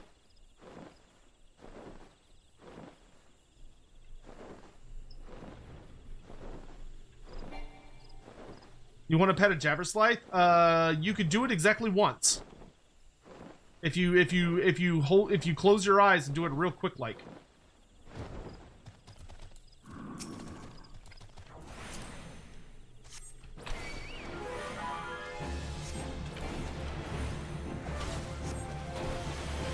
And then that's just one of those things where it's like, that's just where 40k chose to invest its time. You know, I would say that like fantasy does a significantly better job developing its non-human races than 40k does by like an ass load.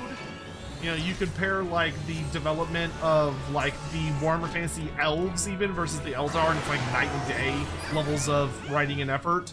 But that's just where fantasy chose to invest its time rather than on chaos like corrupting and turning normal people crazy.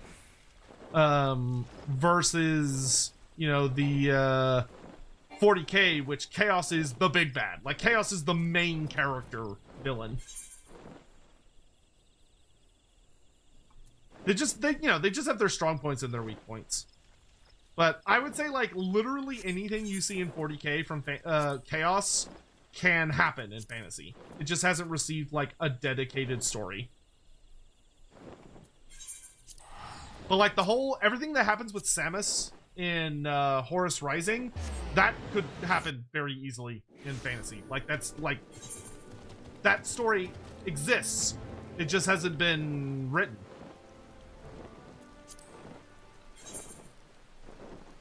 Or it exists in a form that I can't recall off the top of my head. It's gonna be in the roleplay game. If you play Warhammer Online Age of Reckoning, you would see references to that kind of stuff. But I don't recall like a dedicated Black Library. What are the Harpies, and why do both Dark Elves and Beastmen have them in their roster? Harpies?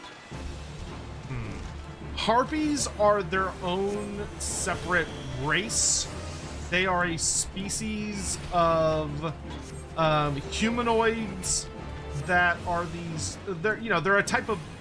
You could argue they're a type of beastman, but they're not the same thing as beastmen because they're a much more stable species. But they are functionally a species of chaos created when it first came into the world. And they're these humanoid bird-like ladies that they're not intelligent. They're bestial in mind and body, even though they can appear very comely and tempting to men or people that like entities of the female persuasion from a distance. But they're basically just kind of wild animals almost. The reason that beastmen like them is because harpies like beastmen. Harpies are violent, bloodthirsty creatures that are like the flesh of like humans or elves or other creatures of those types. And so they seek out and hunt humanoid prey, and for more reasons than just eating. There is a very unpleasant, not very spoken about aspect of harpies will go after like men for reasons, and that is not a good way to go.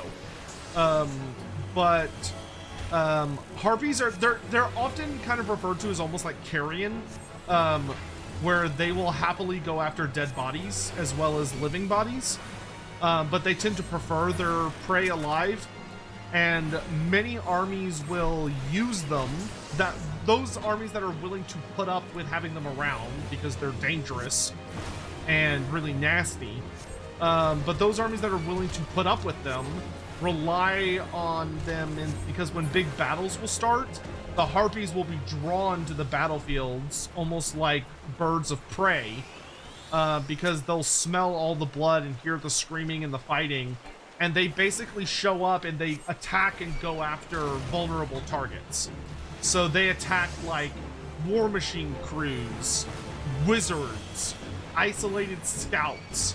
So they sort of act as almost like a natural predator that if you're willing to put up with their antics, you can lure them to the battlefield and they will help you. Not like because you're like commanding them to, but just because it's within their nature. That being said, there are the Dark Elves venerate them as creatures of Cain. They believe that Cain holds the harpies, just like the Manticore, in very high regard, and that he has deigned them as creatures of his will. So they believe that the harpy is a creature that is sacred to Cain, and that it is something that if they keep around them and they keep them like well-fed and happy, that they will draw Cain's eye to them. So the Dark Elves will keep them fed by feeding them like slaves and dead people and stuff, to keep them nearby to like basically earn Cain's approval. They also very much are ultimately they are what's the word I'm looking for here? They're just sort of bestial pests that different factions keep around for different reasons. Mostly it's because they're willing to tolerate them. Like, beastmen more tolerate harpies than like them, but the Dark Elves actively like bribe them to hang around, because they're beloved of Cain. Hopefully that makes sense.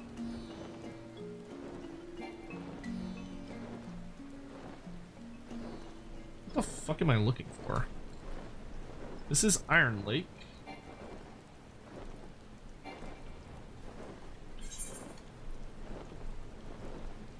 Level 36 plasmoids. Everything in here is like level 40 something. Maybe they're inside? Nope, that would be the Ogamaru Mines. Says they're an Iron Lake. I can't actually go out over the water. Let's try further over this way. I think this is still technically considered Iron Lake. No, this is the long climb. Camp Overlook. Are they on the other side of Camp Overlook? Like, is this area considered... Yeah, this is still considered Iron Lake. The Cobalt Dig isn't actually like a full area. There they are. They're like tucked away in their own little corner here.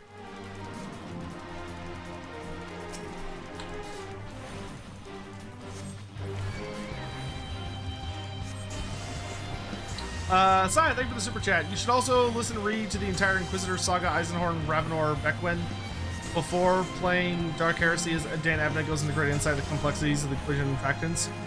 One day. All things in good time.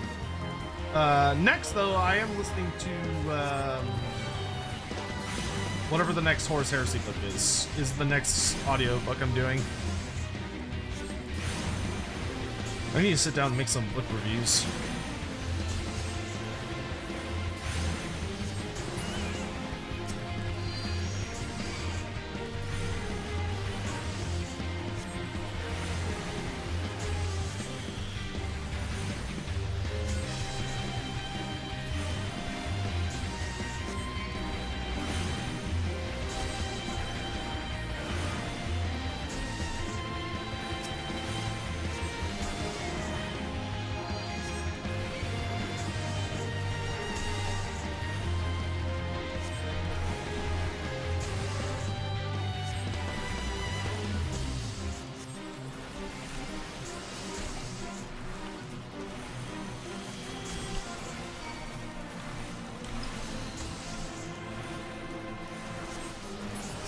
One more plasmoid.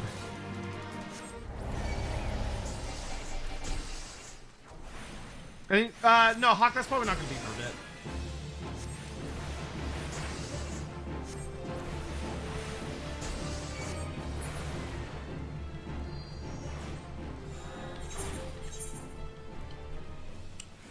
All right. Next up, we're off to Corthus, Central Highlands.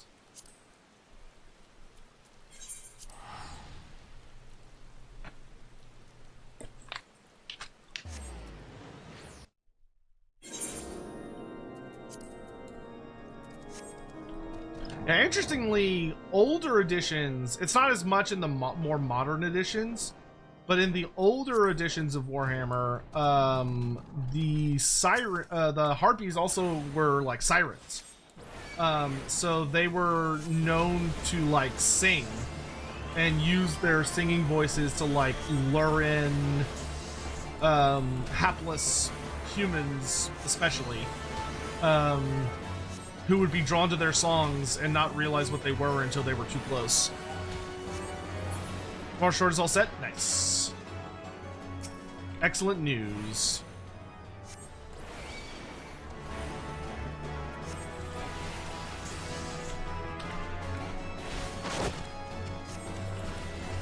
I can't wait to see it.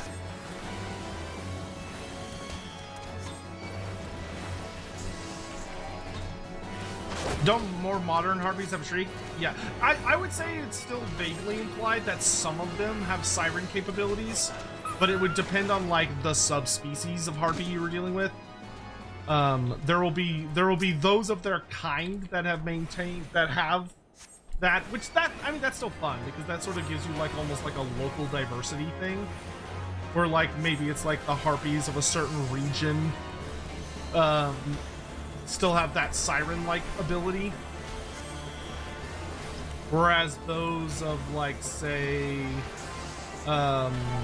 like the Northern Empire, for instance, might.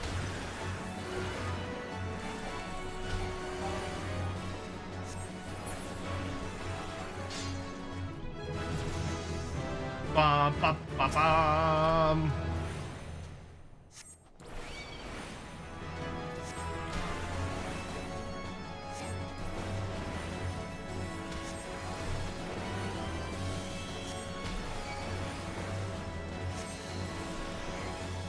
Oh, wait. Egg. It was almost out of time.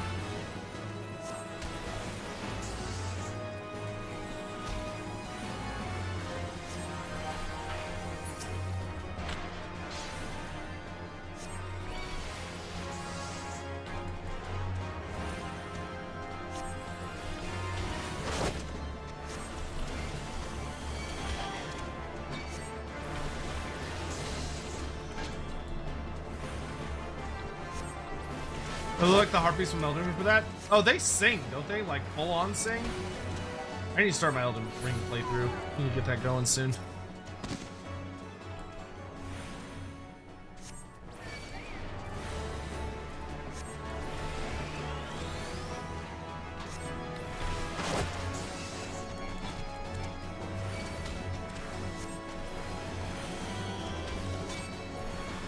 Doing our hunts marks, because why not? We're already here.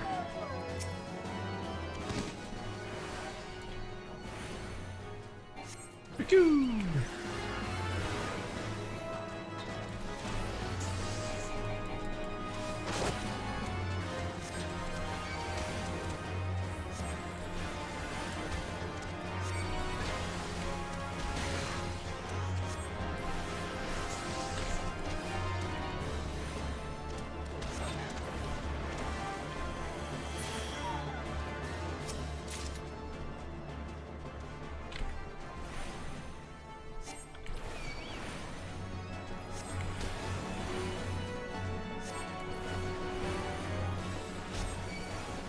Sai, thank you for the super chat. If you're not married to release order, I'd highly recommend. I'm not gonna remember all that. Literally, like all I care about is like the next book. Whatever the next book is, that I'm open to discussing. But like any books after that, I'm not gonna remember. So if you're like, you should do this, then this, like, nah. Cut that down to 1. My intent is to listen to False Gods next, unless anyone has like a big like, no, don't do False Gods, do this other thing.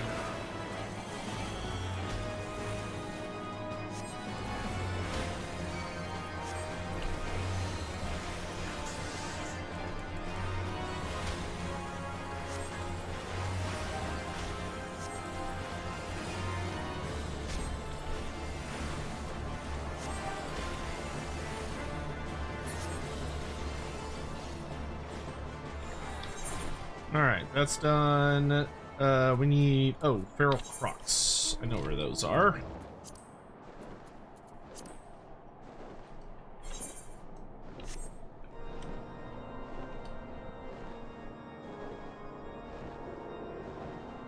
Oh yeah, I could do PvP after this.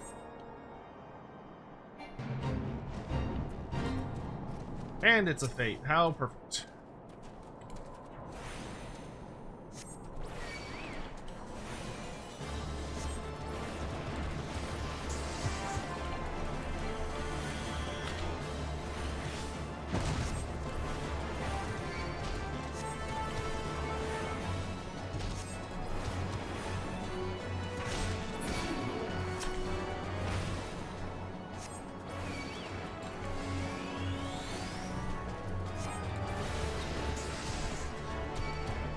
Who's your favorite Primarch? I don't know if I would. I don't know if I'd say I have a favorite right now.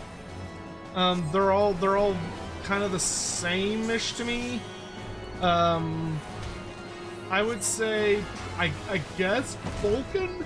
That I barely know anything about. I like Horus right now. Horus is pretty cool.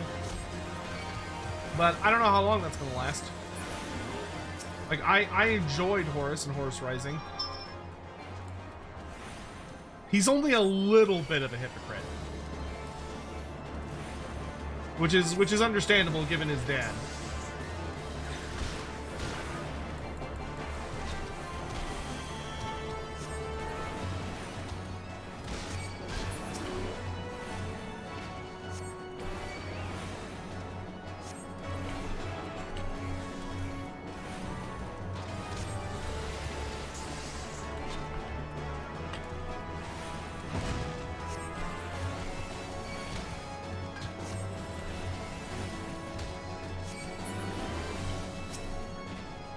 Because where I'm at in the books, like, the rest of them haven't really done anything yet. Like, you get to meet Rogaldorn and Sanguinius, but they don't, like, do very much. The correct answer was Mortarion. I think Mortarion is the best design.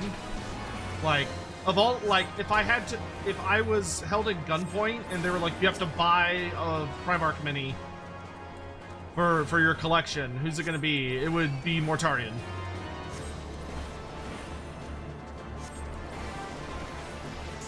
Bro's got a gorgeous design.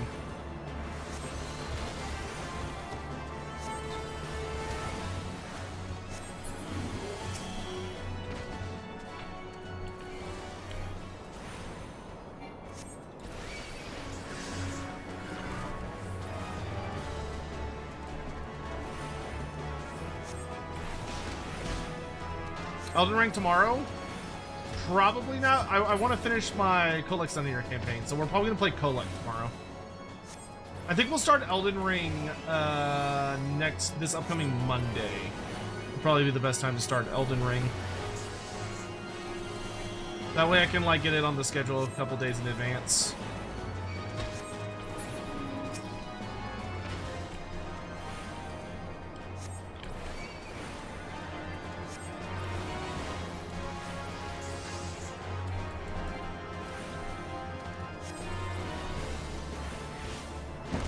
Interesting. I think this is one of the few fates that doesn't actually spawn extra enemies. I think it just starts off by spawning like a certain amount, and it's just like, hey, you have to kill all these guys. Mortarion mini was fun to paint. I can believe that. That reminds me, I need to go to the Games Workshop store and pick up some primer tomorrow. Because there's a mini I'm working on painting, and I don't think I've touched my primer in like years. So I don't trust it to be like not bad. So I'm just gonna go pick up a can of White Scar primer tomorrow.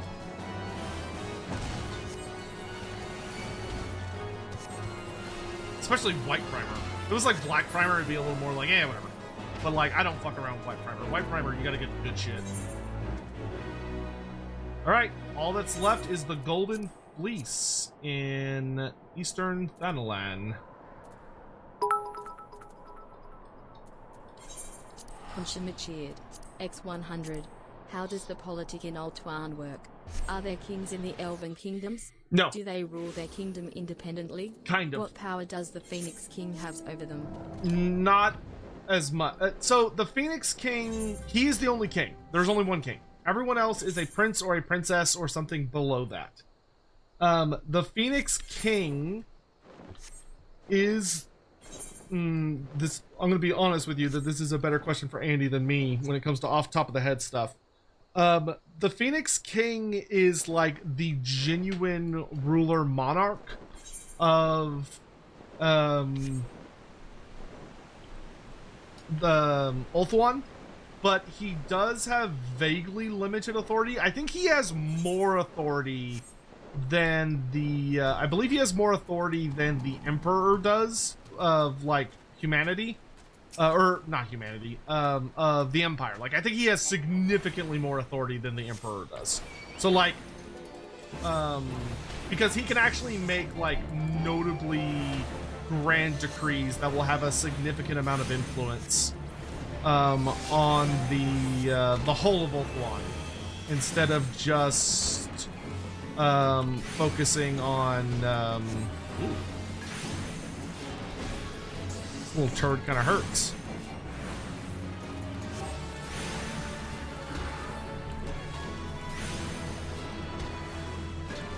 Well, I'm trying not to die here.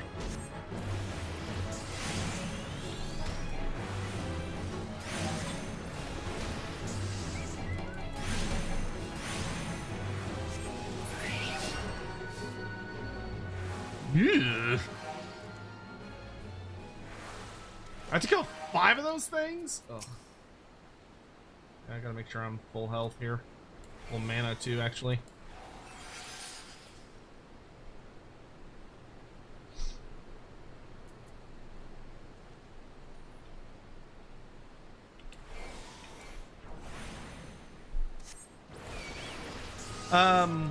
But yeah, he has a significant amount of authority. There is no equal to him within Ulthuan except for the Everqueen.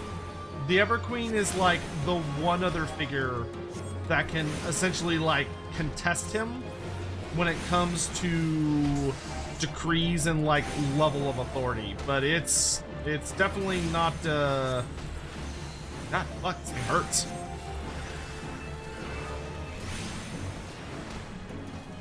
Heal me, you stupid chocobo! Nope. Okay. We'll have to come back to that one. Ow.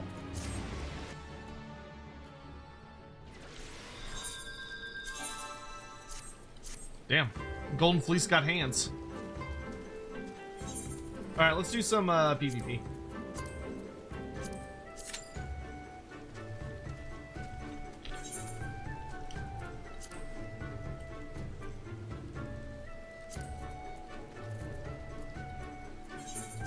Sorry, thank you for the super chat. That'll cover everything important chronologically from the Fall of Horus to post Isfan 5. It can be confusing as hell as there's a lot of yeah, that's why I'm not going to remember any of that except for the next one. I'm going to remember False Gods is next, and I'm not going to think about the rest of it until the time is relevant.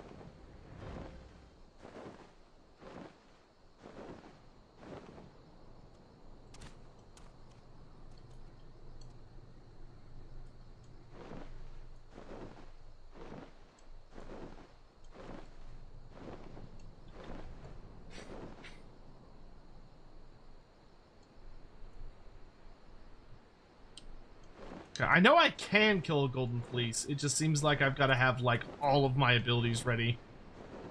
Otherwise, I will sort of bounce off of them.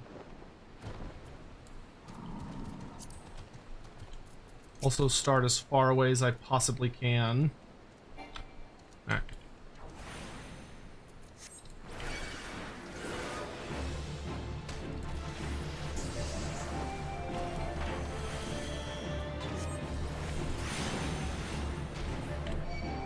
Bro, that interrupt is fucking gnarly.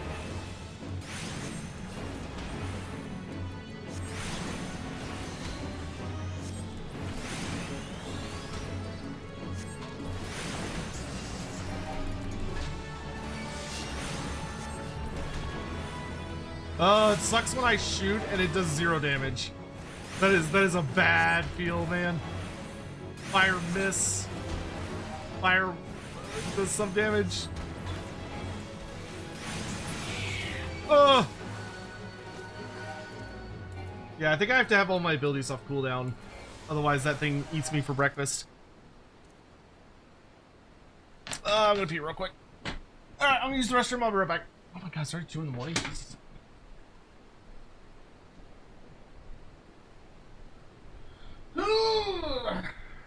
Okay.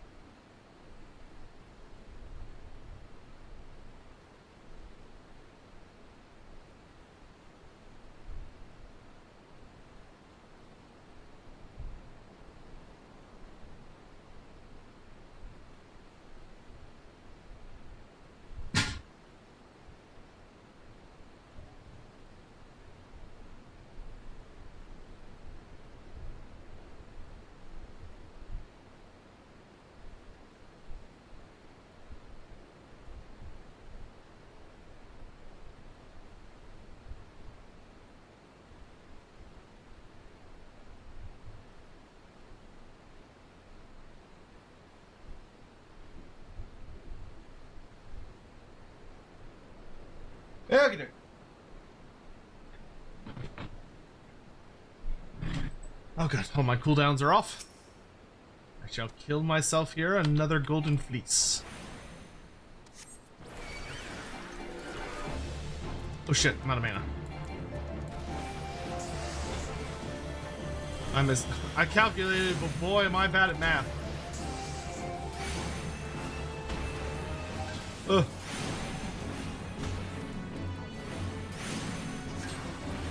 I wonder, I could try, like, putting him to sleep, maybe? And then be like, heal me. Oh yeah, that works. That actually works really well. Sleep the goat?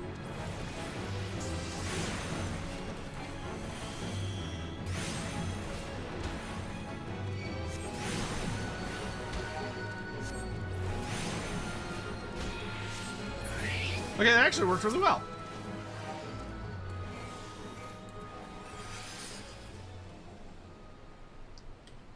Get all my mana back.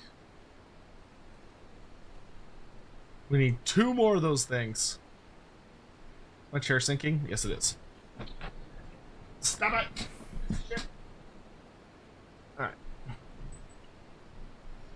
Oh, God, I need to get a new chair.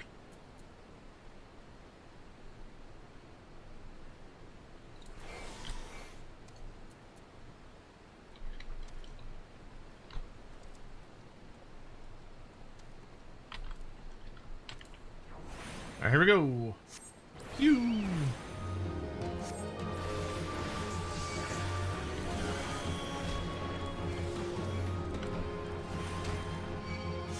I don't know why I did that. I didn't need to switch then.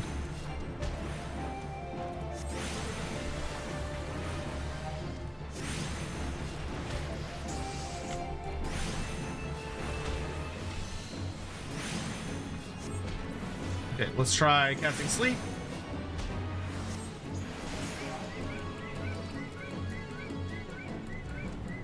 Oh, that works so good.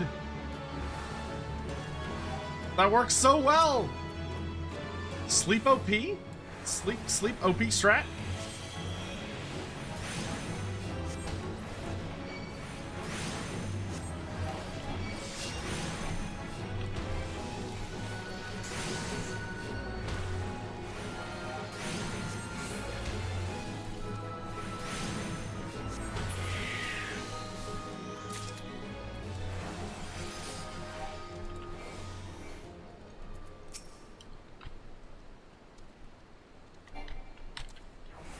Alright, last little turd.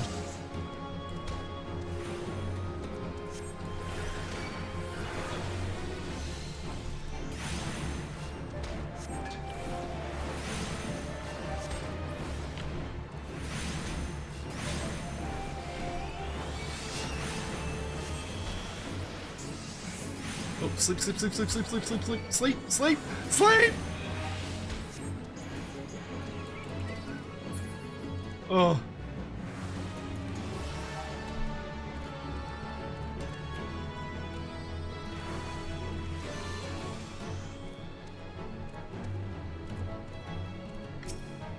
Thank you, my dearest Chocobo.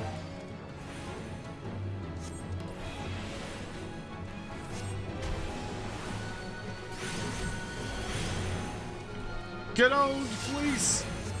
Ugh.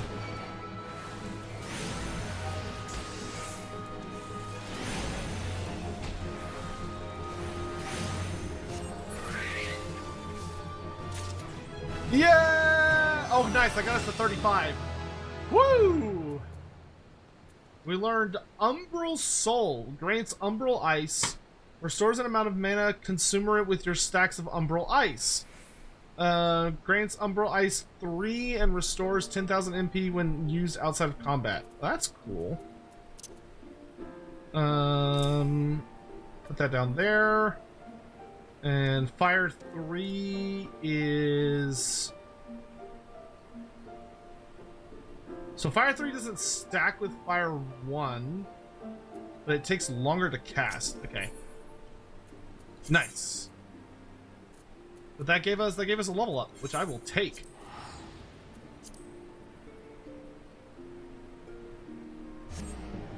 I ain't looking that gift horse in the mouth.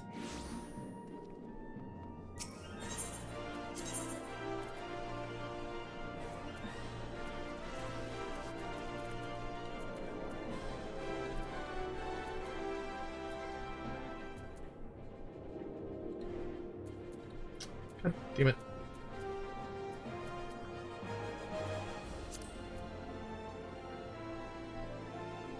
No, I need this. No? Yes.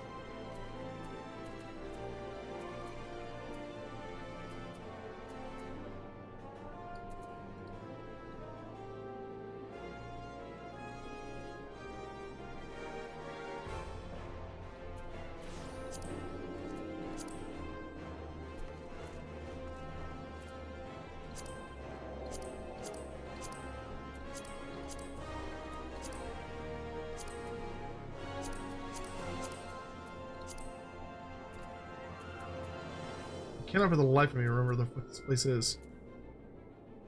Oh, there it is. I see it. Okay.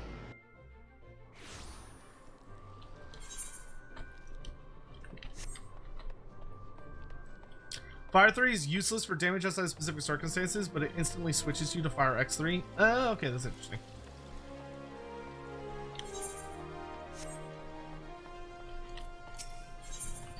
Alright, what does this get me? Blizzard 3, okay. I sense the black magic within you has grown stronger, Dalcarius. You have earned the right of my audience. I am pleased to see that you do not fear your newfound powers. Then, you adventurers are ever wont to embrace the new. You are now ready to set forth on your journey, to find the keys required to seal the Void Gate.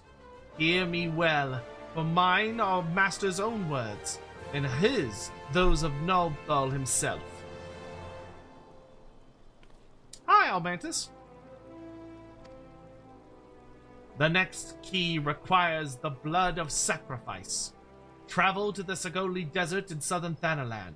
Slay what fiends emerge from the plane of fissure there, and slake the land's thirst with their lifeblood. Once drunk, its essence shall be borne away upon the ethereal veins of the earth, and thence serve to notify our friends in the wastelands that the time has come. Complete the task before you, and the Black Mage testimony you carry will shine full with a new light. Light to envelop and absorb evil. Light to show you destruction and guide you to righteousness. This light is the key. Take it into you, where it will forever burn bright. That is all. Do you understand and accept what you must do?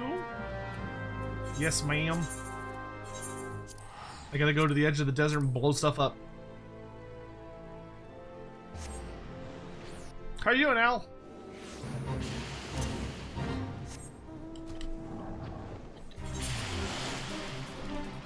Very fucking edge of the desert, too.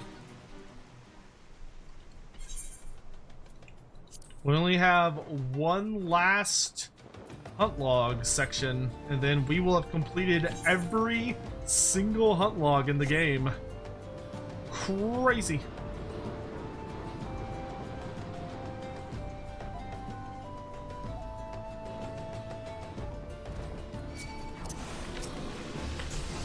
I want to see what this looks like. That's kind of a cool effect. Definitely not worth casting, though.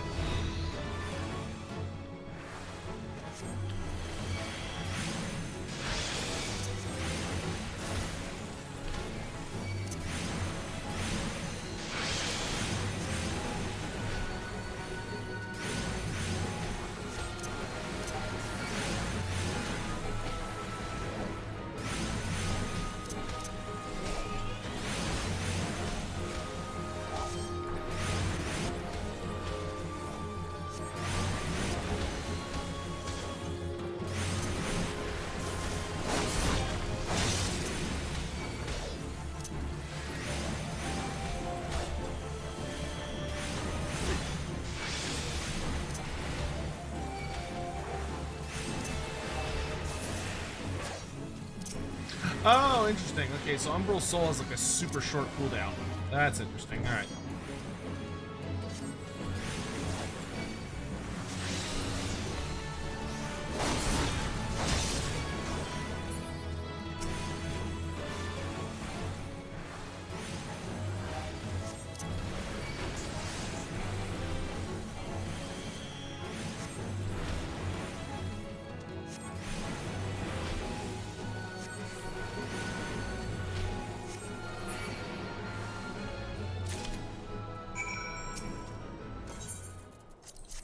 Void Scent Blood.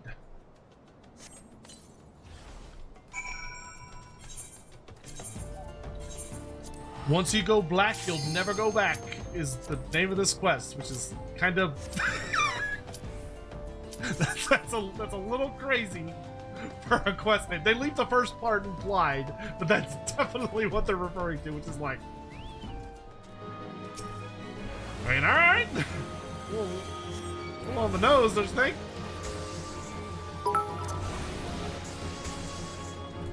From Shimichi, X100, who can be considered the goodest guy chaos among the special characters. Among the special characters? Brr. That would depend so much on... Holy moly, that depends on a lot. Phantom Dart. Deal... increases... Okay. Oh, that's kind of cool. Yeah, sure. We'll take... Where's Comet? Rush to a target side. We got Guard. Recuperate. Purify. God, I gotta like speed read all this shit. Hold on. 1 second. Grants Astral Fire. Grants Umbral Ice. Does lightning damage to all nearby enemies. Creates a barrier around self. Deals unaspected damage with 90,000. Increases your stacks of Astral Fire Umbral Ice to maximum. Can only be used under Paradox. Afflicts target with half asleep. That's kind of cool. Teleport to somebody's side. I'll put that down here. I believe these all activate as I'm doing stuff. I feel like a lot of these skills are supposed to be on my thing.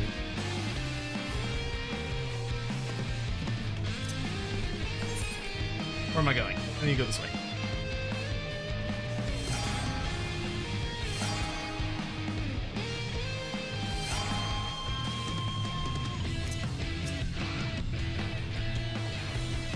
Oh, hello.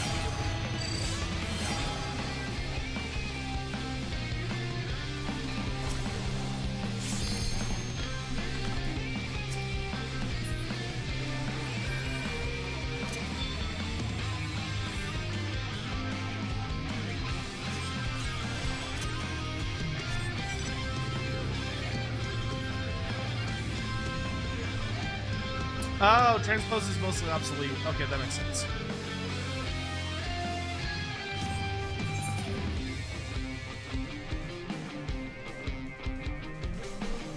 What do you think about a light gun arcade game for Warhammer? I will literally take anything for Warhammer. I don't even care what it is. I'll take it.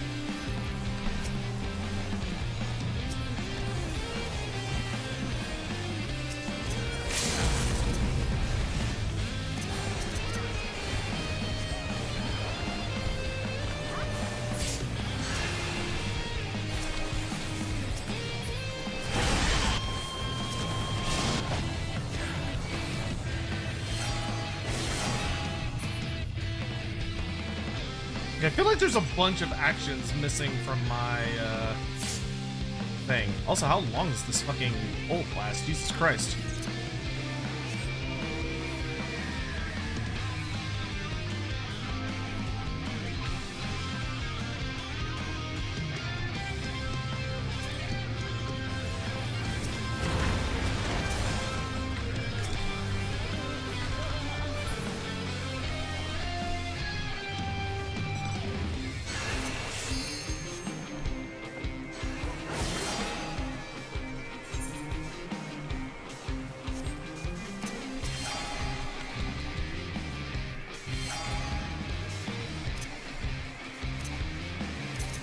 That was the wrong.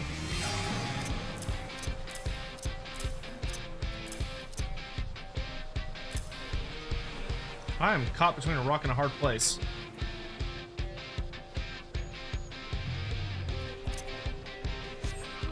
Are those friends? They are not friends. Are these friends? They're about to be.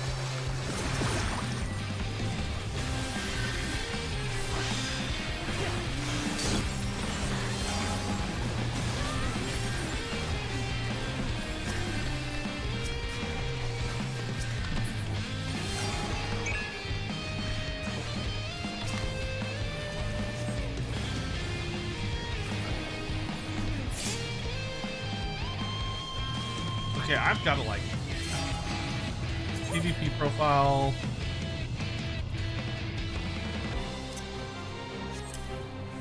Okay, I gotta get all this shit like on my thing. Is Wreath of Ice not? Why can't I drag Wreath of Ice? Are those?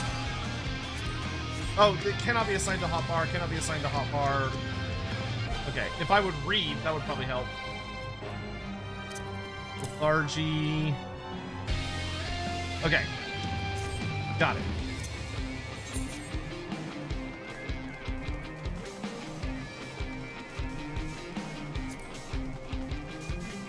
This is looking a little spooky.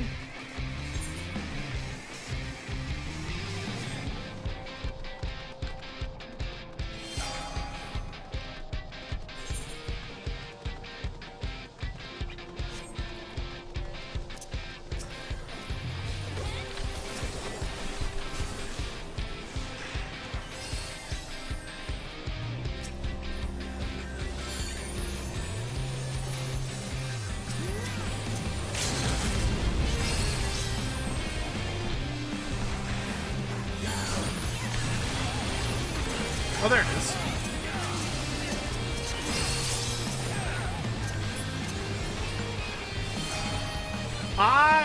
Okay, I'm starting to understand.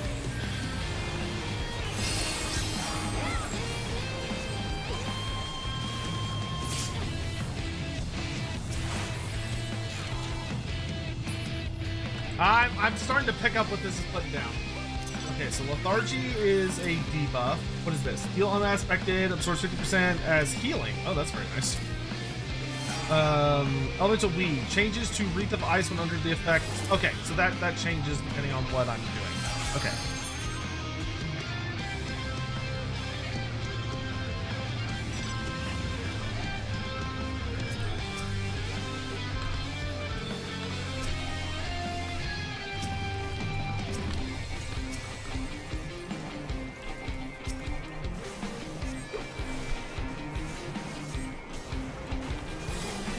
That changes me to ice, but oh no.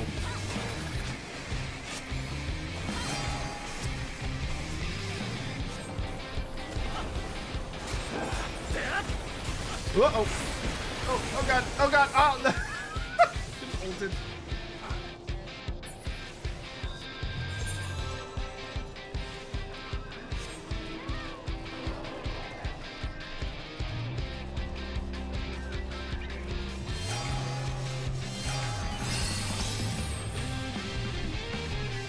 Ah, damn it. A little too slow to get there. We're getting kills, but we're struggling on the objective. Want this buff? Thank you.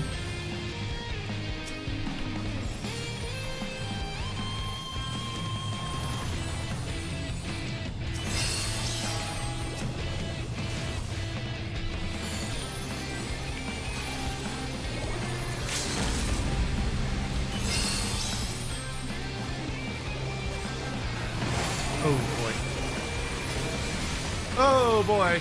I actually got out of there sooner. Hey, Sotek, I sent you a DM. Can you pull on me for Discord? Oh, okay. Help CA announced by the Shomek. So Josh is back from surgery stuff, so I suspect y'all will hear an announcement pretty soon.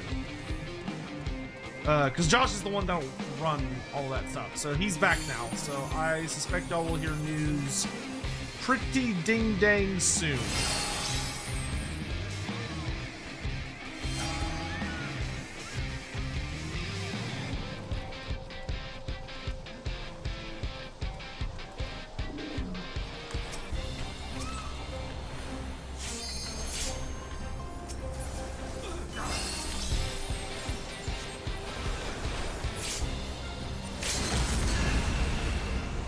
That was a really bad time to limit break.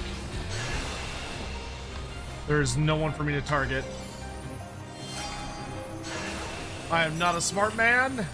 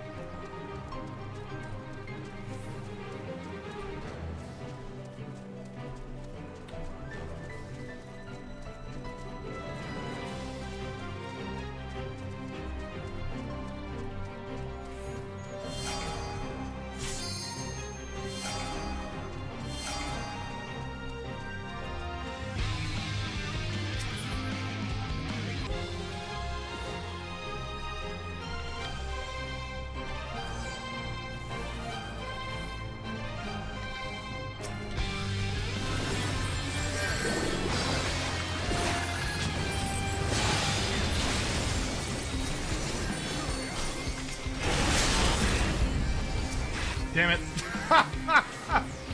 I'm so used to the limit break for Paladin making me invulnerable. I'm like, oh, if I limit break, I'll be fine. And that's not how that works.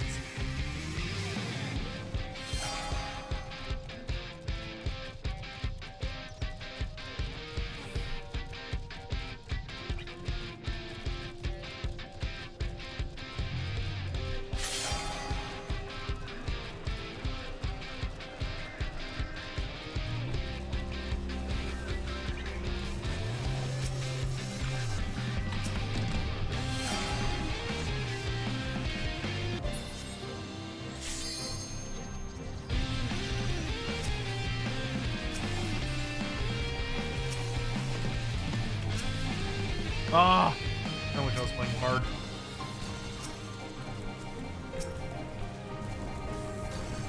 I don't want to get any closer.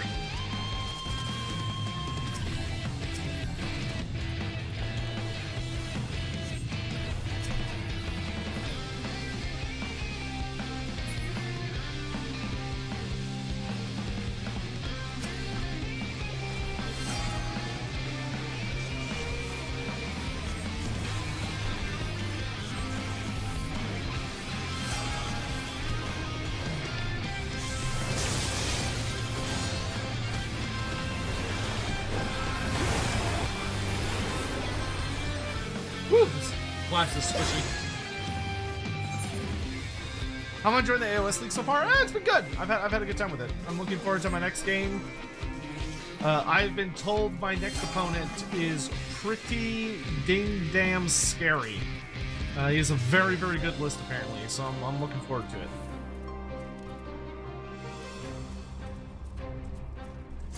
Though actually, that can't be right because he's switching his army. Now I think about it. Because he's switching to Stormcast Eternals. I don't remember what he was playing before, but he told me he was switching to Stormcast.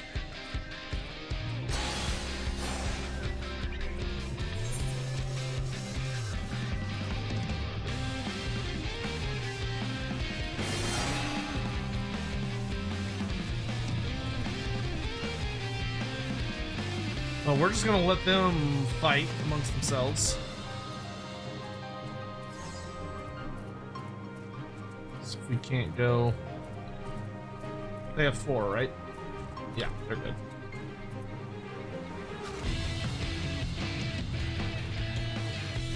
We need to stop red.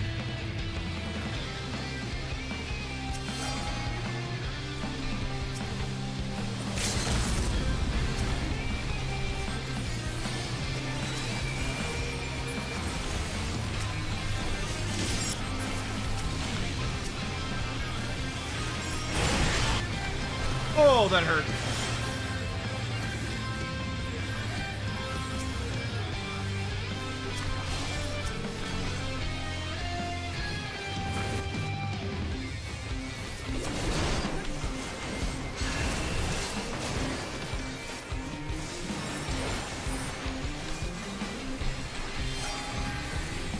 Oh, I was doing so well. Ooh, this is the most neck and neck game I've seen in a hot minute.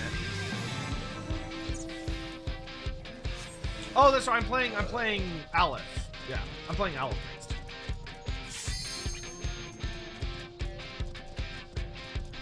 Is Balmora the one that everyone? Oh, right. Is RR7 the one that everyone's like, oh my god?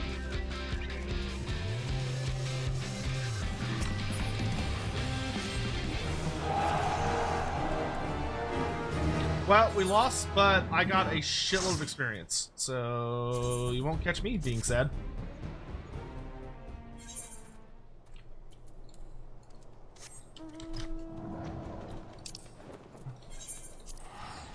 I got a shitload of experience, actually. That was good.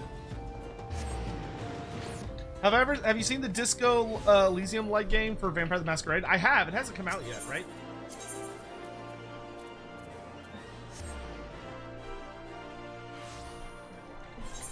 I don't think it's come out, but I did see it being like advertised.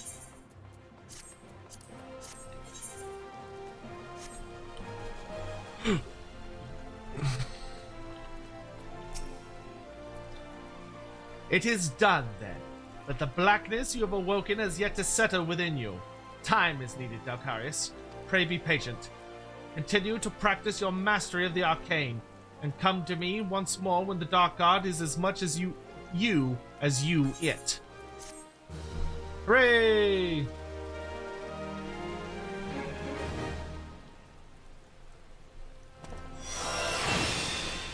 You've learned Blizzard 3. Oh nice, I got us 37. Hell yeah.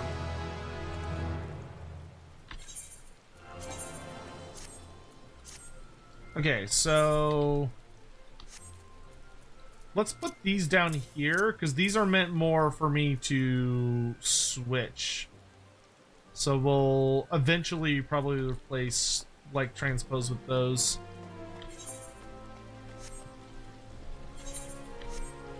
Okay, see, the only thing I haven't done today, I think that's pretty much going to be us wrapping up for the night. We're going to go do, our Snake Lady Beast Tribe, just to make sure we're doing our dailies on that.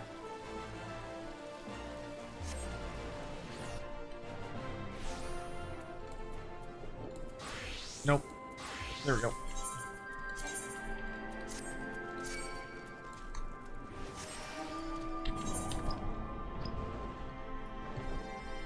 Once we hit level, I think, like, I don't remember what level I'm allowed to start doing the Beast Tribes for A Realm Reborn, because I could use those for leveling. I want to say I could start doing those at, like, level 40?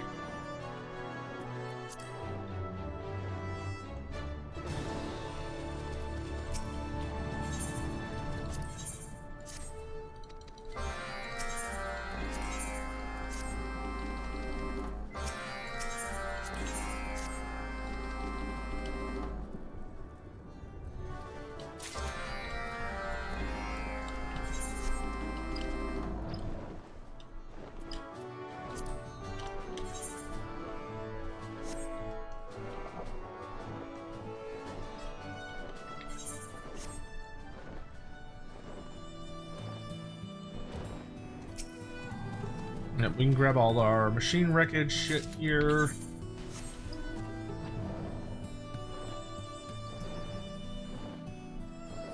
Like 45? Because that'll be good, because then we can, like, use pretty much all of our Beast Tribe stuff to, like, just blitz from 45 to 50. That'll make getting 45 to 50, like, super easy.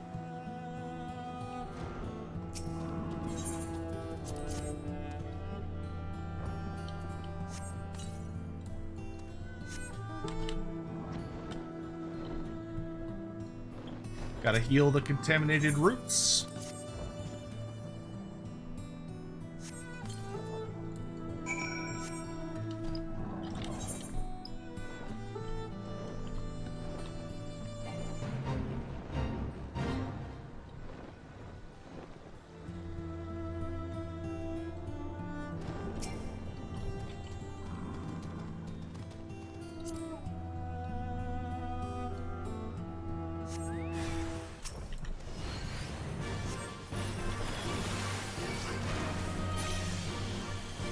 Nice.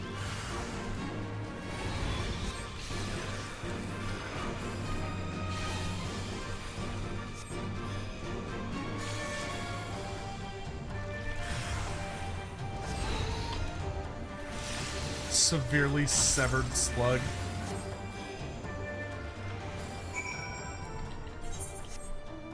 So that's when your healer is powerful enough that they can just kind of go like, huh, and everything just explodes.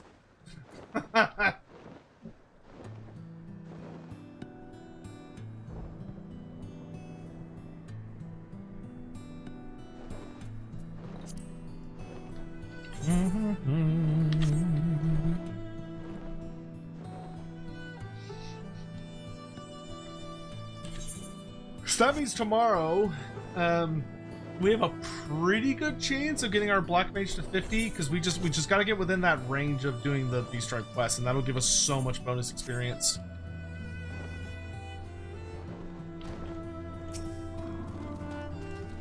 Thank you for the hydrate reminder.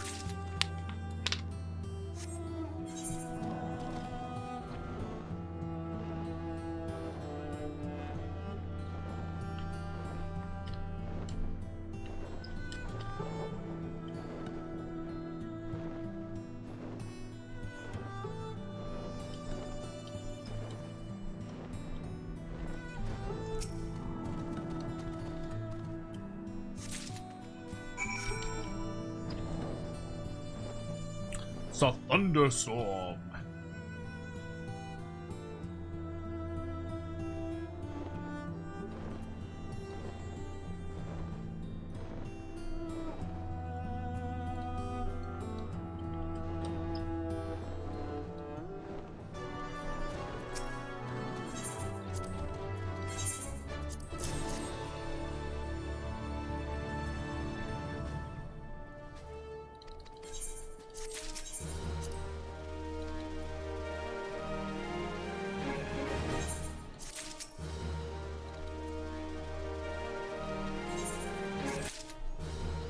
Okay.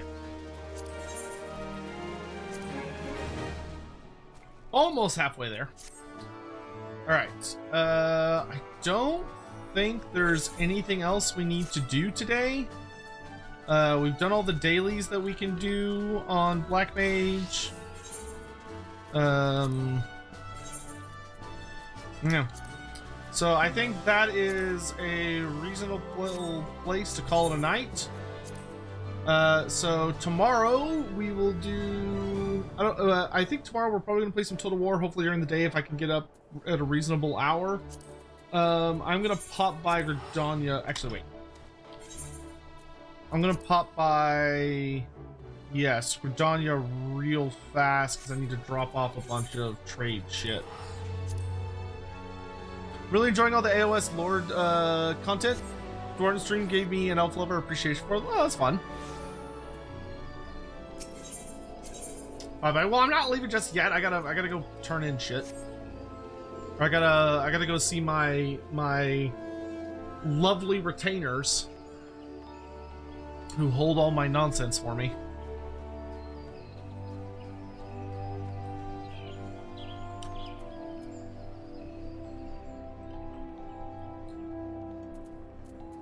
Also repair all of our gear.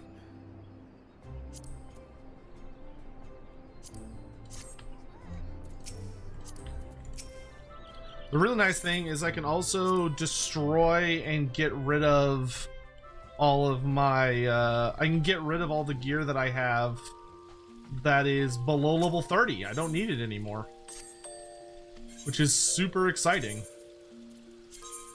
Oh my god, that's a lot of crafting shit. Yeah, get all that out of there.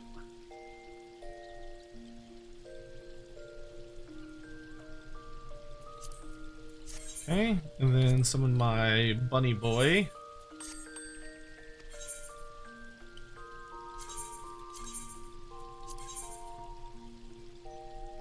Interesting. I have quite a few things that apparently I had not acquired before. Get rid of all the materia. The only materia I like keeping is the crafting ones. I need to sell those. Get rid of the totems. Oh, I need to sell the duck bones. I haven't done that yet. Fine with that. Fine with that. Get rid of the Horde Totem.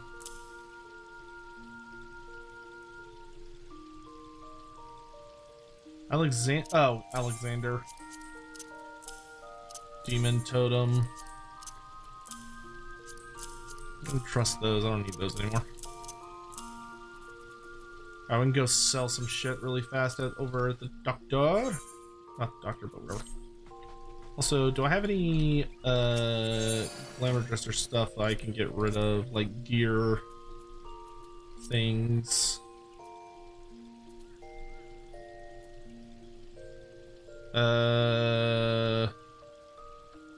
Level 67? I don't think anybody's wearing that.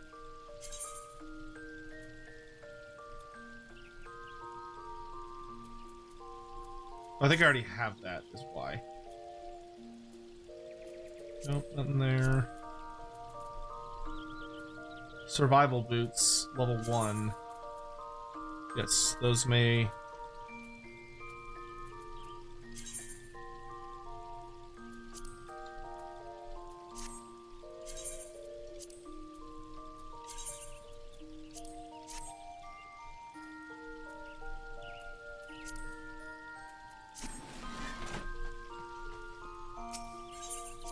Pop over to the market.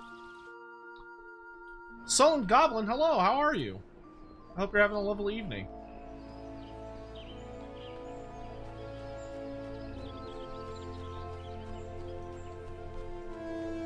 Yeah, thank you, Spartan.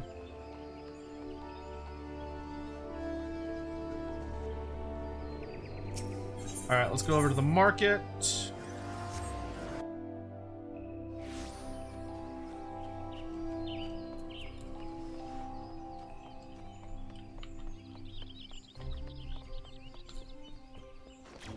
Alright, we need to sell some nonsense.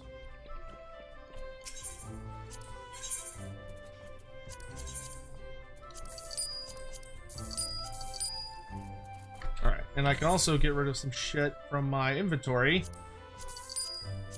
Anything below level 30 must go. It is no longer... Well, below level 30, and I'm also not wearing it. Like, I suppose those would be the... Why does it say I have this equipped when it is a level 30? Oh, it's probably because it's for a different thing. Okay, we're just not going to get rid of it.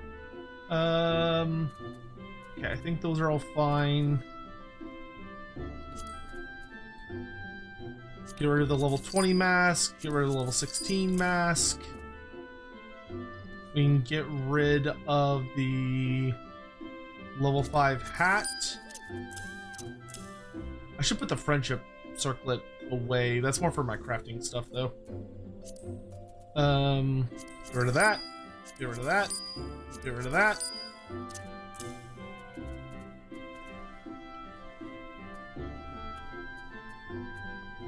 And get rid of that. Just looking for any other baby stuff. That item cannot be sold. Custom made cuirass. Well, I don't need it anymore, so get it the fuck out of here. Well, I guess I should put it in my chest. Same for the custom made tunic, just in case those are unique outfits.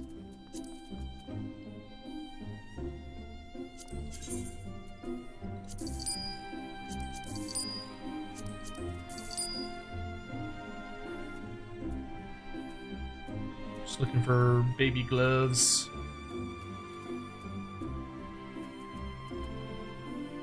Ari arm guards. Yeah.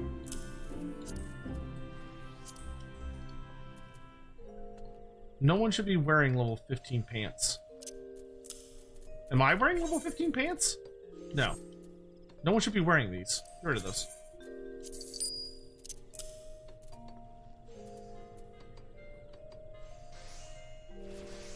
Get rid of those. Actually, I probably should have kept those. I regret that. Oh well. Those can go.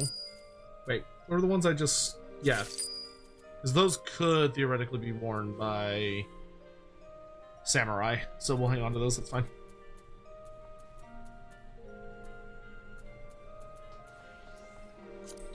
Don't need the hemp and tights anymore. It feels so nice getting rid of baby shit.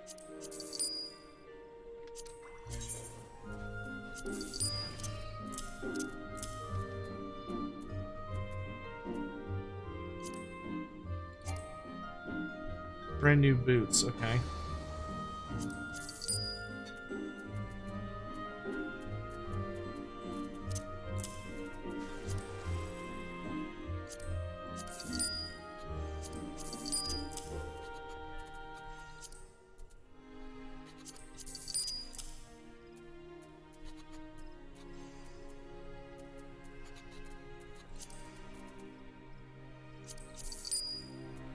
I need to put away the Namazu bell.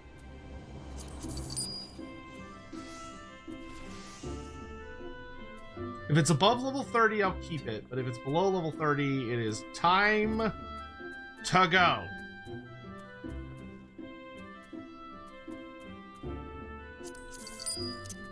Namazu bell we need to put away.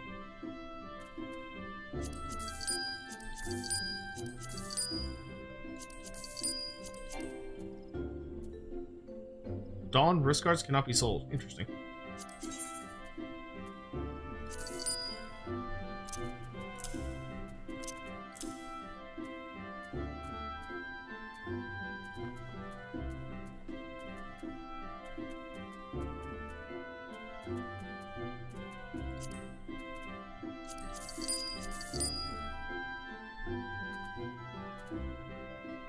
Increases spirit bond. Eh.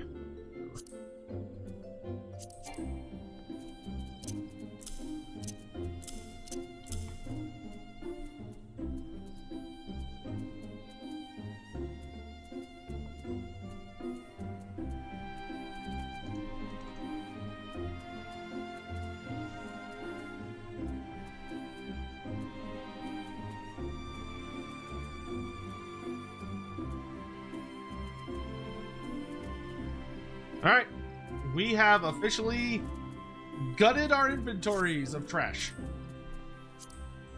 Oh, that feels nice. Alright, last thing I need to do is I just want to run back over to the end so I can put away those like weird couple of items I couldn't sell. Looks like Destiny 3 won't happen ever.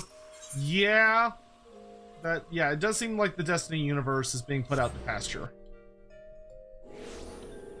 Which, that is a damn shame. Because I know a lot of people really desperately love that universe. I've been seeing so many people playing Destiny 2 recently.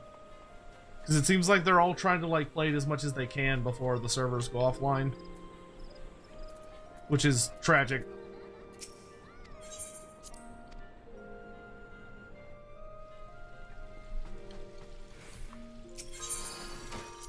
Okay, so we need to get rid of... What is the bronze Hopland? Oh, I should have got rid of that too.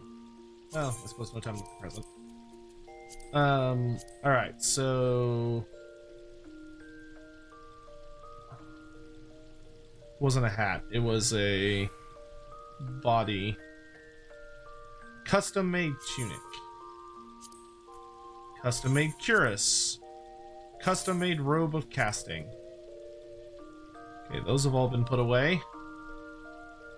I think it was a pair of pants next. No, it was a pair of boots.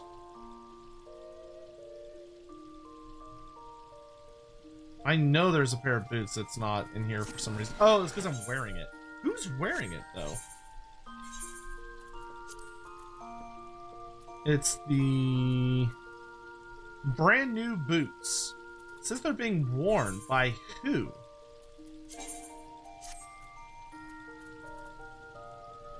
Wish I could see who was wearing them.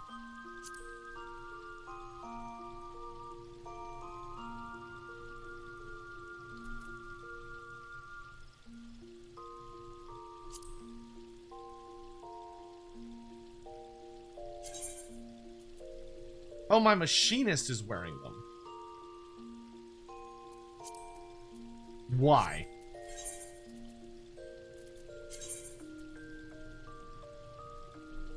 Machinist.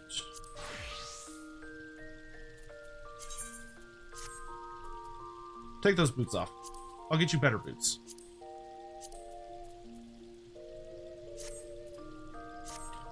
Wait, what? Toadskin jacket. That's level 30, so I'm fine with that.